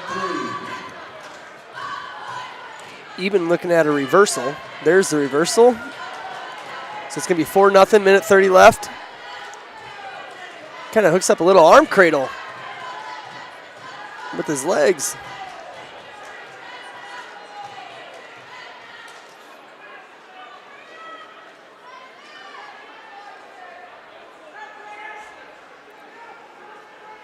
Ten seconds left over on mat 2. Spencer Sproke is going to take that victory over Genis. 11-0.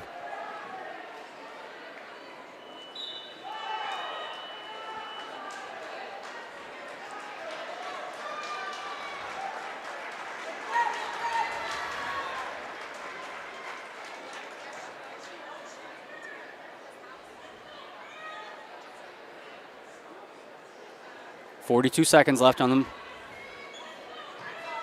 mat 1.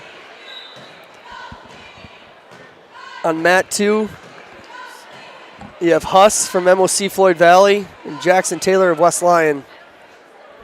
Now mat 3 being opened up here as we'll get our scoreboard changed. Our first match on mat number 3 is going to be James Gellerman of Okoboji HMS and Emmett Fleshman of West Lyon at 182 pounds. Give me a second here to fix our scoreboard now that we've got 3 of them going on instead of 2. Gotta change that up a little bit.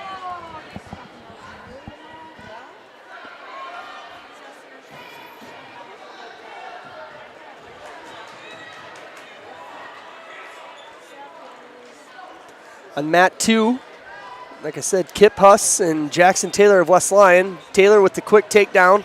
So he's going to take a 2-0 lead. He's got a Turk, and he's going to go to the far shoulder, try to look for some back points. But again, those are big points for the team race.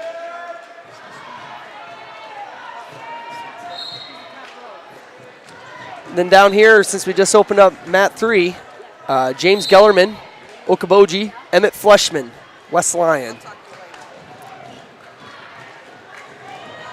Even still up 6-0 over on mat 1. Then Beak deep in on a shot. Heads outside, crossface, ankle by Even. And Beak's got a pretty tight hold though on that leg. Jackson Taylor. And there's the 2 for Even. So he's going to take an 8-0 lead. Jackson Taylor's getting back points. For a second there, had Huss really looking close like he was going to win by fall, but Huss fighting out of it. Well, we kind of saw that match earlier. Huss must be a very strong core kid. Yes, he must, because he was on his back multiple times earlier and was able to fight off of it. And now Eben will get the win by fall over on mat 1.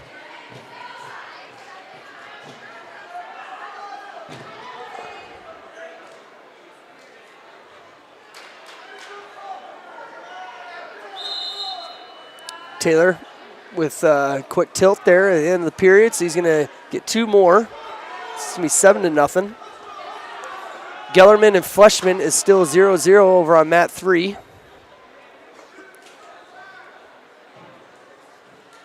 Now up on mat 1, 195-pound consolation semifinal match between Keaton Sampson, Sheldon South O'Brien, and Michael Block of Sibley Ochiden.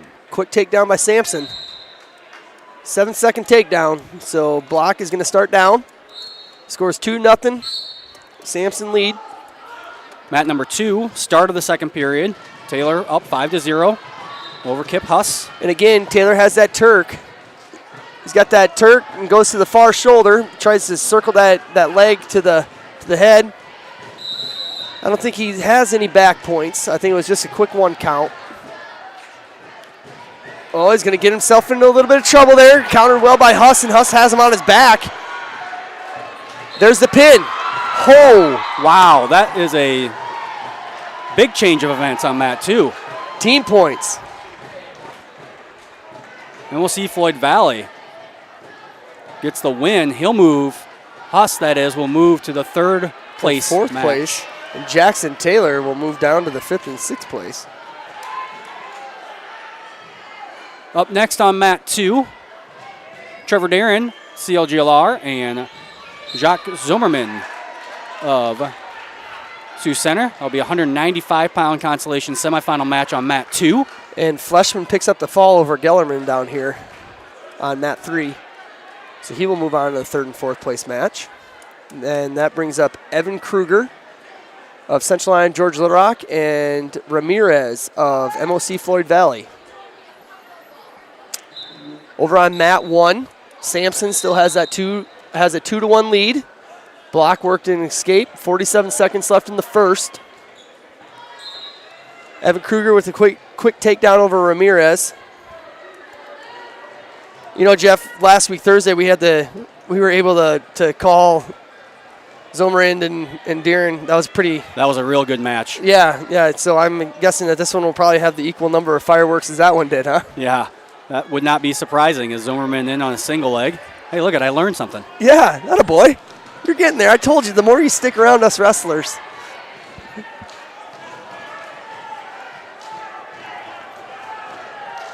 Zomerin was in deep on a shot, countered well by Deeren, so Deeren's going to come up with the takedown.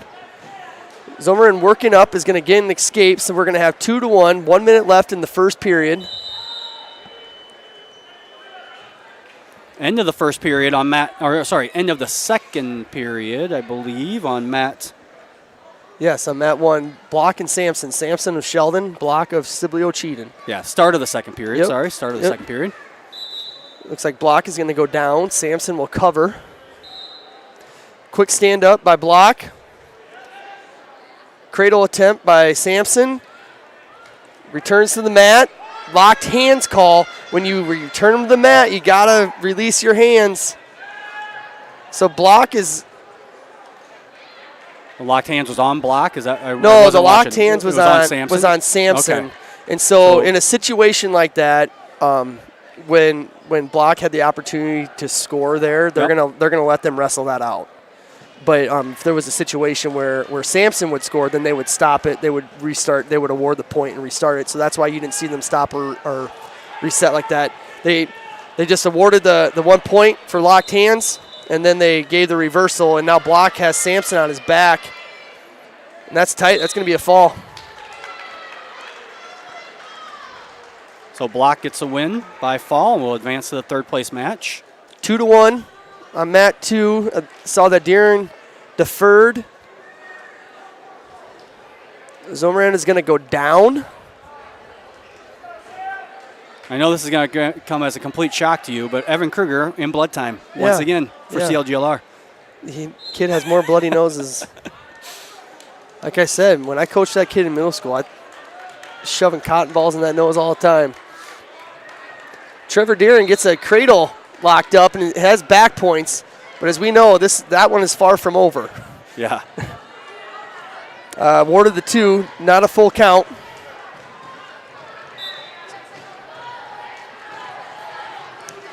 On mat 1, Josh Coy of West Lyon and Sam Pass of Okoboji. This round now moving a little bit quicker as we open up that third mat.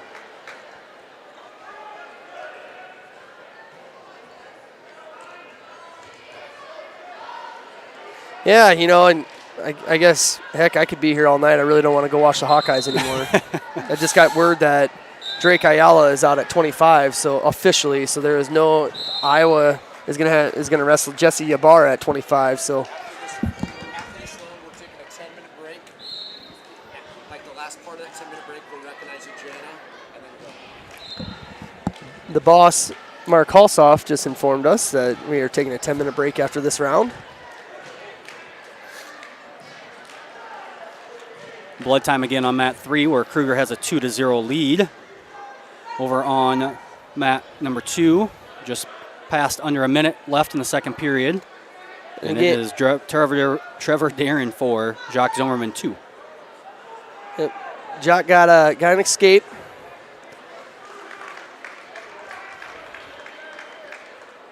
Looks like Coy caught a takedown right at the edge of the mat over Pass.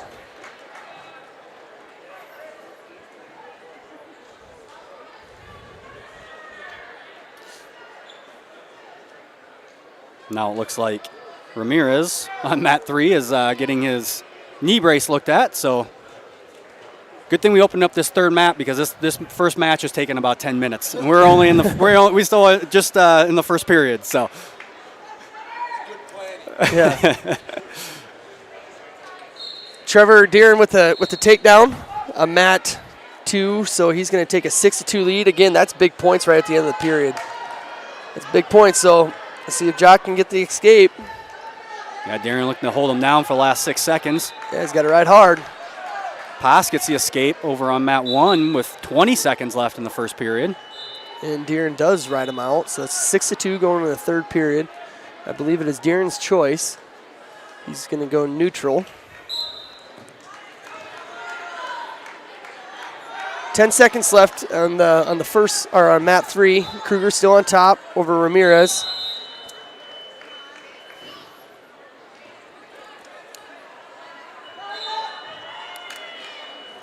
Deeren with the, oh no, we started neutral over there, didn't we? Yes. End of the first period on mat 1. Coy still up 2-1. And again, some issues with the score clock. Looks like maybe they had the score reversed, as neither wrestler having an actual leg band on at the moment on mat 1. Zomaran shot right off the whistle. Gets deep in on a shot of Deeren. Deeren trying to scramble his way out of this with an ankle pass. And Jock is going to get the 2 takedown. Minute 20 left. So let's kind of see what he does. Is he going to try to sit here and turn him, or is he going to cut him and take him down twice? There's a full Nelson. So it's a penalty point. So that's going to be a 7-4.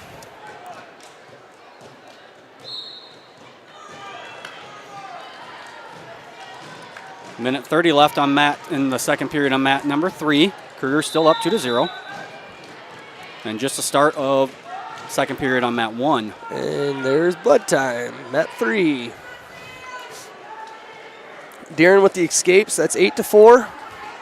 Coy in on a low single. Whizzer hard by Pass. Scramble back up to the feet. 55 seconds in the third period on mat number 2. 8-4 lead for Deeren.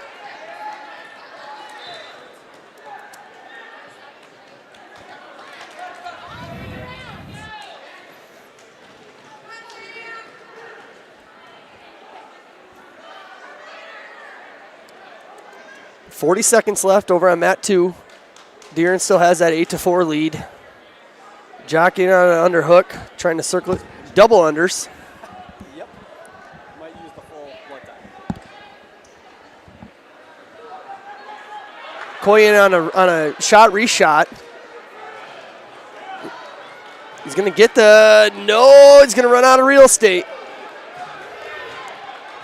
Good little scramble there. This is a pretty fun little 220 match to watch over here on mat 1.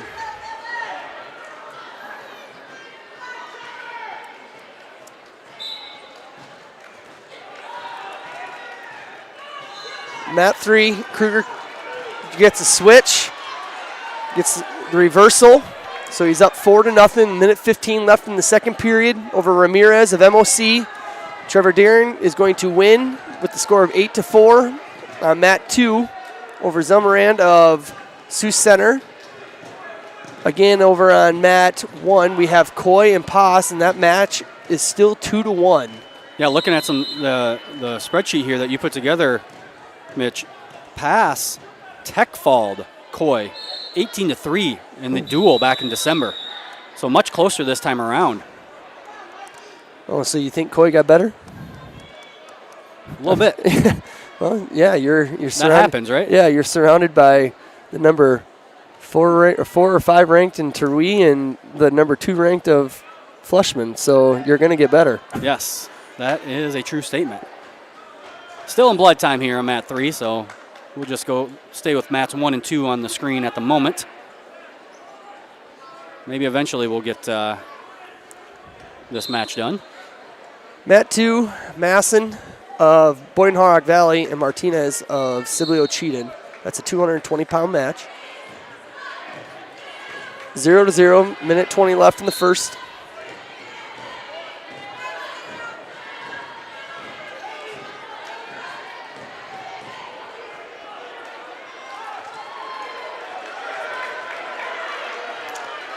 Masson with the takedown, minute left. It looks like Coy is in on another low single and kind of a step over by Pass, and that's going to be 2. Called the takedown, so that's 3-2. Pass of Okoboji HMS leads. Yeah, with the lead.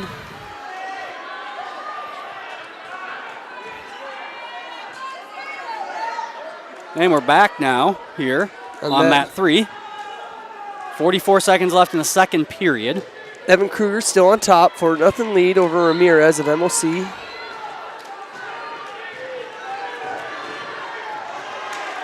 Again, he's got that skin ride. Pretty good little wrist ride down here by Kruger. Looks like he got a locked hands. On mat 1. Yep, so that's going to tie it up. 3-3, 50 seconds left. So we are tied up, mat 1, so we're going to kind of focus in on that match. Looks like Masson got the win over on mat 2 from Boyne Harrock Valley.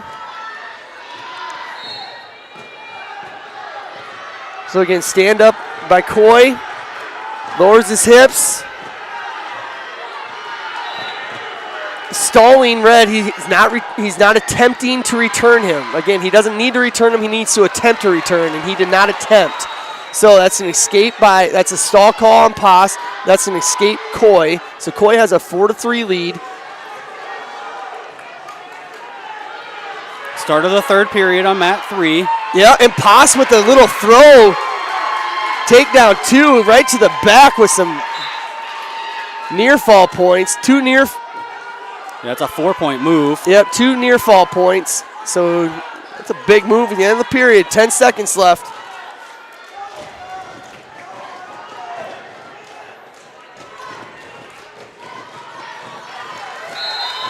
Sam Pass is going to win that 7-4.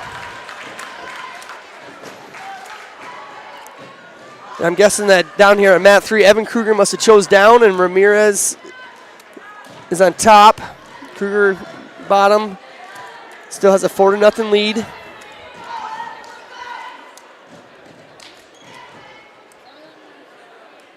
And our next match for heavyweight is actually called already on mat 3. So the next match for heavyweight between Caden Van Berkom and Nick Bronstead is going to be up here on mat 3 afterwards, after this match is completed.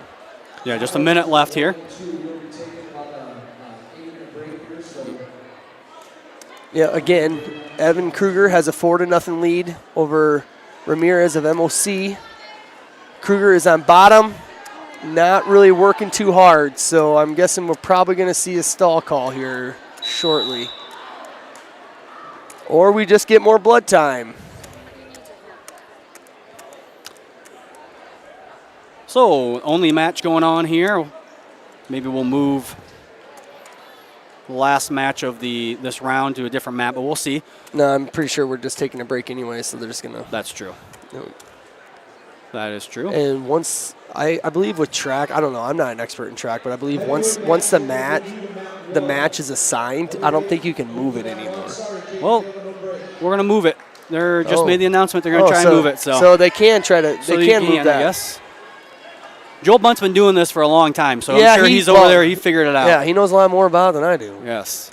That's glad to have him over there running the tournament. Yep, so again, we're going to move that match. So now we have Nick Bronstead, Okoboji HMS, against Caden Van Berkom of Central Line, George Little Rock. And the 15-minute match of Evan Kruger and Jesus Ramirez over on mat 3.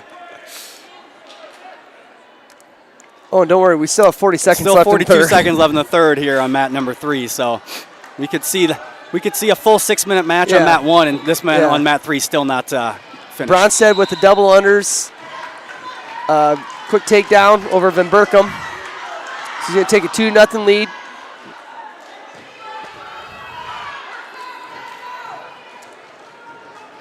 Ramirez riding tough over Kruger. 20 seconds left.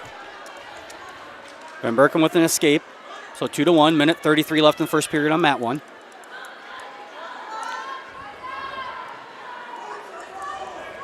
Eight seconds left over on mat 3. Again, Kruger's going to come out of this one with the win. So Evan Kruger gets the 4-0 win. He'll move to the third place match at 182, and now we are down to just one match for this round. Big throw at the at the edge of the mat. Yeah, Van Berkom, kind of a light heavyweight out there. Yeah, probably more of a natural 220-pounder.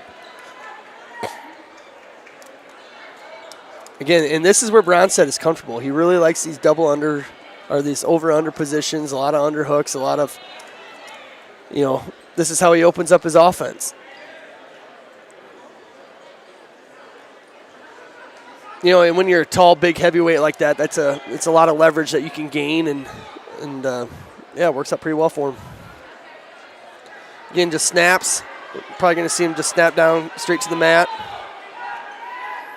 Kaden Van Berkum digs in. Oh, little. All that action for no points. Ooh, looks like Bronsted's hurt here a little bit. So we'll have some injury time. No. No, we're going to go right back to the middle. So Bronsted has a 2-1 lead. And we are neutral on our feet. 30 seconds left in the first period.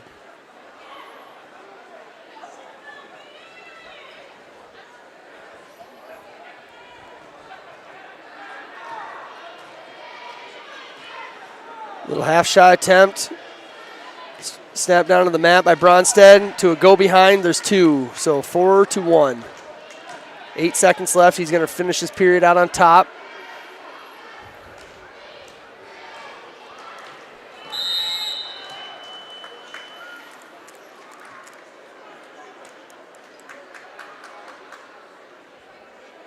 Then Burkham is going to go neutral to start the second.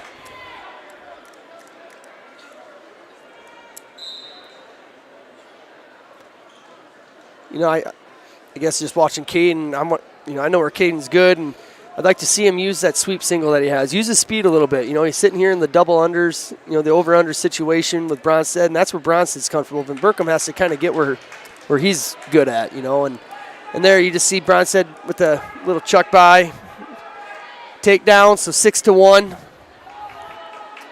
Yeah, Caden, and at 285, Caden's not going to match strength for strength. Yeah, versus these bigger 285 pounders. So, and Bronsted has a cradle locked up and brings it straight to the back.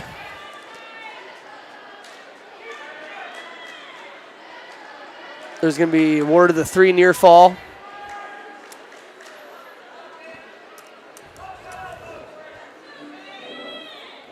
Minute 5 left here in the second period. Still 9-1 lead yet. Would you like to announce Amy, see if you're better than your brother?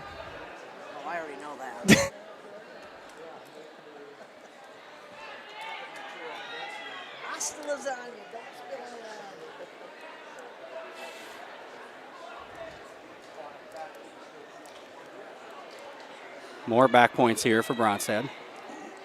Yep, 40 seconds left in the second.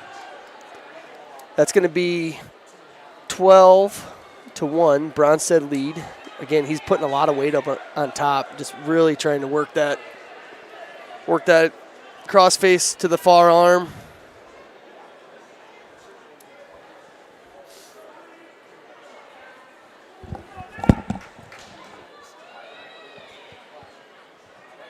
Tilts him again for 3 more, so 15-1. And now Bronsted, 1 more point here. We'll get the tech, and that'll do it. So Bronsted will get the 17-1 victory at the end of the second period. He'll move on to the third place match.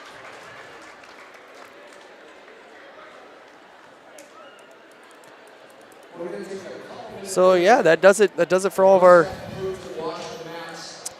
the action. That does it for the preliminary rounds. And our next up next will be our placing round of our first, third, and fifth place matches.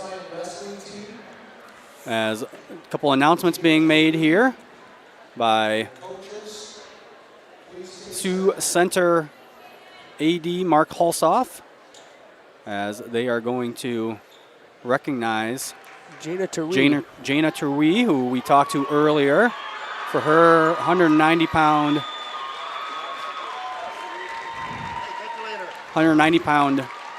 state championship.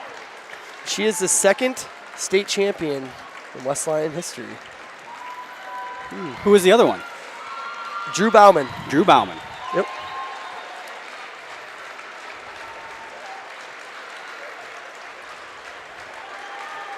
Jaina being joined by her teammates and her coach. And Jaina was crowned the 190 state champion at the IWCOA tournament on Saturday, January 22. She completed her season with a remarkable 20-0 record.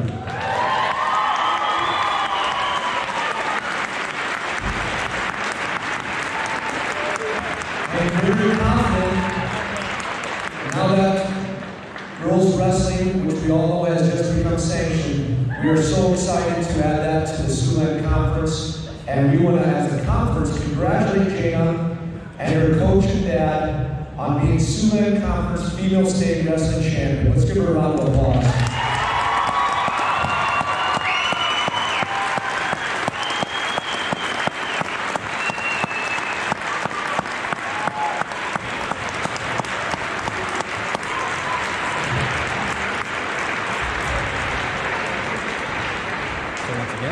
Congratulate Jaina on her All right, state championship. We'll start our championship at placing round. We're ready to our championship. Please stick around at the conclusion of the meet for our photos and awards.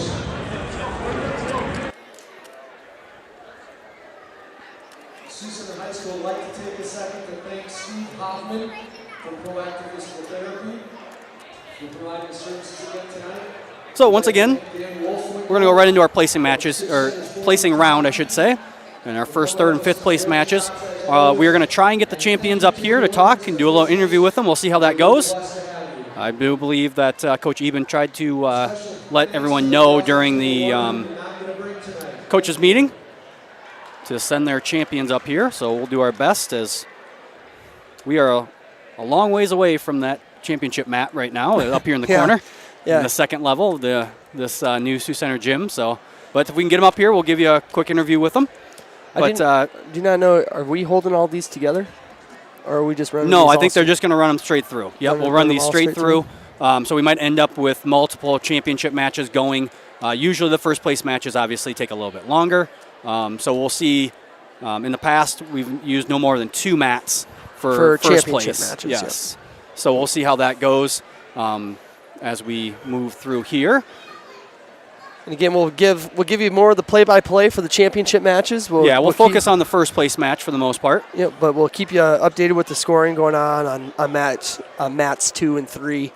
But yeah, we're gonna put our focus on the play-by-play more on mat 1.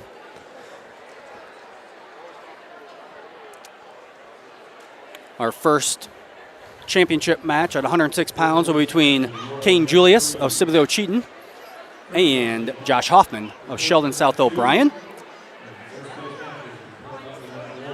And I am looking for prior matchups. They have had to have wrestled sometime this year, I would imagine. Yes, Kane Julius won by fall over Josh Hoffman earlier in the year on January 13th.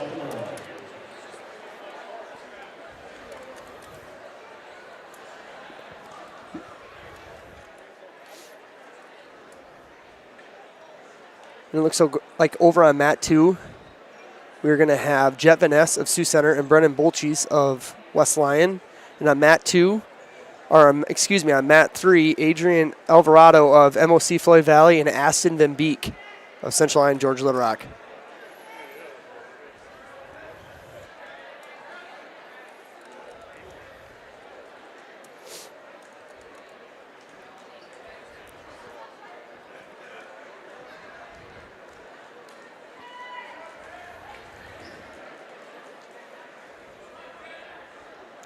Again, Kane Julius came into this tournament as the 1 seed.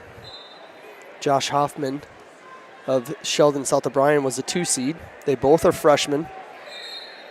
No, excuse me. Yeah, they're both freshmen. Kane Julius comes into the tournament with a 22-13 record. Josh Hoffman has a 24-12 record. Again, these two did meet up January 13th with Julius getting the fall.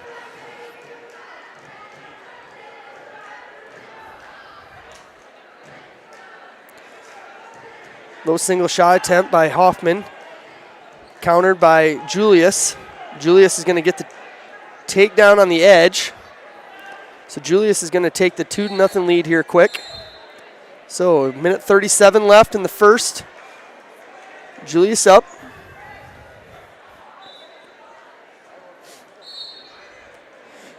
Quick sit out to a switch position by Hoffman. Up to his feet. Returned by Julius. Julius goes to an arm lever situation. Trying to get that wrist control, get him flat, get that wrist control, and he does. So he's going to sneak in a bar on the backside. Sit out by Hoffman. Julius catches it. Now we're back up to their feet. It's going to be one escape Hoffman.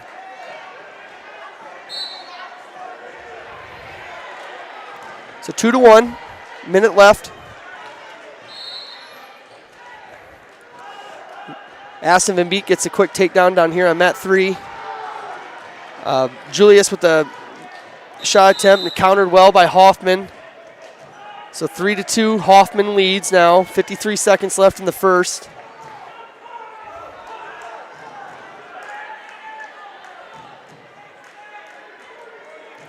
Hard shot by Hoffman. Julius has a tough base down bottom. Hoffman has a forearm elbow.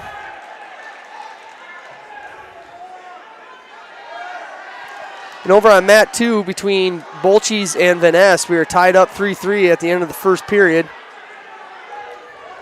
And on mat 3, Aston Van Beek still maintains that, well, now he has a 4-1 lead. Stall warning on Julius over on mat 1 in the championship match.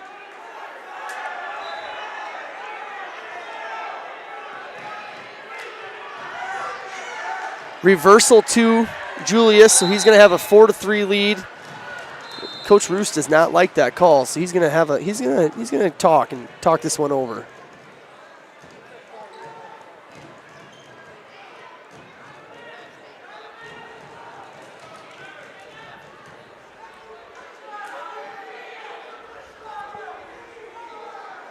Bolches with another takedown, so that's 5-3 over there on mat 2. Got more blood time on mat 3. Looks like Aston Van Beek still has his 4-3 lead.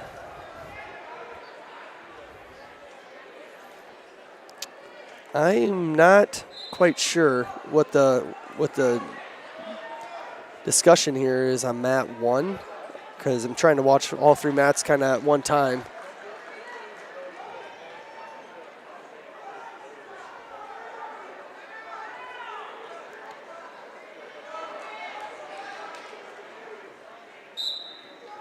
Actually, it looks like they're not awarding the escape, so I'm wondering if there was some discrepancy on time. So Hoffman has that 3-2 lead over Julius. Julius will go down. Hoffman's on top. Hoffman with a cradle locked up. Julius builds his base. He's pressuring back. Again, Hoffman's got some tough pressure on top. Really high with his hips. You're going to see Julius try to work back, try to sneak that arm back, get it underneath that arm, or get it underneath that leg, excuse me. Hoffman counters that by sneaking in both legs. He's trying to stretch Julius out.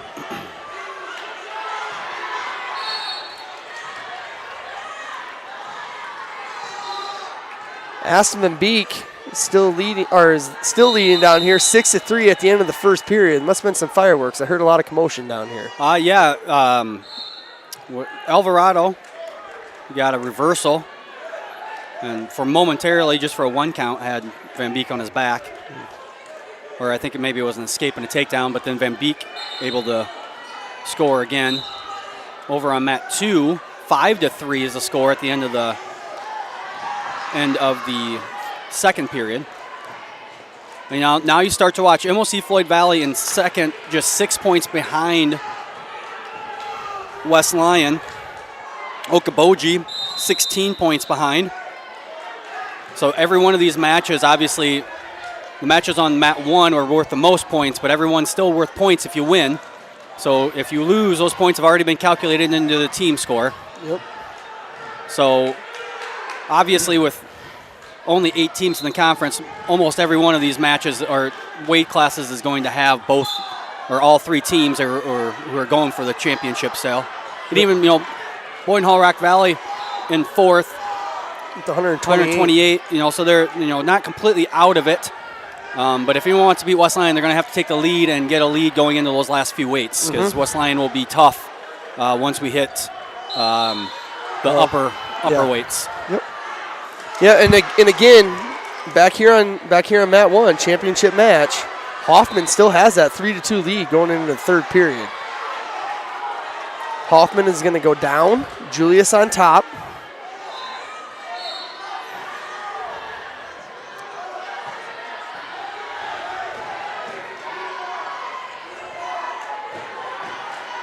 Back up on her feet. Headlock attempt by Julius. Hoffman lowers his levels, gets out of it, gets the reversal 2. But Julius sneaks in a spladle with the pin.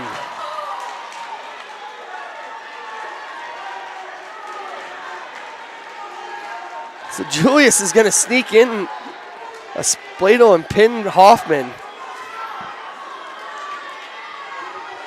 So, Kane Julius, freshman, Siblio Cheaton is your conference champion at 106 pounds. On mat 2, Brennan Bolches still maintains a 7-3 lead over Jet Van Ness of Sioux Center. And down on mat 3, Aston Van Beek has a 10-4 lead. And more back points awarded going into. Nope, no. So 13-4 Yep, lead for Van 13 to Beek 4. on mat number 3.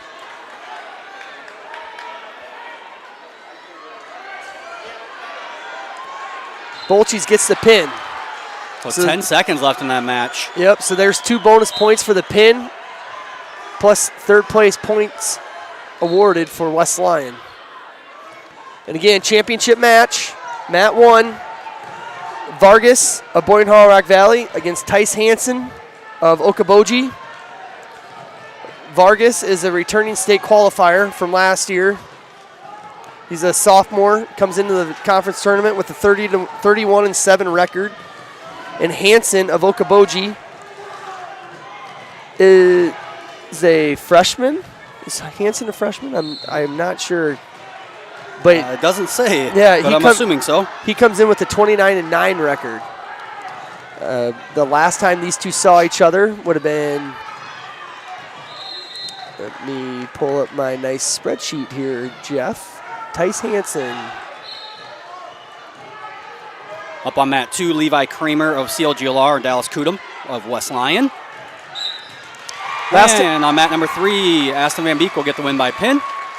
Last time these two, Vargas and Hansen met, Vargas won 8-4. And that was back in January 20th, so last week. Again, Hansen takedown 2, 50 seconds left in the first period.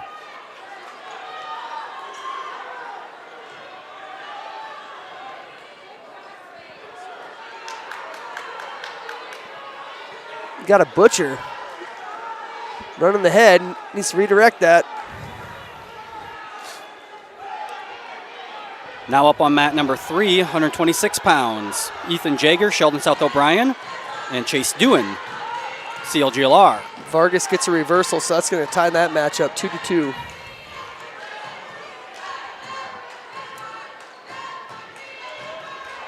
Kramer up 2-0 over on mat number 1, or sorry, mat number 2. 113 third place match on mat 2.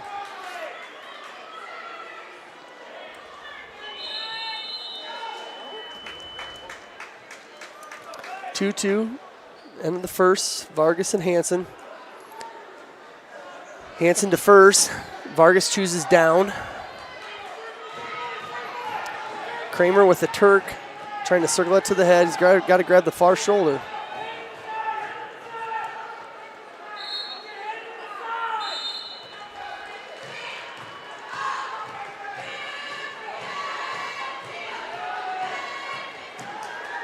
Hansen to a Butcher cradle situation, gets hip to hip. He's got to go straight back. Vargas reaches for the ankle. And on mat number 3, Chase Dewan will get the win by fall over Jager of Sheldon South O'Brien for 5th place at 126.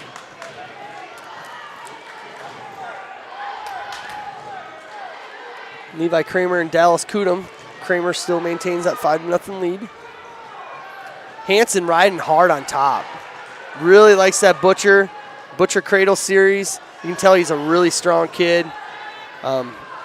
Yeah. Good little match.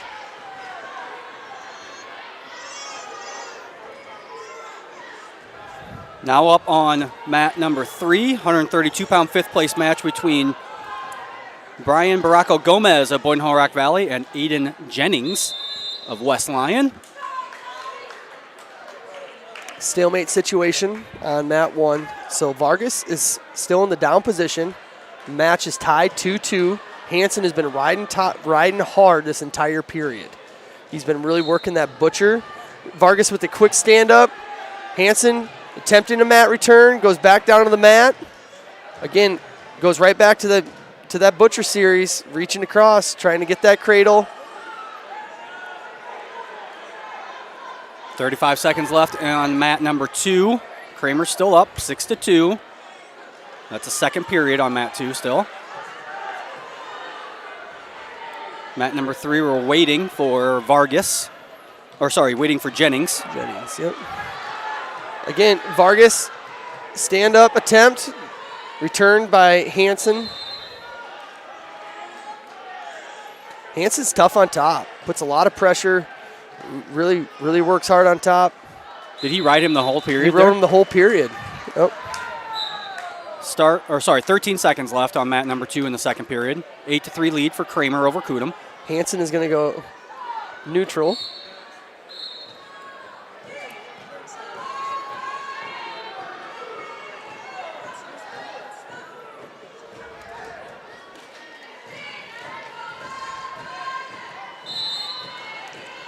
Vargas in and out action, getting heavy on the head.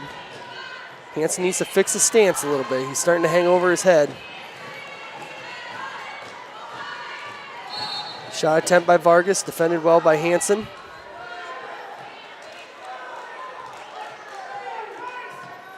Another shot attempt by Vargas. Shot back off the mat by Hansen. No points. Still 2-2, minute 26.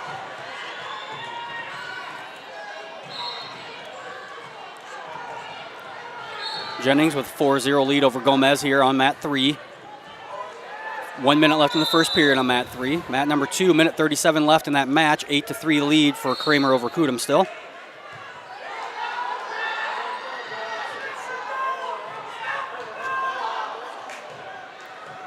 Trip attempt by Hansen. Back up on her feet. Again, 1 minute left here in the third.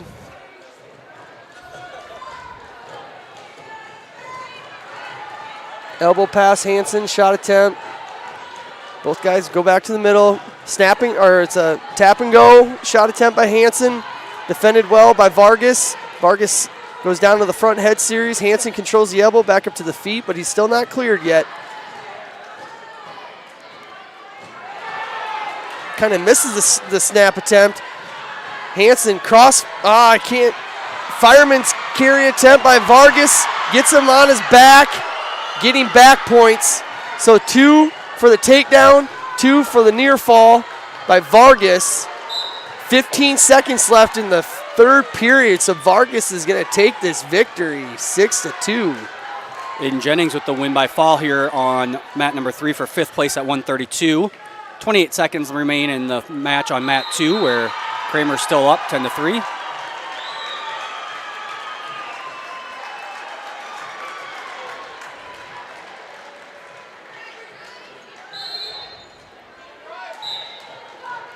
Now up on mat number 3, the 5th place match at 138 pounds between Christian Boyert of Boynton Hall Rock Valley and Bryce Seaman of Okoboji HMS.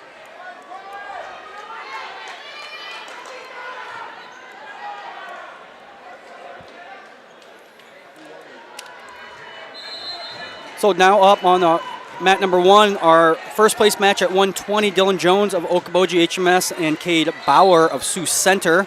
Jones had a major decision just last Friday over Bauer, 21-12 over at the OABCIG tournament. Obviously, he will look to repeat that.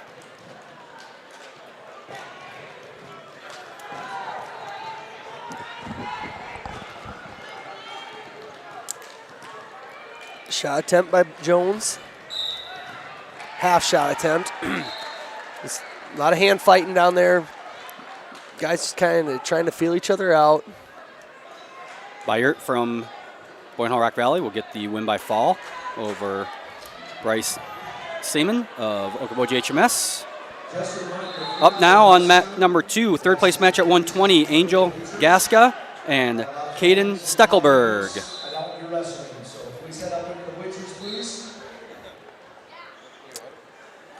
Again, at 120 pounds on the championship match here, Dylan Jones is the 1 seed, comes into the tournament with a 29-11 record. Cade Bauer is the 2 seed and has a 25-15 record. Up now on mat number 3, 145-pound fifth place match between Jamie Van Wy of CLGLR and Aaron Ortiz, Okoboji HMS.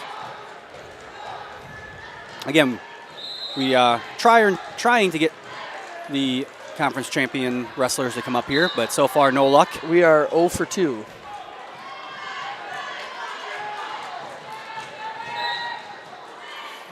Minute 18 left in the first period on mat number 2. Gaska with a 2-0 lead over Steckelberg.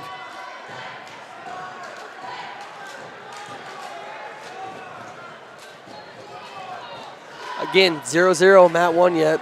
Not a lot of action. You know, just got snap attempt by Bauer, front head position, but you know, he's squeezing those front arms. He's not going to get too far. And we just go off the mat to a fresh restart, 15 seconds left, still 0-0. You know, I wouldn't say that neither guy has committed to a real shot yet, a real shot attempt. And we get a stall warning on Bauer.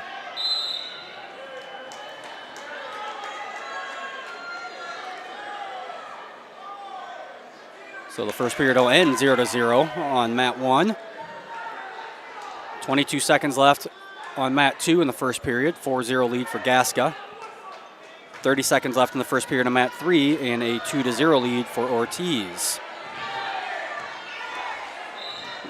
0-0. Jones goes down to begin the second. Quick stand-up attempt. They get off the mat, so we're going to get a restart. It's still Jones is down in the down position, minute 56. Chop to a switch. Jones switches up to the feet. Again, no points awarded yet. Little chin whip attempt by Bauer.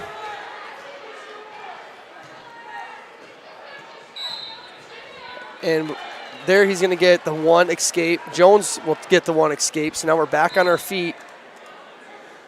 So Jones has a 1-0 lead. A minute 30 left in the second period over Cade Bauer of Sioux Center. Start of the second period on mat 3, 2-0 lead for Ortiz over Van Wy. There's a shot attempt by Bauer. Ooh.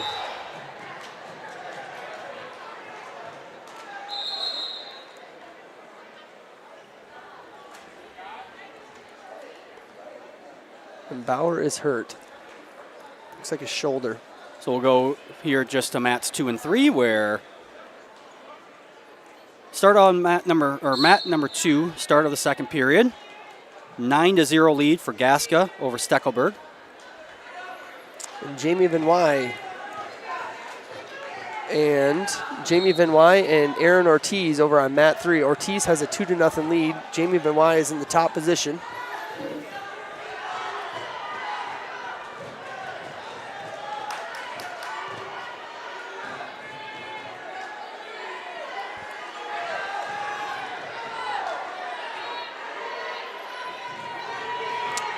Escape, Gaska, or excuse me, Steckelberg.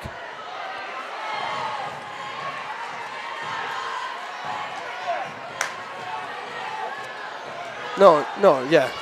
I was right. I was 12-0, yes. Yeah, Gaska leads. I've been looking at way too many names with way too many colors, Jeff. Yeah. Gets to be that point of the night here. Yeah. And we're going to be back to action here on mat 1. As Bauer will continue. Again, Jones has that 1-0 lead. Minute 10 left in the second. You know, and you can tell that Bauer's shoulder, something doesn't feel right there in that shoulder. He's kind of holding that back.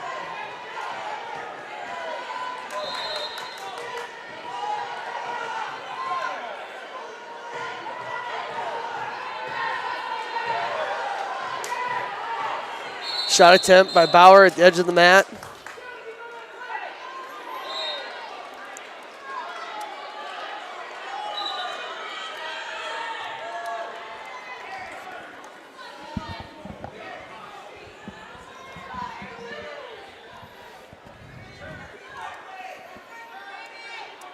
Nine seconds left in the second period of mat number 3.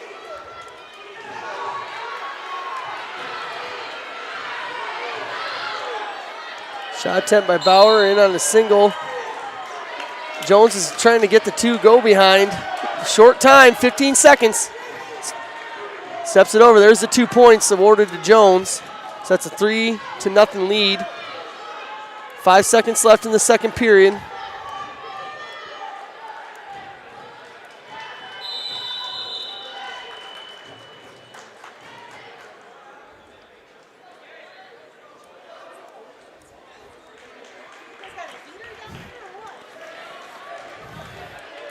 So we'll go to the start of the third period on mat number 2, where Gasca leads 15-2 over Steckelberg, and start of the third period on mat number 3, where we are tied at 3-3 between Jamie Van Wy and Aaron Ortiz.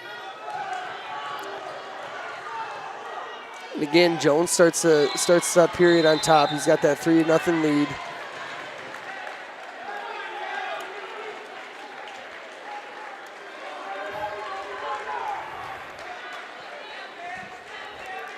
It's like a little blood time on red.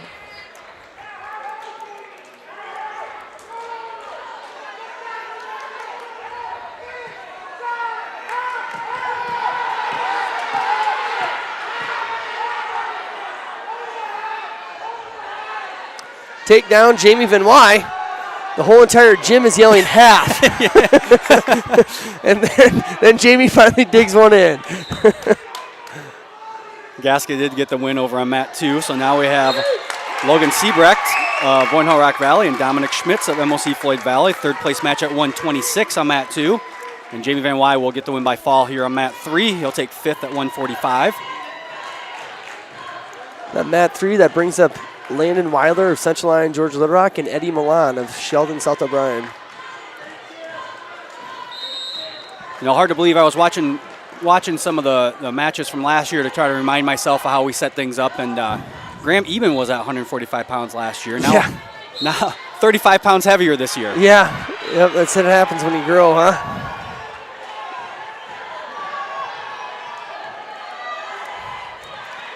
Getting back to action. A lot of flurrying going on over on mat 1. Sorry, I wasn't quite giving you the play-by-play exactly what was happening. I just kind of glanced over. But, again, looks like Jones is on top, minute 20. Bauer still on bottom, trying to work a reversal. Jones has got a tough wrist ride. Bauer looking for a little roll. Jones sinks in a half, spiral ride half. Again, Bauer pulls that elbow down and trying to roll him.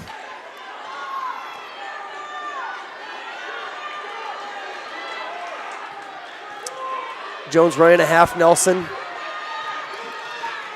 He's gonna have to get Bauer flat if he wants to turn him with that. Mat number 2, 33 seconds left in the first period. 3-2 lead for Siebrecht over Schmitz. Mat number 3, 2-0 lead for Weiler over Milan, and Weiler now will get the win by fall here on mat number 3, so he'll take 5th at 152 pounds.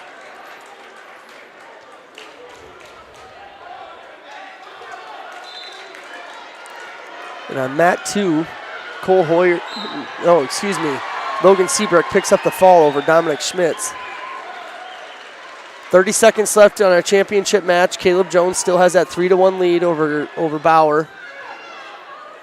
Now up on mat number 3, 5th place match at 160, Jordan Jennis of Sheldon South O'Brien and Solomon T of Sioux Center. Shot attempt by Bauer.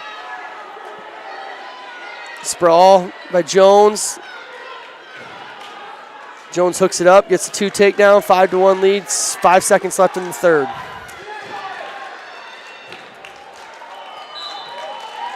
So Caleb Jones will be your 120-pound Siouxland Conference champion. Dylan Jones. Dylan Caleb Jones. is up next. Yeah. Sorry. That's all right. Up now on mat number 2 at 132 pounds for third place is Cole Hoyer, Sioux Center, and Lane Kruger, CLGLR.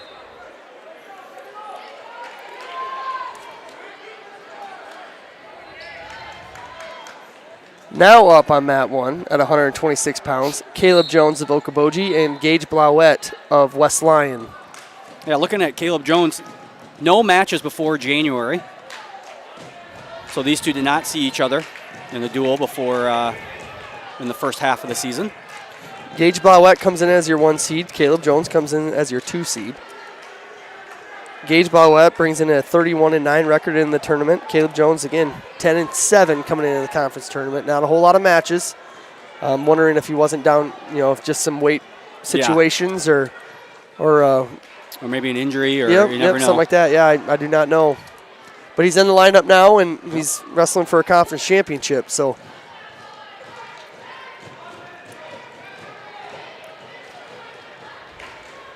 mat 3, Genis up 2-0 over T. 36 seconds left in the first period.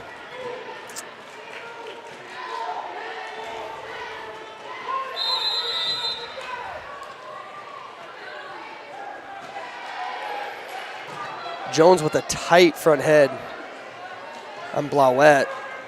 Blauette's doing a good job, though, of facing, kind of controlling that elbow, not getting himself out of position.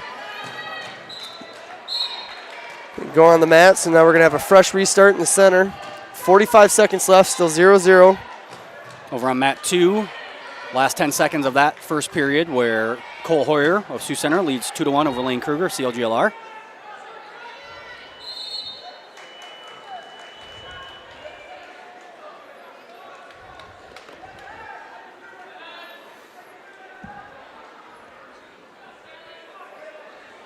.20 seconds left, championship match. Headlock attempt by Jones. Gets the 2 takedown and now it looks like he's going to get the 2 near fall, but Blauette is going to circle out of it and get a reversal 2. So with that flurry of action, we got 4 points, 2 for the takedown, 2 for the near fall with Jones, and then a reversal out of Blauette. So coming out of the first, we almost had back points there at the end of the first, but coming out of the first period, Caleb Jones has a 4-2 lead over Gage Blauette of West Lyon. Jones defers. Blauette goes down.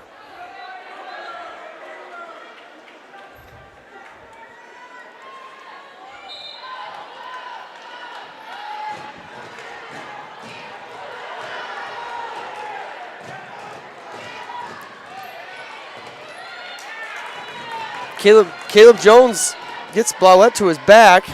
I was watching another match. I wasn't quite sure exactly how it was happening. But it looks like he got him awarded 2 near fall. Coach Caven saying, Blauette, you got to keep putting moves together. Got to keep on moving. Over on mat 2, just under a minute left on the second period.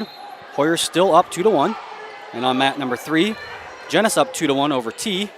Sorry, 4-1 now over T with exactly a minute left in the second period. Blauette with the pressure back stand up. Gets his escape, so it's 6-3, minute 20 left in the second period.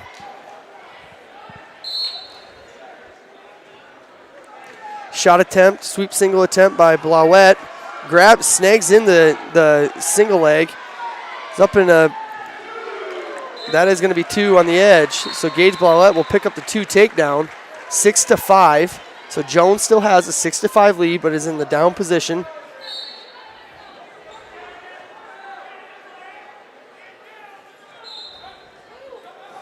Quick set out by Jones. Change over.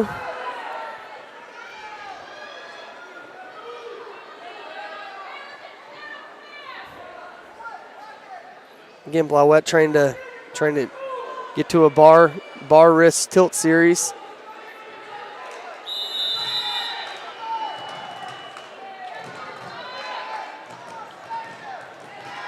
He's got that far wrist now. Gets Jones flat on the mat. End of the second period on mat 2. That's going to be a stall warning on Jones on bottom for not attempting to get back to your base. Again, so 20 seconds left in the second period over on mat 1 yet in the championship match. Caleb Jones has a 6-5 lead over Gage Blauette. Sit-out attempt by Jones. Defended well by Blauette. And that's going to do it for the period. So again, 6-5 going in the third.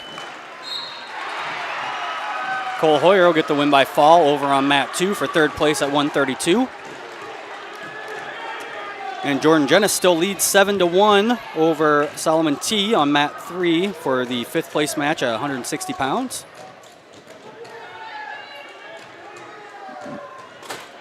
Headlock, another headlock attempt by Jones, and he gets it, so that's going to be the 2 takedown. 1, 2, there's a 2 count. It's just a 2 count, so he's just going to get the 2 near fall. So again, 2 for the takedown, 2 for the near fall, but then loads it back up, and he's got Blauette again.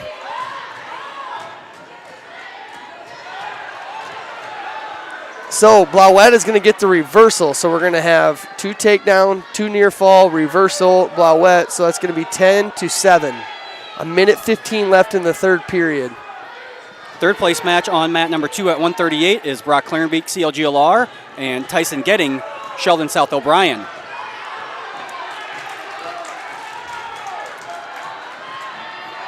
West Lyon does have the team score race has 158.5 points, and MOC is in second with 144.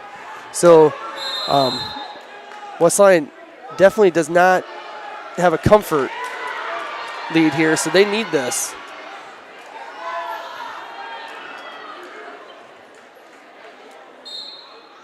So again, flurry there on the edge of the mat. A lot going on, but Caleb Jones has a 15-9 lead over Gage Blauette. 37 seconds left in the third period. Jones is in the down position.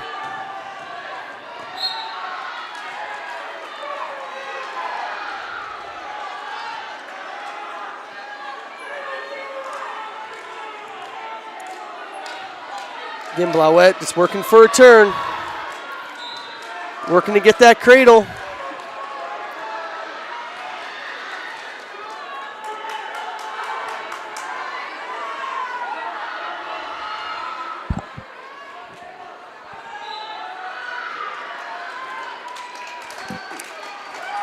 He's not going to get it, so Caleb Jones from Okoboji is going to be your 126-pound champ.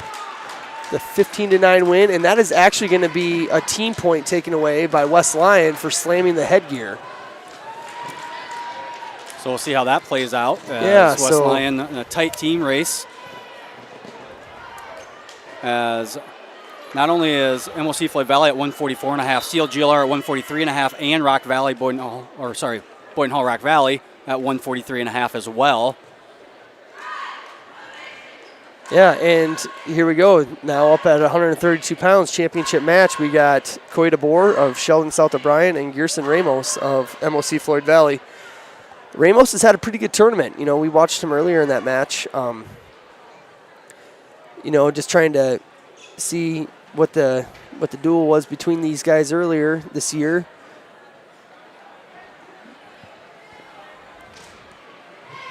And it does not appear that they wrestled in the duel, as Ramos has been, well, Coy DeBoer just went down to 32, so that makes sense.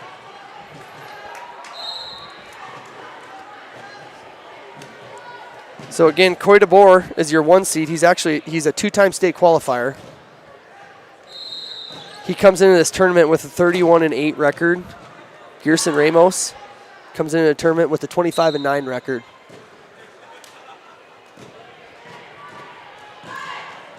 Good little sweep single attempt, holds on to it. Steps through for the Turk.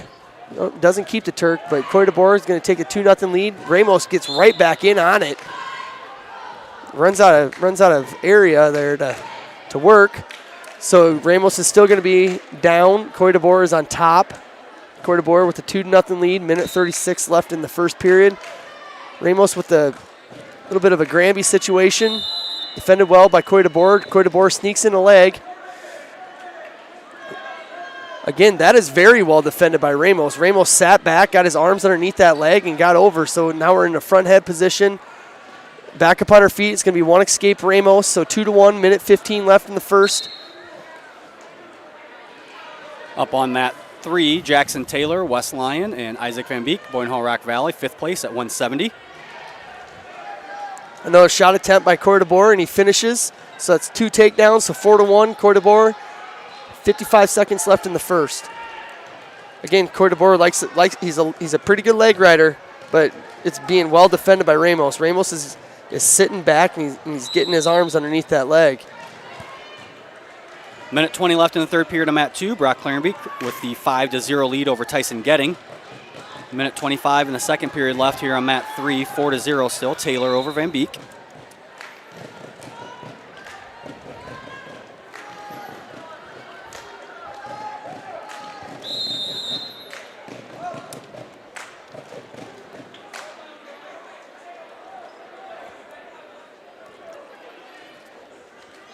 Coeur d'Alene running a bar arm series on Ramos, getting near fall points.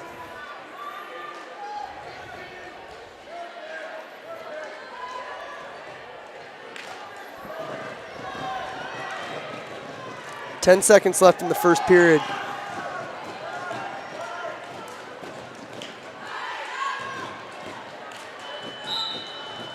So, awarded the 3 near fall, so 7-1, Coeur d'Alene over Gerson Ramos. DeBoer defers to Ramos. Ramos is going to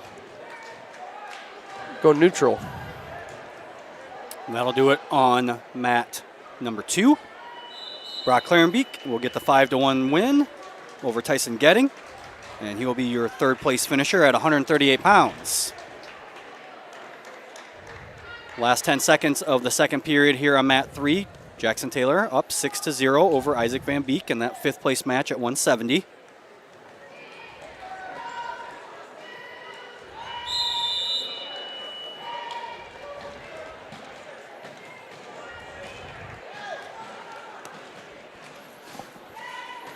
Minute 30 left in the second. On mat 1 between Ramos and DeBoer.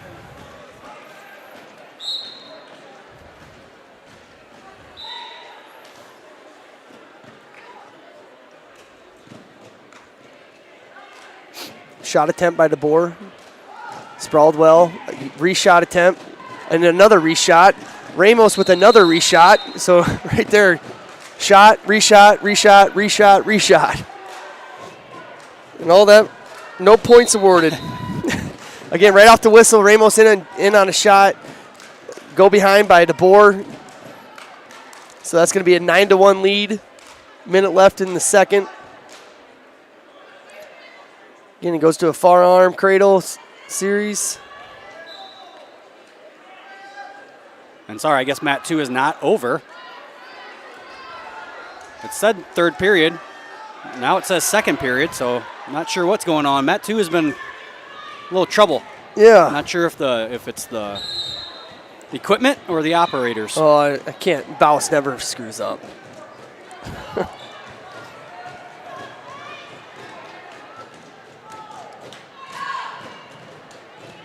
Minute left here on the mat number 3.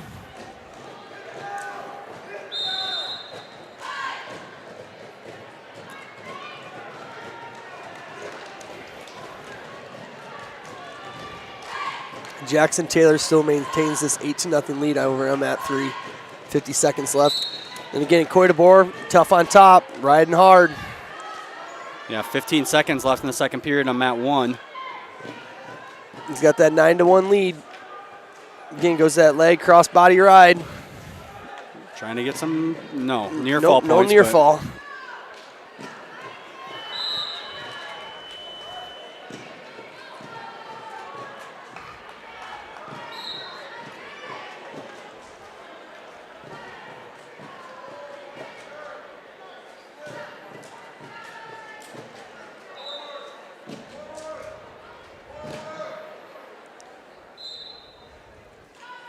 Mitch, we're going to have to bring a heater next week or Yeah. next year because it is like an ice box in this corner. We are right above an air duct. And we're right next to the door outside. Yeah. If you want, when you come to I am Sioux Center, freezing. if you're hot, come sit in the corner. I'm not sure what. It's not Premier. It's not Interstate. People's Bank. People's Bank. There you go. Come sit in the People's Bank corner. It's so cold. It's getting hard to talk. Yeah.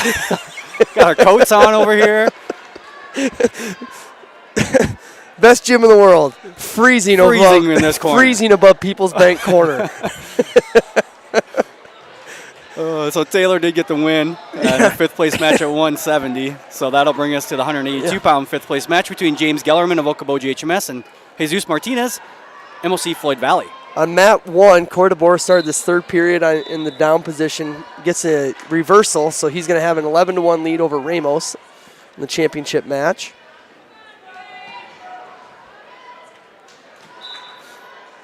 $50 seconds left in that one.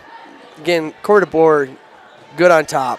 Real good wrestler on top. I mean, that's why he's a state qualifier and has the accolades as he does. And again, we're just seeing that now. I thought Gerson Ramos, looked great tonight at this tournament. You know, when we watched him up until this match, even this championship match, he's got great movement. He's really strong, good hips.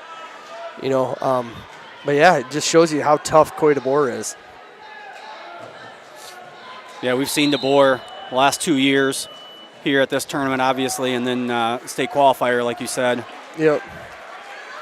And again, just consistency. Put together another good tournament. He's going to win this championship match 11-1. But again, yeah, I was really impressed with Ramos in this tournament. That's a tough bracket. And DeBoer will be your champ at 132 pounds. Brock Clarenbeek did get the win, finally. I didn't jinx him by calling it early. I was a little worried about that. But he got the win over on mat 2 for third place. So that'll bring us on mat 2, third place match at 145 between Jonathan Krogman of Sibley Cheaton and Ben Bonson of West Lyon. And up now on mat 1, our championship match for 138 pounds between Zach Severson of West Lyon and Irving Ramirez of MLC Floyd Valley. Again, this is a West Lyon MLC head-to-head matchup. So team race obviously has a lot to do with this. Severson comes in as your 1 seed. As Jeff said, a 34-9 record coming into the year. Irving Ramirez has a 24-10 record coming into the year. Yeah, you know, West Lyon extend their lead just a little bit. They're at 161 now. But second through fifth place separated by 2 points right now. Yeah. So West Lyon, probably going to have this one wrapped up with what they have coming up here in those upper weights. But we'll see, as MLC does have a few wrestlers left on the final side. Yeah, but I mean they gotta make. They're gonna need to make up some big points though. Yep.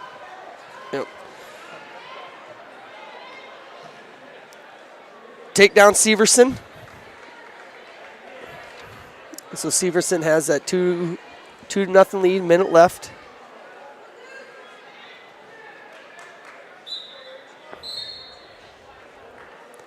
Zach Severson has put together a pretty good year. Obviously, you know, his record stands for that, but I do not know if these guys have wrestled yet this year. MOC Floyd Valley, nope. Severson actually wrestled Gerson Ramos. So Ramos went down in the lineup, and Severson defeated Ramos 8-1 in the duel earlier this year. So, Severson went up in the lineup.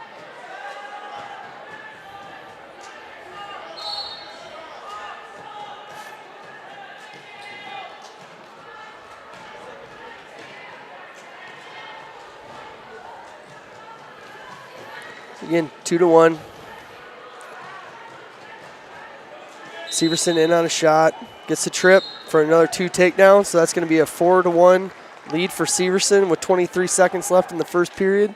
Severson is going to be on top.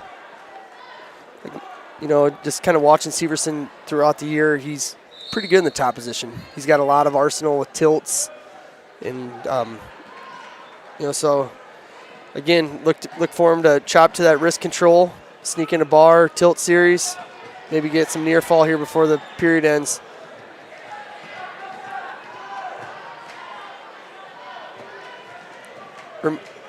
Ramirez doing good, doing well on bottom. Builds a strong base. As time expires, it's going to be 4-1 Severson. Ramirez is going to defer. Severson is going to choose neutral. Over on mat 2, minute 20 left in the second period. Krogman up 7-1 over Bonson. And mat number 3, 9-0 lead for Gellerman over Ramirez as we go to the third period on mat 3.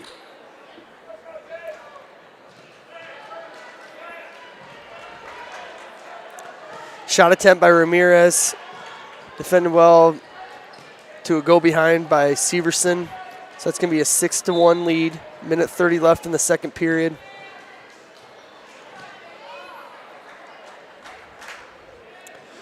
Krogman looking for the fall over Bonson.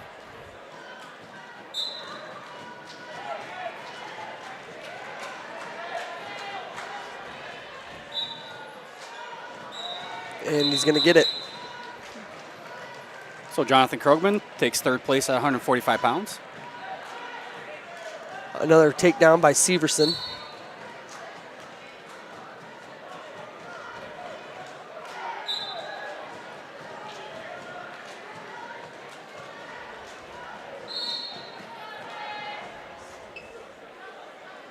Now up on mat 2, Chase Thiessen, West Lyon, and Sterling Hack, MOC Floyd Valley, third place match at 152 pounds. Mat 2.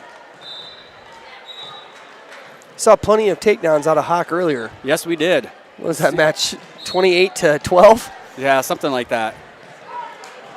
We'll see if they can have some fireworks over on mat 2. As not a whole lot going on in these other two mats at the moment. No, Severson is handling Ramirez really good. I will say Ramirez is attempting, he's shooting, but Severson just defending it way too well. He's got really good hips, and he's just down blocking and just snapping to his go-behinds. And, right here we're in a front hip position, and Ramirez is facing him, but Severson goes to an ankle, breaks him down on his hip, and gets his two takedown.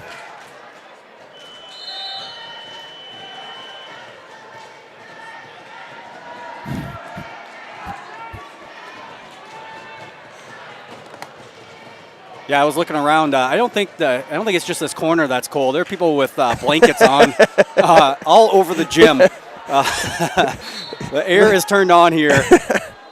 I know usually you anticipate the gyms heating up for these events, but the custodial staff here may have anticipated a little too much. Yeah, it is cold. I'm sure it feels good for the wrestlers. But they say it's supposed to feel like a tropical heat wave tonight. Yeah, that's true. We'll see. When you're used to negative 10 degrees, Jeff, I'll take 17 all day. That's true. That's a 27-degree increase, Yeah. You, Mr. Matt. Nice shot by Severson. Goes straight to a high C. Head outside, changes off to a double. See if you can get Ramirez. He does get Ramirez down to the mat, steps through to the Turk. So Severson's going to have that 12-4 lead with a minute 18 left in the third period. Again, Severson looks great on his feet. He's going to cut him, go neutral again. End of the first period on mat number 2. 2-2 score. Thiessen and Hack. Now up on mat 3, 195 fifth place match between Keaton Sampson, Sheldon South O'Brien, and Jacques Zorman, Sioux Center. Another takedown, Severson. He's going to cut him. Minute left, so he's looking for the major. Again, another just shot, single leg attempt, brings it up, goes down for the mat return. So that's a 16-6 lead. So he does have the major decision. Again, chops to a wrist control on the far arm. Again, looking for a tilt.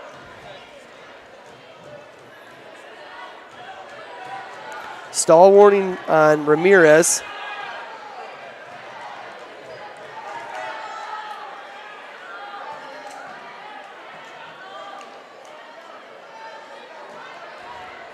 Again, Severson riding hard with wrist control. Over there on mat 2, Thiessen with, looks like he's getting, oh! Nope, can't hold on to it. Yeah, there's quite a lot of flurries going on over there on mat 2. So it looks like Chase Thiessen gets a 3-point near fall with then Sterling Hott goes and gets the reversal. That'll do it for the championship mat. 17-6 win for Zach Severson. He'll be your champ at 138.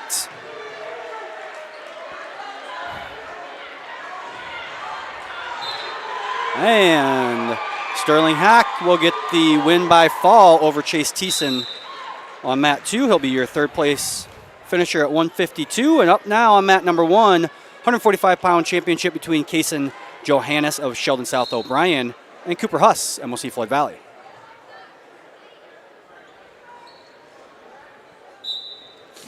Again, this is the third MOC kid in a row, isn't it? Yeah, I believe so. Though, unfortunately, they haven't gotten a win. Yeah. I don't know if they've gotten a win this round yet. Up now on mat number 2, 160-pound third-place match between Spencer Sproke, CLGLR, and Carter Peterson of MOC Floyd Valley. Take down Johannes. So Johannes going to take that 2-0 lead, and he's got a bar armed with a wrist. He's going to try running around the head. Johannes ranked 7th at 145 pounds by IA Wrestle. And Johannes is the 1 seed in his returning state qualifier. And Cooper Huss is actually upset at Jonathan Krogman. Oh, yes, that's right. In the semis. End of the first period here. I'm at 3, 2-1 lead for Keaton Sampson over Jacques Zomerman. Johannes runs that bar now around the head. He's going to get his 3 near fall, but Huss is actually going to reverse that. And he has a pretty good hold on that far arm. Excuse me, they didn't call the reversal, but so Johannes is technically still on top. Again, just chops down. Again, really likes that bar arm series. Gotta be careful putting that straight across his back, but yeah, decides to go the other way with it. Chins down. Again, getting 3 near fall.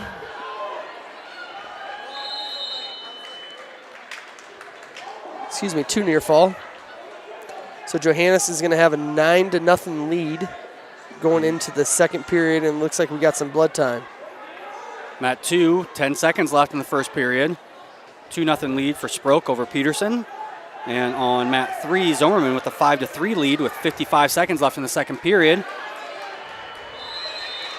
And now tied to 5-5 here on mat 3.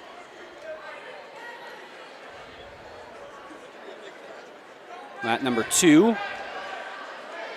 Looked like Peterson deferred and Sproke will go down to start the second period.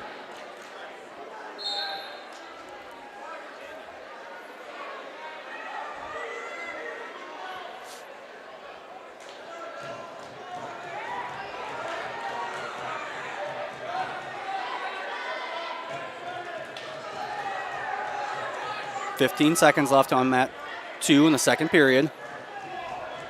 Sampson's going to have 3 near fall points here no matter what. Yeah, he's going to get reversed, though, by old Jock. So we got, I'm not sure how. 3 near fall and then just a reversal. Just a reversal, so yes. The score is correct at 8-7. 8-7, yep, 8-7. Sampson, Sheldon South O'Brien leads Zomerman of Sioux Center here, mat 3. Minute 8 seconds left. Period 2 over mat 2, still 2-0. Sproke over Peterson. We're going to start the second period on mat 1. Johannes starts in the down position. He has a 7-0 lead and going to get the reversal, so now he's up 9-0. Runs that bar. Looks like it was a little, oh, no, blood time. Blood time. Zomer in with the reversal to the back again, and then gets the fall. And Peterson with the fall over Sproke over on mat 2. Must have been a reversal. Yep.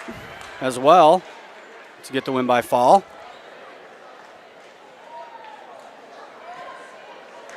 So currently no matches going as we approach the last 5th place matches here. Mat number 3, 220-pound 5th place match between Josh Coy of West Lyon and Juan Martinez of Sibley Cheatham. And up now on mat number 2. Excuse me, quick takedown. Oh, nothing yet, but quick shot attempt by Coy, wizard hard by Martinez. And then on mat 2, Kip Huss of MOC Floyd Valley and Graham Eben CLGLR. That'll be your 3rd place match at 170.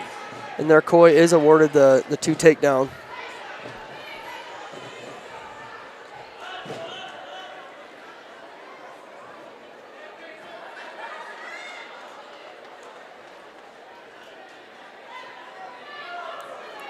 Shot attempt by Huss on mat 2.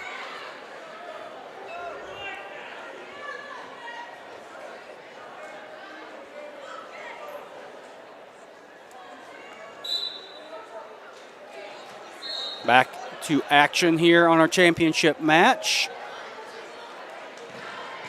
Minute 35 left in the second period there, where Johannes has the 9-0 lead over Cooper Huss. I'm going to go out on a limb and say Kip Huss on mat 2 and Cooper Huss on mat 1 are brothers. Yeah, I would say so.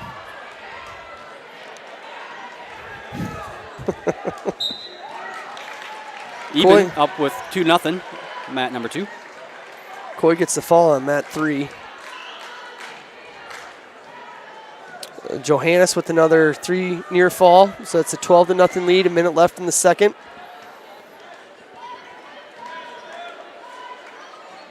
That'll do it for mat 3 at the moment. They're going to move some matches over here, it looks like, so we can... Some 3rd and 4th place matches? Yeah, probably. So then we can start going 1 and 2 with championship matches. Johannes again has that bar, so he's going to run that. And there's the fall. So Johannes is going to pick up the fall with 30 seconds left in the second period. Either way, that would have been done because he had a 12-0 lead going into that. So Kason Johannes is your 145-pound Siouxland Conference champion. So up now at 152, Jackson Rosenboom, Boyden Hall Rock Valley. Noah Strantz, Okoboji HMS on mat 1 for a 152-pound championship match. We'll go back to our 3 mats now as 182 on mat 3, Emmett Fleshman, West Lyon, and Evan Kruger, CLGLR, 3rd place match at 182. Again, championship match. Jackson Rosenboom, Boyden Hall Rock Valley, is your 1 seed, comes in a conference tournament with a 19-6 record, and Noah Strantz is the 2 seed and comes into the conference tournament with a 28-9 record. A 1-0 victory for Rosenboom earlier this year. Yep. I know Rosenboom's kind of been a little on and off, kind of battling some injuries there, but looks like he's getting back to form. Takes a takedown attempt or a shot attempt. Single leg, works up. A step over, dumps it. Takedown Rosenboom. Minute 40 left on mat 2 in the second period, even up 3-0. And a minute 5 left in the first period on mat 3 between Fleshman and Kruger, 0-0 there.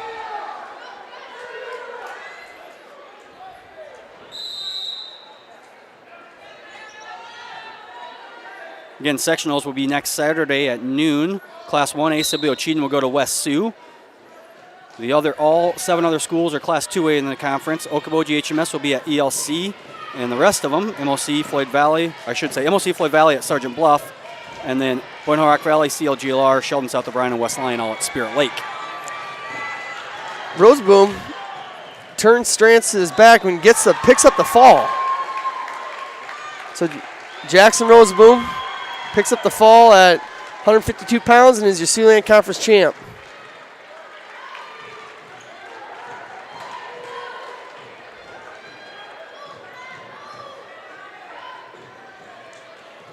Brings up 160 pounds on the championship match.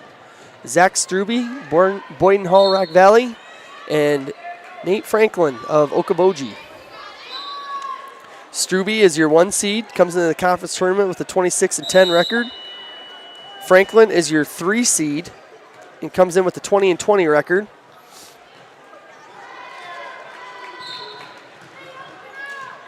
Struby won by fall over Franklin. Earlier this year in the 3rd period. Franklin in on a deep shot attempt. See if he can circle him back to the middle. Looking for the trip. Nope, no takedown. Ran out of room. So 0-0, still in a neutral position.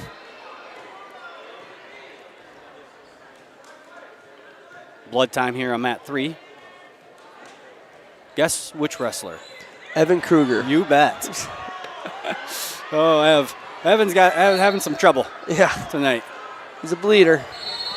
Struby in a shot attempt, goes to a little crack back position, trying to step over, but it's being well defended by Franklin. Franklin lost his hips now, so Struby's got to work his arm, work his head out, control the hips to get his 2. 50 seconds left. Start of the 2nd period of mat 3. Fleshman gets the escape. And the 1-0 lead.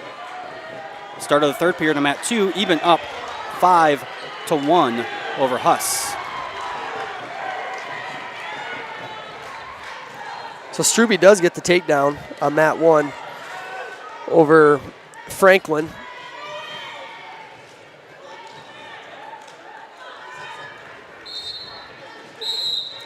Just got a text. My cousin Bubba is tuning in on the way down to Kansas City.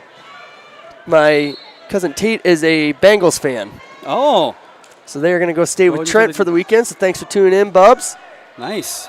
Heading out after the basketball games tonight, I'm assuming. Yep. Yeah, there's a good video. Hopefully they played on the road, so they're a little further, a little closer.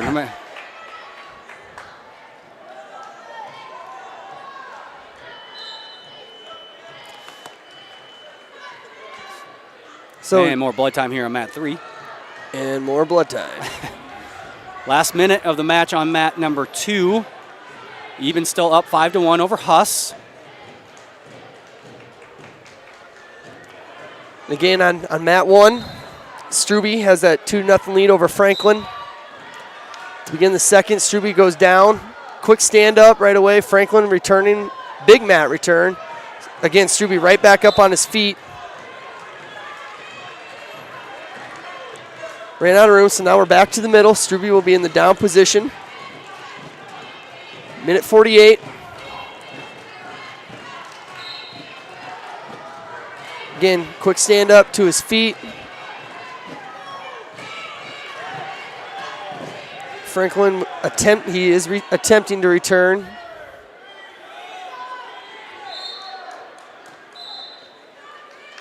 Again, out on the edge, so we go back to the middle. 3 seconds left in the match on mat number 2. Eben's going to get the victory as he's up 7-1, so he'll be your 3rd place finisher at 170. 36 seconds left in the 2nd period here on mat number 2. Fleshman of West Lyon, Emmett Fleshman of West Lyon leads Evan Kruger, CLGLR 1-0.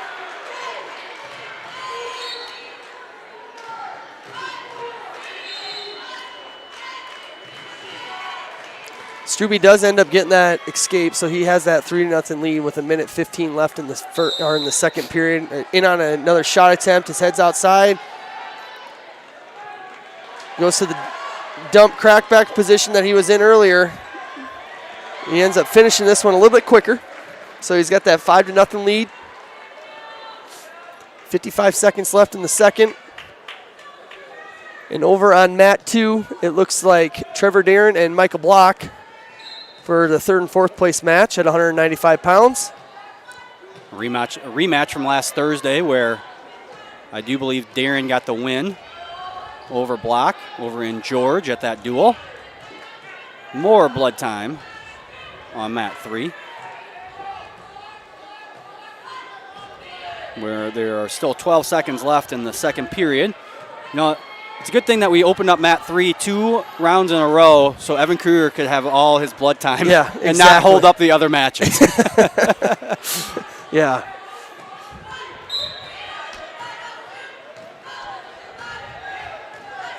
Reminder, this is now a third place match on mat 3 as we are done with our fifth place matches. Strube finishes that period out in the top position, has a 7-0 lead. Looks like now we got a little blood time on mat 1. Mat 3, going to start the third period. Kruger will choose down.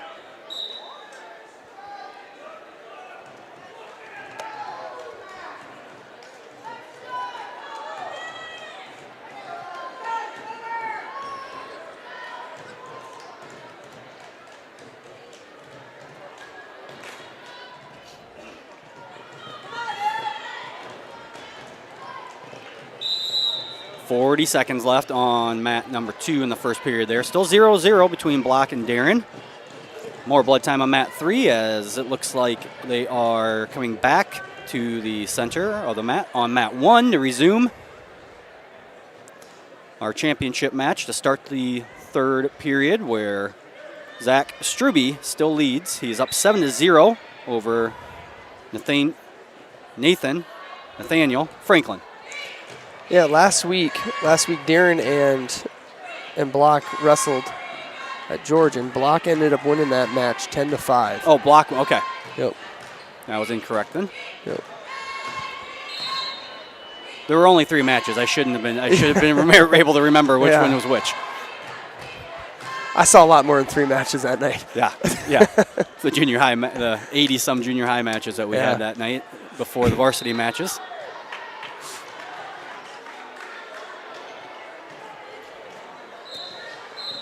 And blood time on mat 3.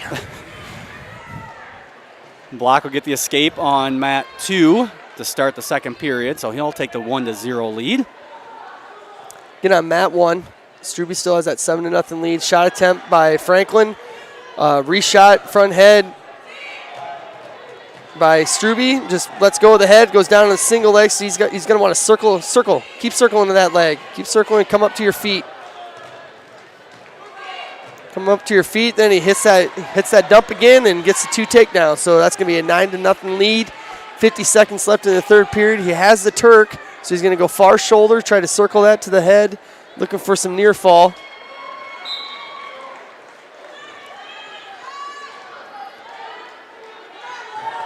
Emmett Fleshman down here on mat 3 has a 1-0 lead over Evan Kruger. Evan is in the down position. Fleshman is riding hard on top.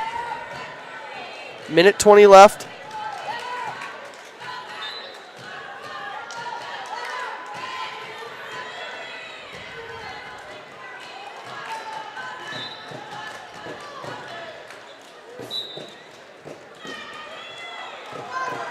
Two near fall, Strube. Tied up now on mat number 1 with 55 seconds left in the match, 1-1. And tied up on mat number 2 with 36 seconds left in the second period. And we're closing in on 5 seconds here, and looks like Zach Strube of Boyden Hog Valley is going to be your 160-pound Siouxland Conference champion with a score of 11-0.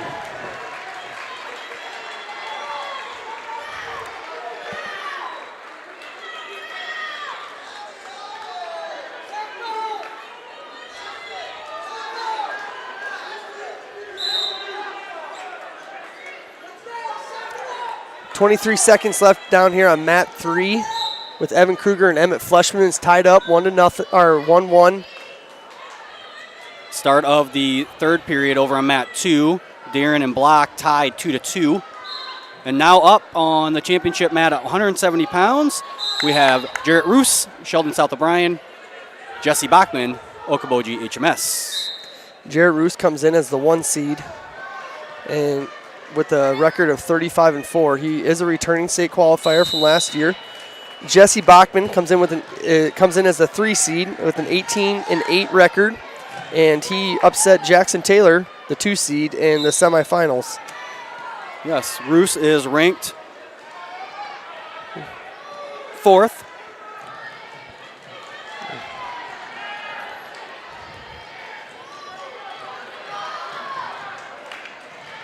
So we are Again, first overtime here on mat number 3 as well. Yep, going to take down Roos on the championship match. And as Jeff said, overtime on mat 3.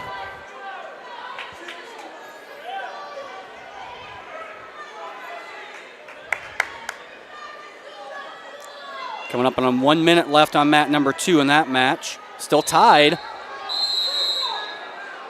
Block is warned for stalling on mat 2.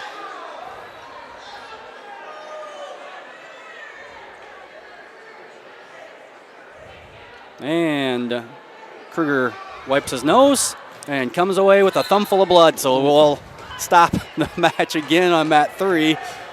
Locks hand call on mat 2. So that's going to get Trevor Darren the lead then, isn't it? Yes, so Darren will now have the lead. Block is going to opt to start neutral, so now Darren will be up 4-2 with 50 seconds left in the 3rd period on mat number 2.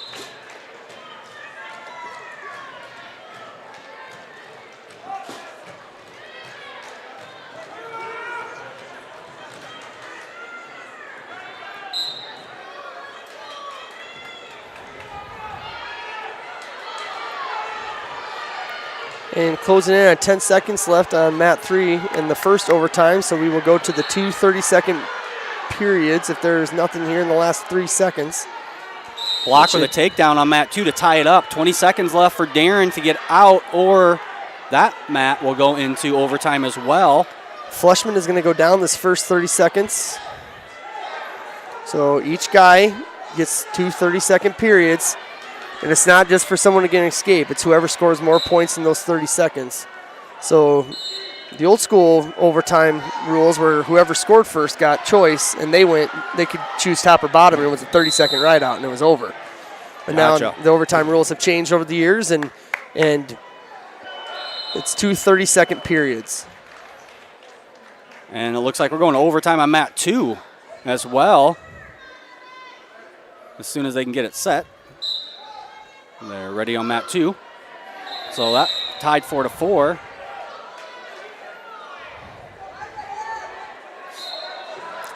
Roos still up 2-0 on the championship match.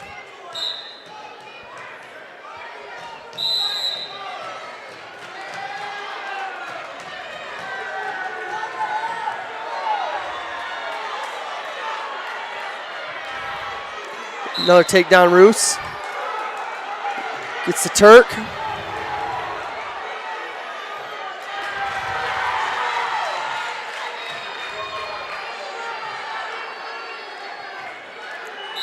Fleshman with the escape. So he's going to have a 2-1 lead. Kruger is going to go down to start the second 30-second period. Looks like Roos gets the fall in the championship match, and Block gets the fall over in overtime in the 3rd and 4th place match.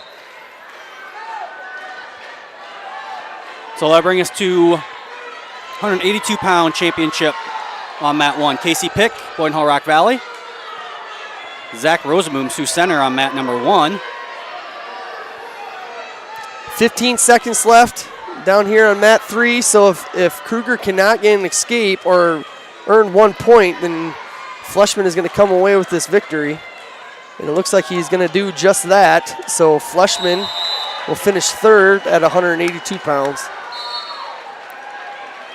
Mat number 2. Not sure who's up on mat 2. I think like maybe we're going to move the 285-pound 3rd place match over to mat 2 between Bronstead of Okoboji and Garcia, Boyden Hall Rock Valley, as they're standing on mat 2. But up now on mat number 3, we have Pass of Okoboji HMS and Masson of Boyne Hole Rock Valley. That's our 223rd third place match. Again, Pick and Roseboom. Yeah, Pick and Roseboom. Yep. Casey Pick is the 1 seed, comes into the conference tournament with the 24-4 record. Roseboom comes in as the 2 seed with a 33-5 record. As we spoke earlier, Roseboom recently cut down to 82 last week. Yeah, Pick is ranked 7th overall by IA Wrestle and 182. And I want to say Roseboom's ranked at he's 95. He's ranked 10th at 195. Fleshman, Emmett Fleshman, who you just saw win, is actually 12th at 182. Yeah, and those rankings are a couple weeks old. These are actually the ones from last week. They are? Yep, I looked them up. How to use Coach Jager's login, because apparently you can't look at the rankings for free. That seems a little ridiculous. Yeah, welcome to Wrestling Media, Jeff.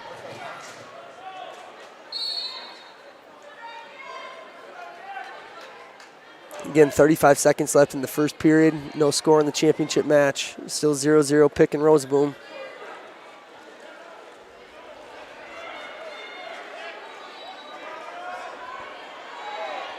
And yeah, we're gonna mat number 2. We're gonna go with Bronstead, Okoboji HMS, and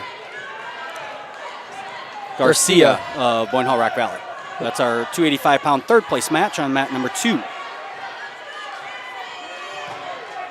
Again, looks like Pass got the 2 takedown over Masson down here on mat 3.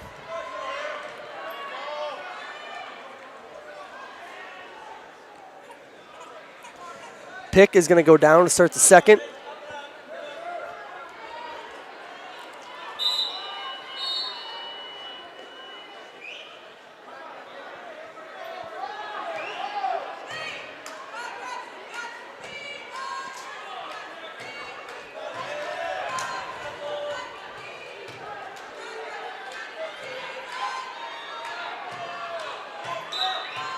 Again, Roseboom riding hard.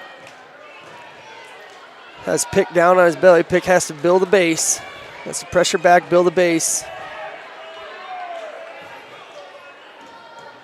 Roseboom putting a lot of pressure on top. And there's another cold draft. Yeah. I thought maybe it was just me earlier, so I'm really glad that I'm looking around and I'm seeing these people. They got hoods on and they got blankets on their legs and winter jackets on.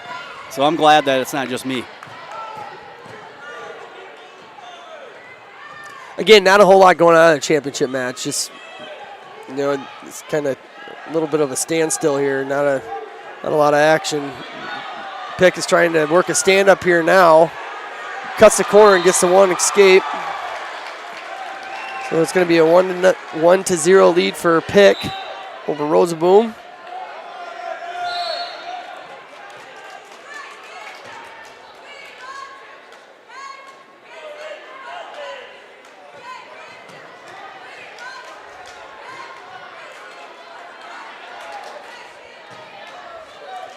Roseboom with an underhook with a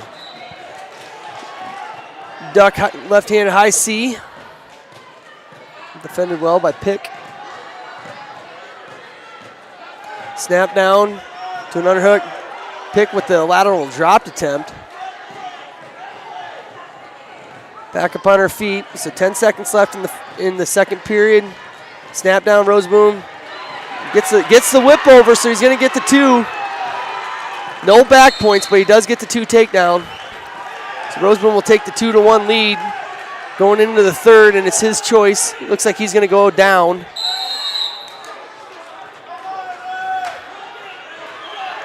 Over on mat number 2, Garcia has Bronstead on his back. That's an upset. That's Gets a big fall. upset.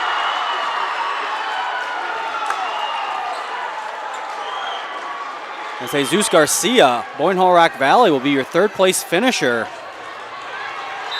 Beats Nick Bronstead. Roseboom with the quick escape. So 3-1, Roseboom leads over Casey Pick, Boyne Hog Valley. 5-1 is your score here on mat number 3. That is Sam Pass of Okoboji HMS and Regan Mason of Boyne Hall Rock Valley. Pass in the lead there. Is track wrestling not up to date? Maybe they are now, as they were moving matches around. Kind of got mixed up there.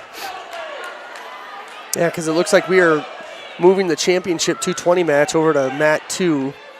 And that match will be between Halsoff of Sioux Center and Moore of Central Line George Little Rock. 55 seconds left in the championship match. Again, another slick little shot by Roseboom. Gets a 2 takedown, 5-1. 45 seconds left in the third. Sam Pass is looking for the fall down here in mat 3.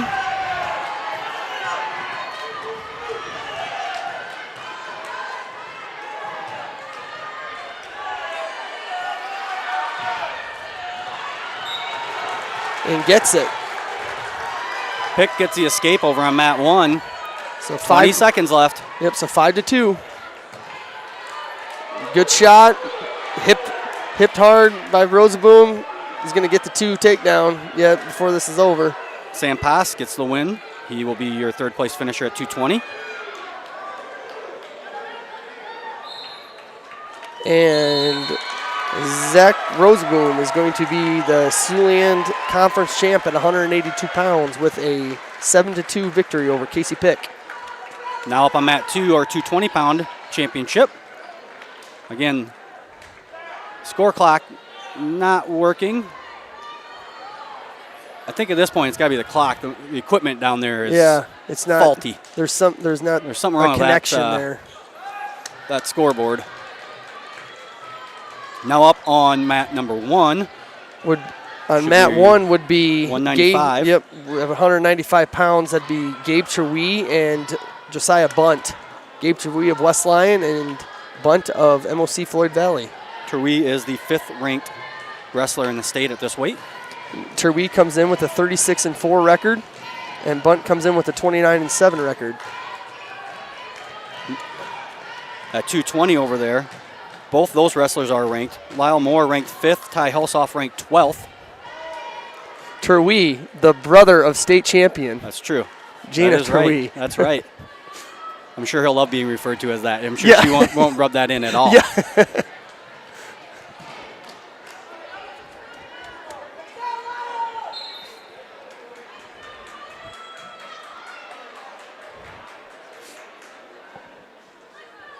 Zero championship match yet, and 0-0 over in the championship match on mat 2. So,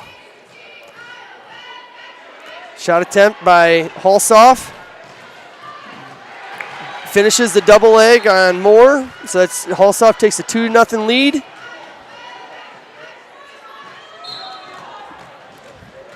According to the online, that match is almost over. But this one? It is. There's the last 3. First period. The first period in that match. Sorry, the first period of that match. You've been looking at too many numbers too, huh? Yeah. Well, I'm trying to look at the scoreboard to figure out how they're going to tell the wrestlers how much time is left and what the score is, because it's still 0-0. Looks like Halsoff's going to defer. Moore is going to go down. Again, Halsoff has that 2-0 lead. Bunt and Terwee are still tied at 0. Shot attempt by Bunt off the mat. 18 seconds left in the first period.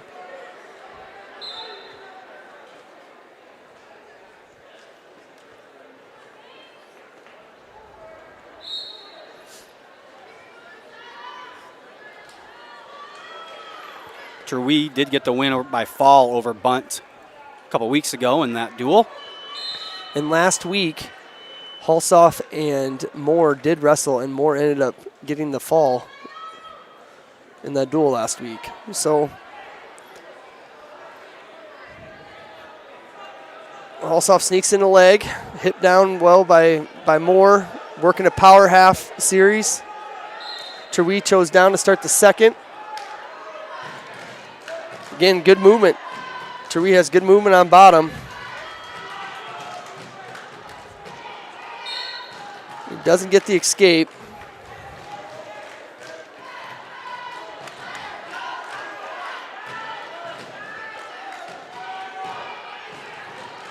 So again, still 0-0 on mat 1.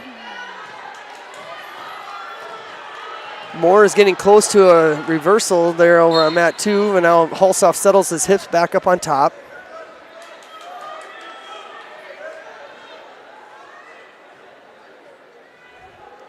Two to 0 is the score. Your scoreboard on your screen is the only one we have as well, so for that match on mat 2.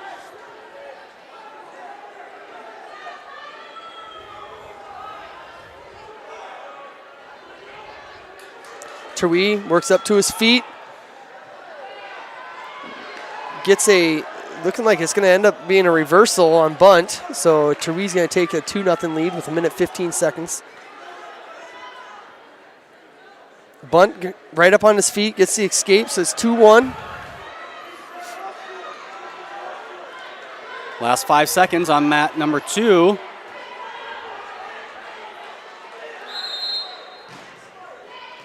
Still 2-0 at the end of the second period. Ty Hulsoff leads Lyle Moore in that championship match at 2:20. Yep, still 2-1 on mat 1 with Gabe Terwee leading.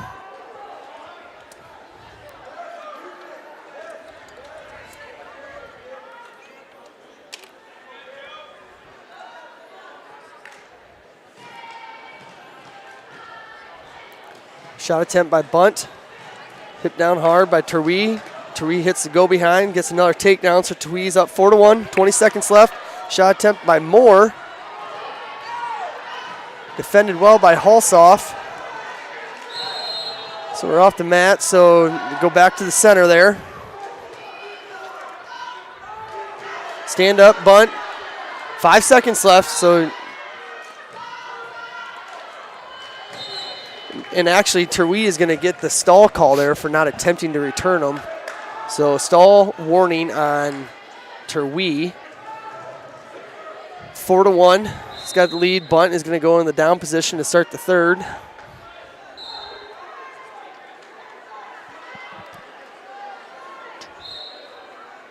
No.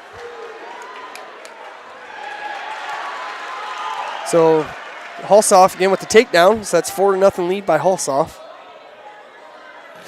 over Lyle Moore.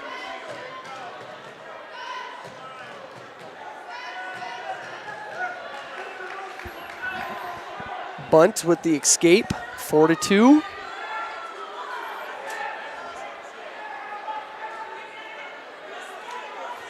Minute 20 left on mat 1.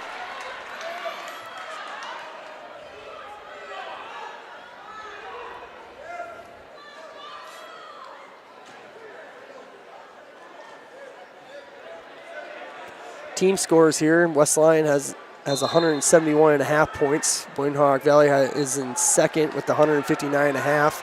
MOC is in third with 152.5. Okoboji is in fourth with 149.5. Moore with the reversal, but not enough time as 5 seconds left.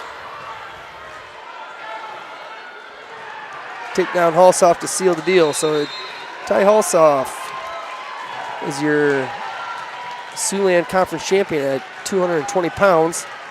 And we're closing in with 40 seconds left over here on mat 1 with Gabe Terwee with the 4-2 lead. Bunt in on a single leg.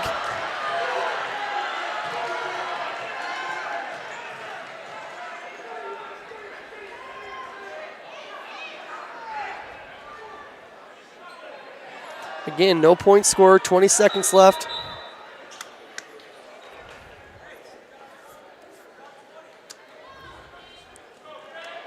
Seconds, fresh restart, 4-2. Gabe Terwee still with the lead.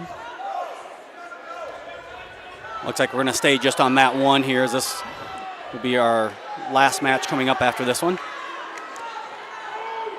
Probably on paper the highlighted match of the night. Probably, yes. Got a top. top 4 matchup. Yep. So 4 seconds yet. Shot off the whistle. Gabe Terwee, your 195 Siouxland Conference champ, with the score of 4-2 over Josiah Bunt. And then that brings up the heavyweight match, where we have Fleshman of West Lyon. Easton Fleshman of West Lyon comes into the tournament with a score of 30, or with a record of 38-1, against Ethan Hoyer of Sioux Center, coming in with a record of 36-5. You will be handing the awards out to the wrestlers from each division. And again, both these guys, Easton Fleshman is currently ranked number 1 at 285 pounds, and Ethan Hoyer is ranked number 4 at 285 pounds.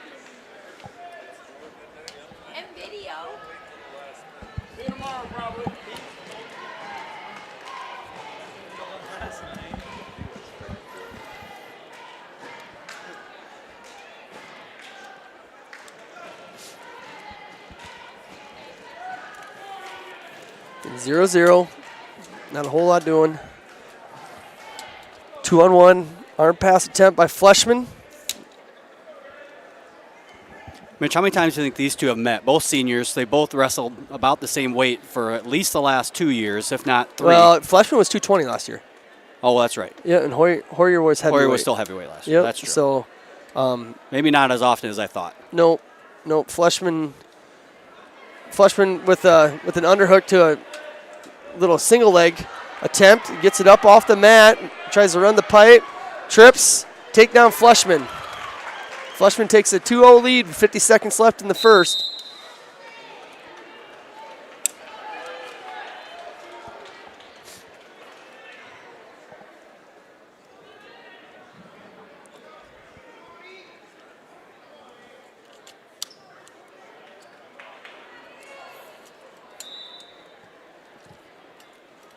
Again, Hoyer starts in the down position.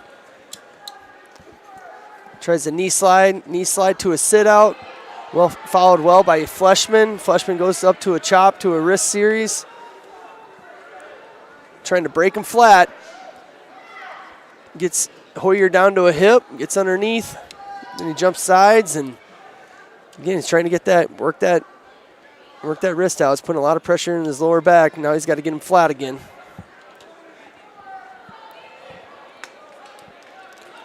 Hoyer pressures back, tries a little Granby. You see that a whole lot, the heavyweight division.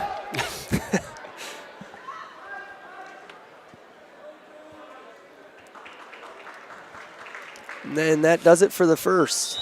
So Fleshman has a 2-0 lead over Ethan Hoyer. Hoyer's going to defer. Fleshman is going to go neutral.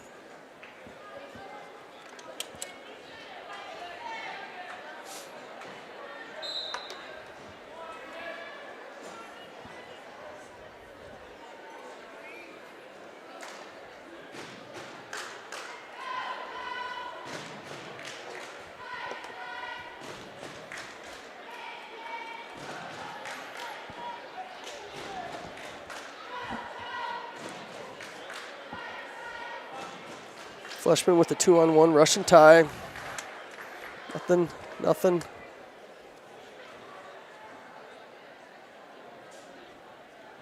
Quick.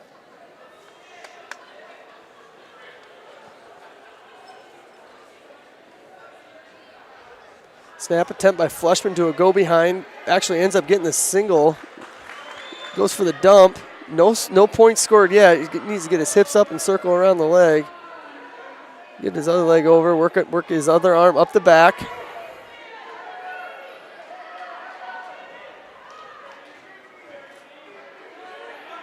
$55 seconds yet here in the second period, so stalemate. So we're going to start that back up on our feet. Again, Fleshman has a 2-0 lead.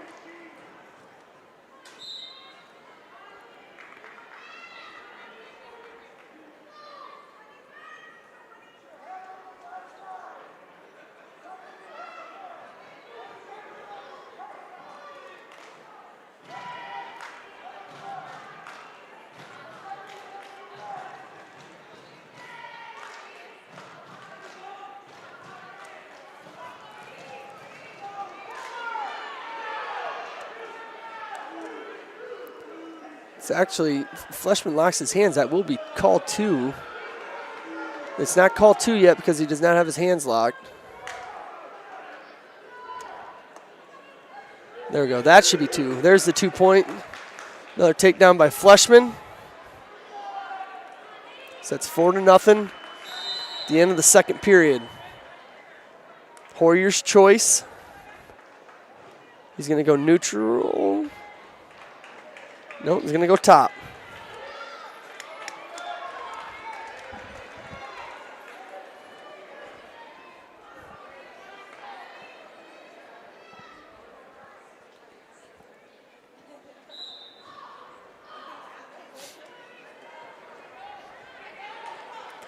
Hoyer breaks him down. Fleshman builds his base right back up.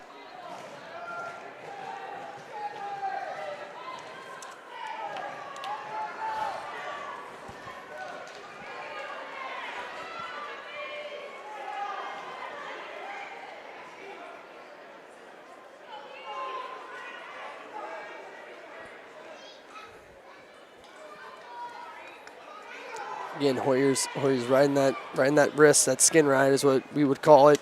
Trying to get that wrist out, put it across the Fleshman's back, but Fleshman's got a strong base. Hoyer does end up getting it over, ends up threading it. So a minute left. Fleshman still maintains a 4-0 lead over Hoyer. Fleshman puts the arm over.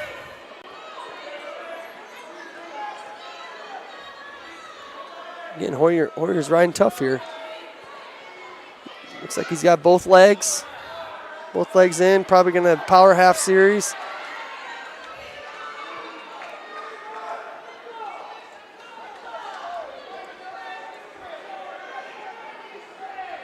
.30 seconds left.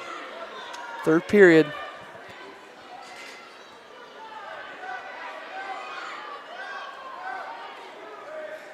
Stall warning on red. So Fleshman with the stall warning.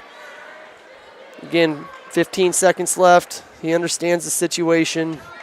He knows what's going on. There's another stall on Fleshman, so there's awarded 1 to Hoyer. 3 seconds, 2 seconds.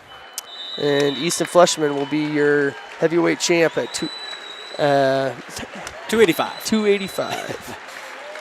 So Fleshman will round out the championships here tonight as he gets the win.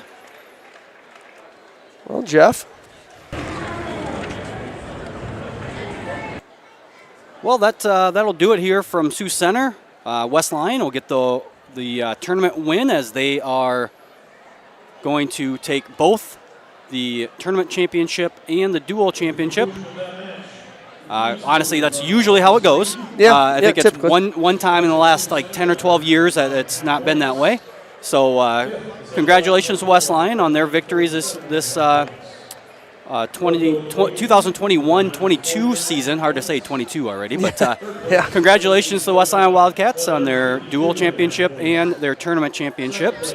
I'll remind everyone that all these teams will be in action next Saturday for their sectional tournament, and all sectional tournaments will start at noon. Yep.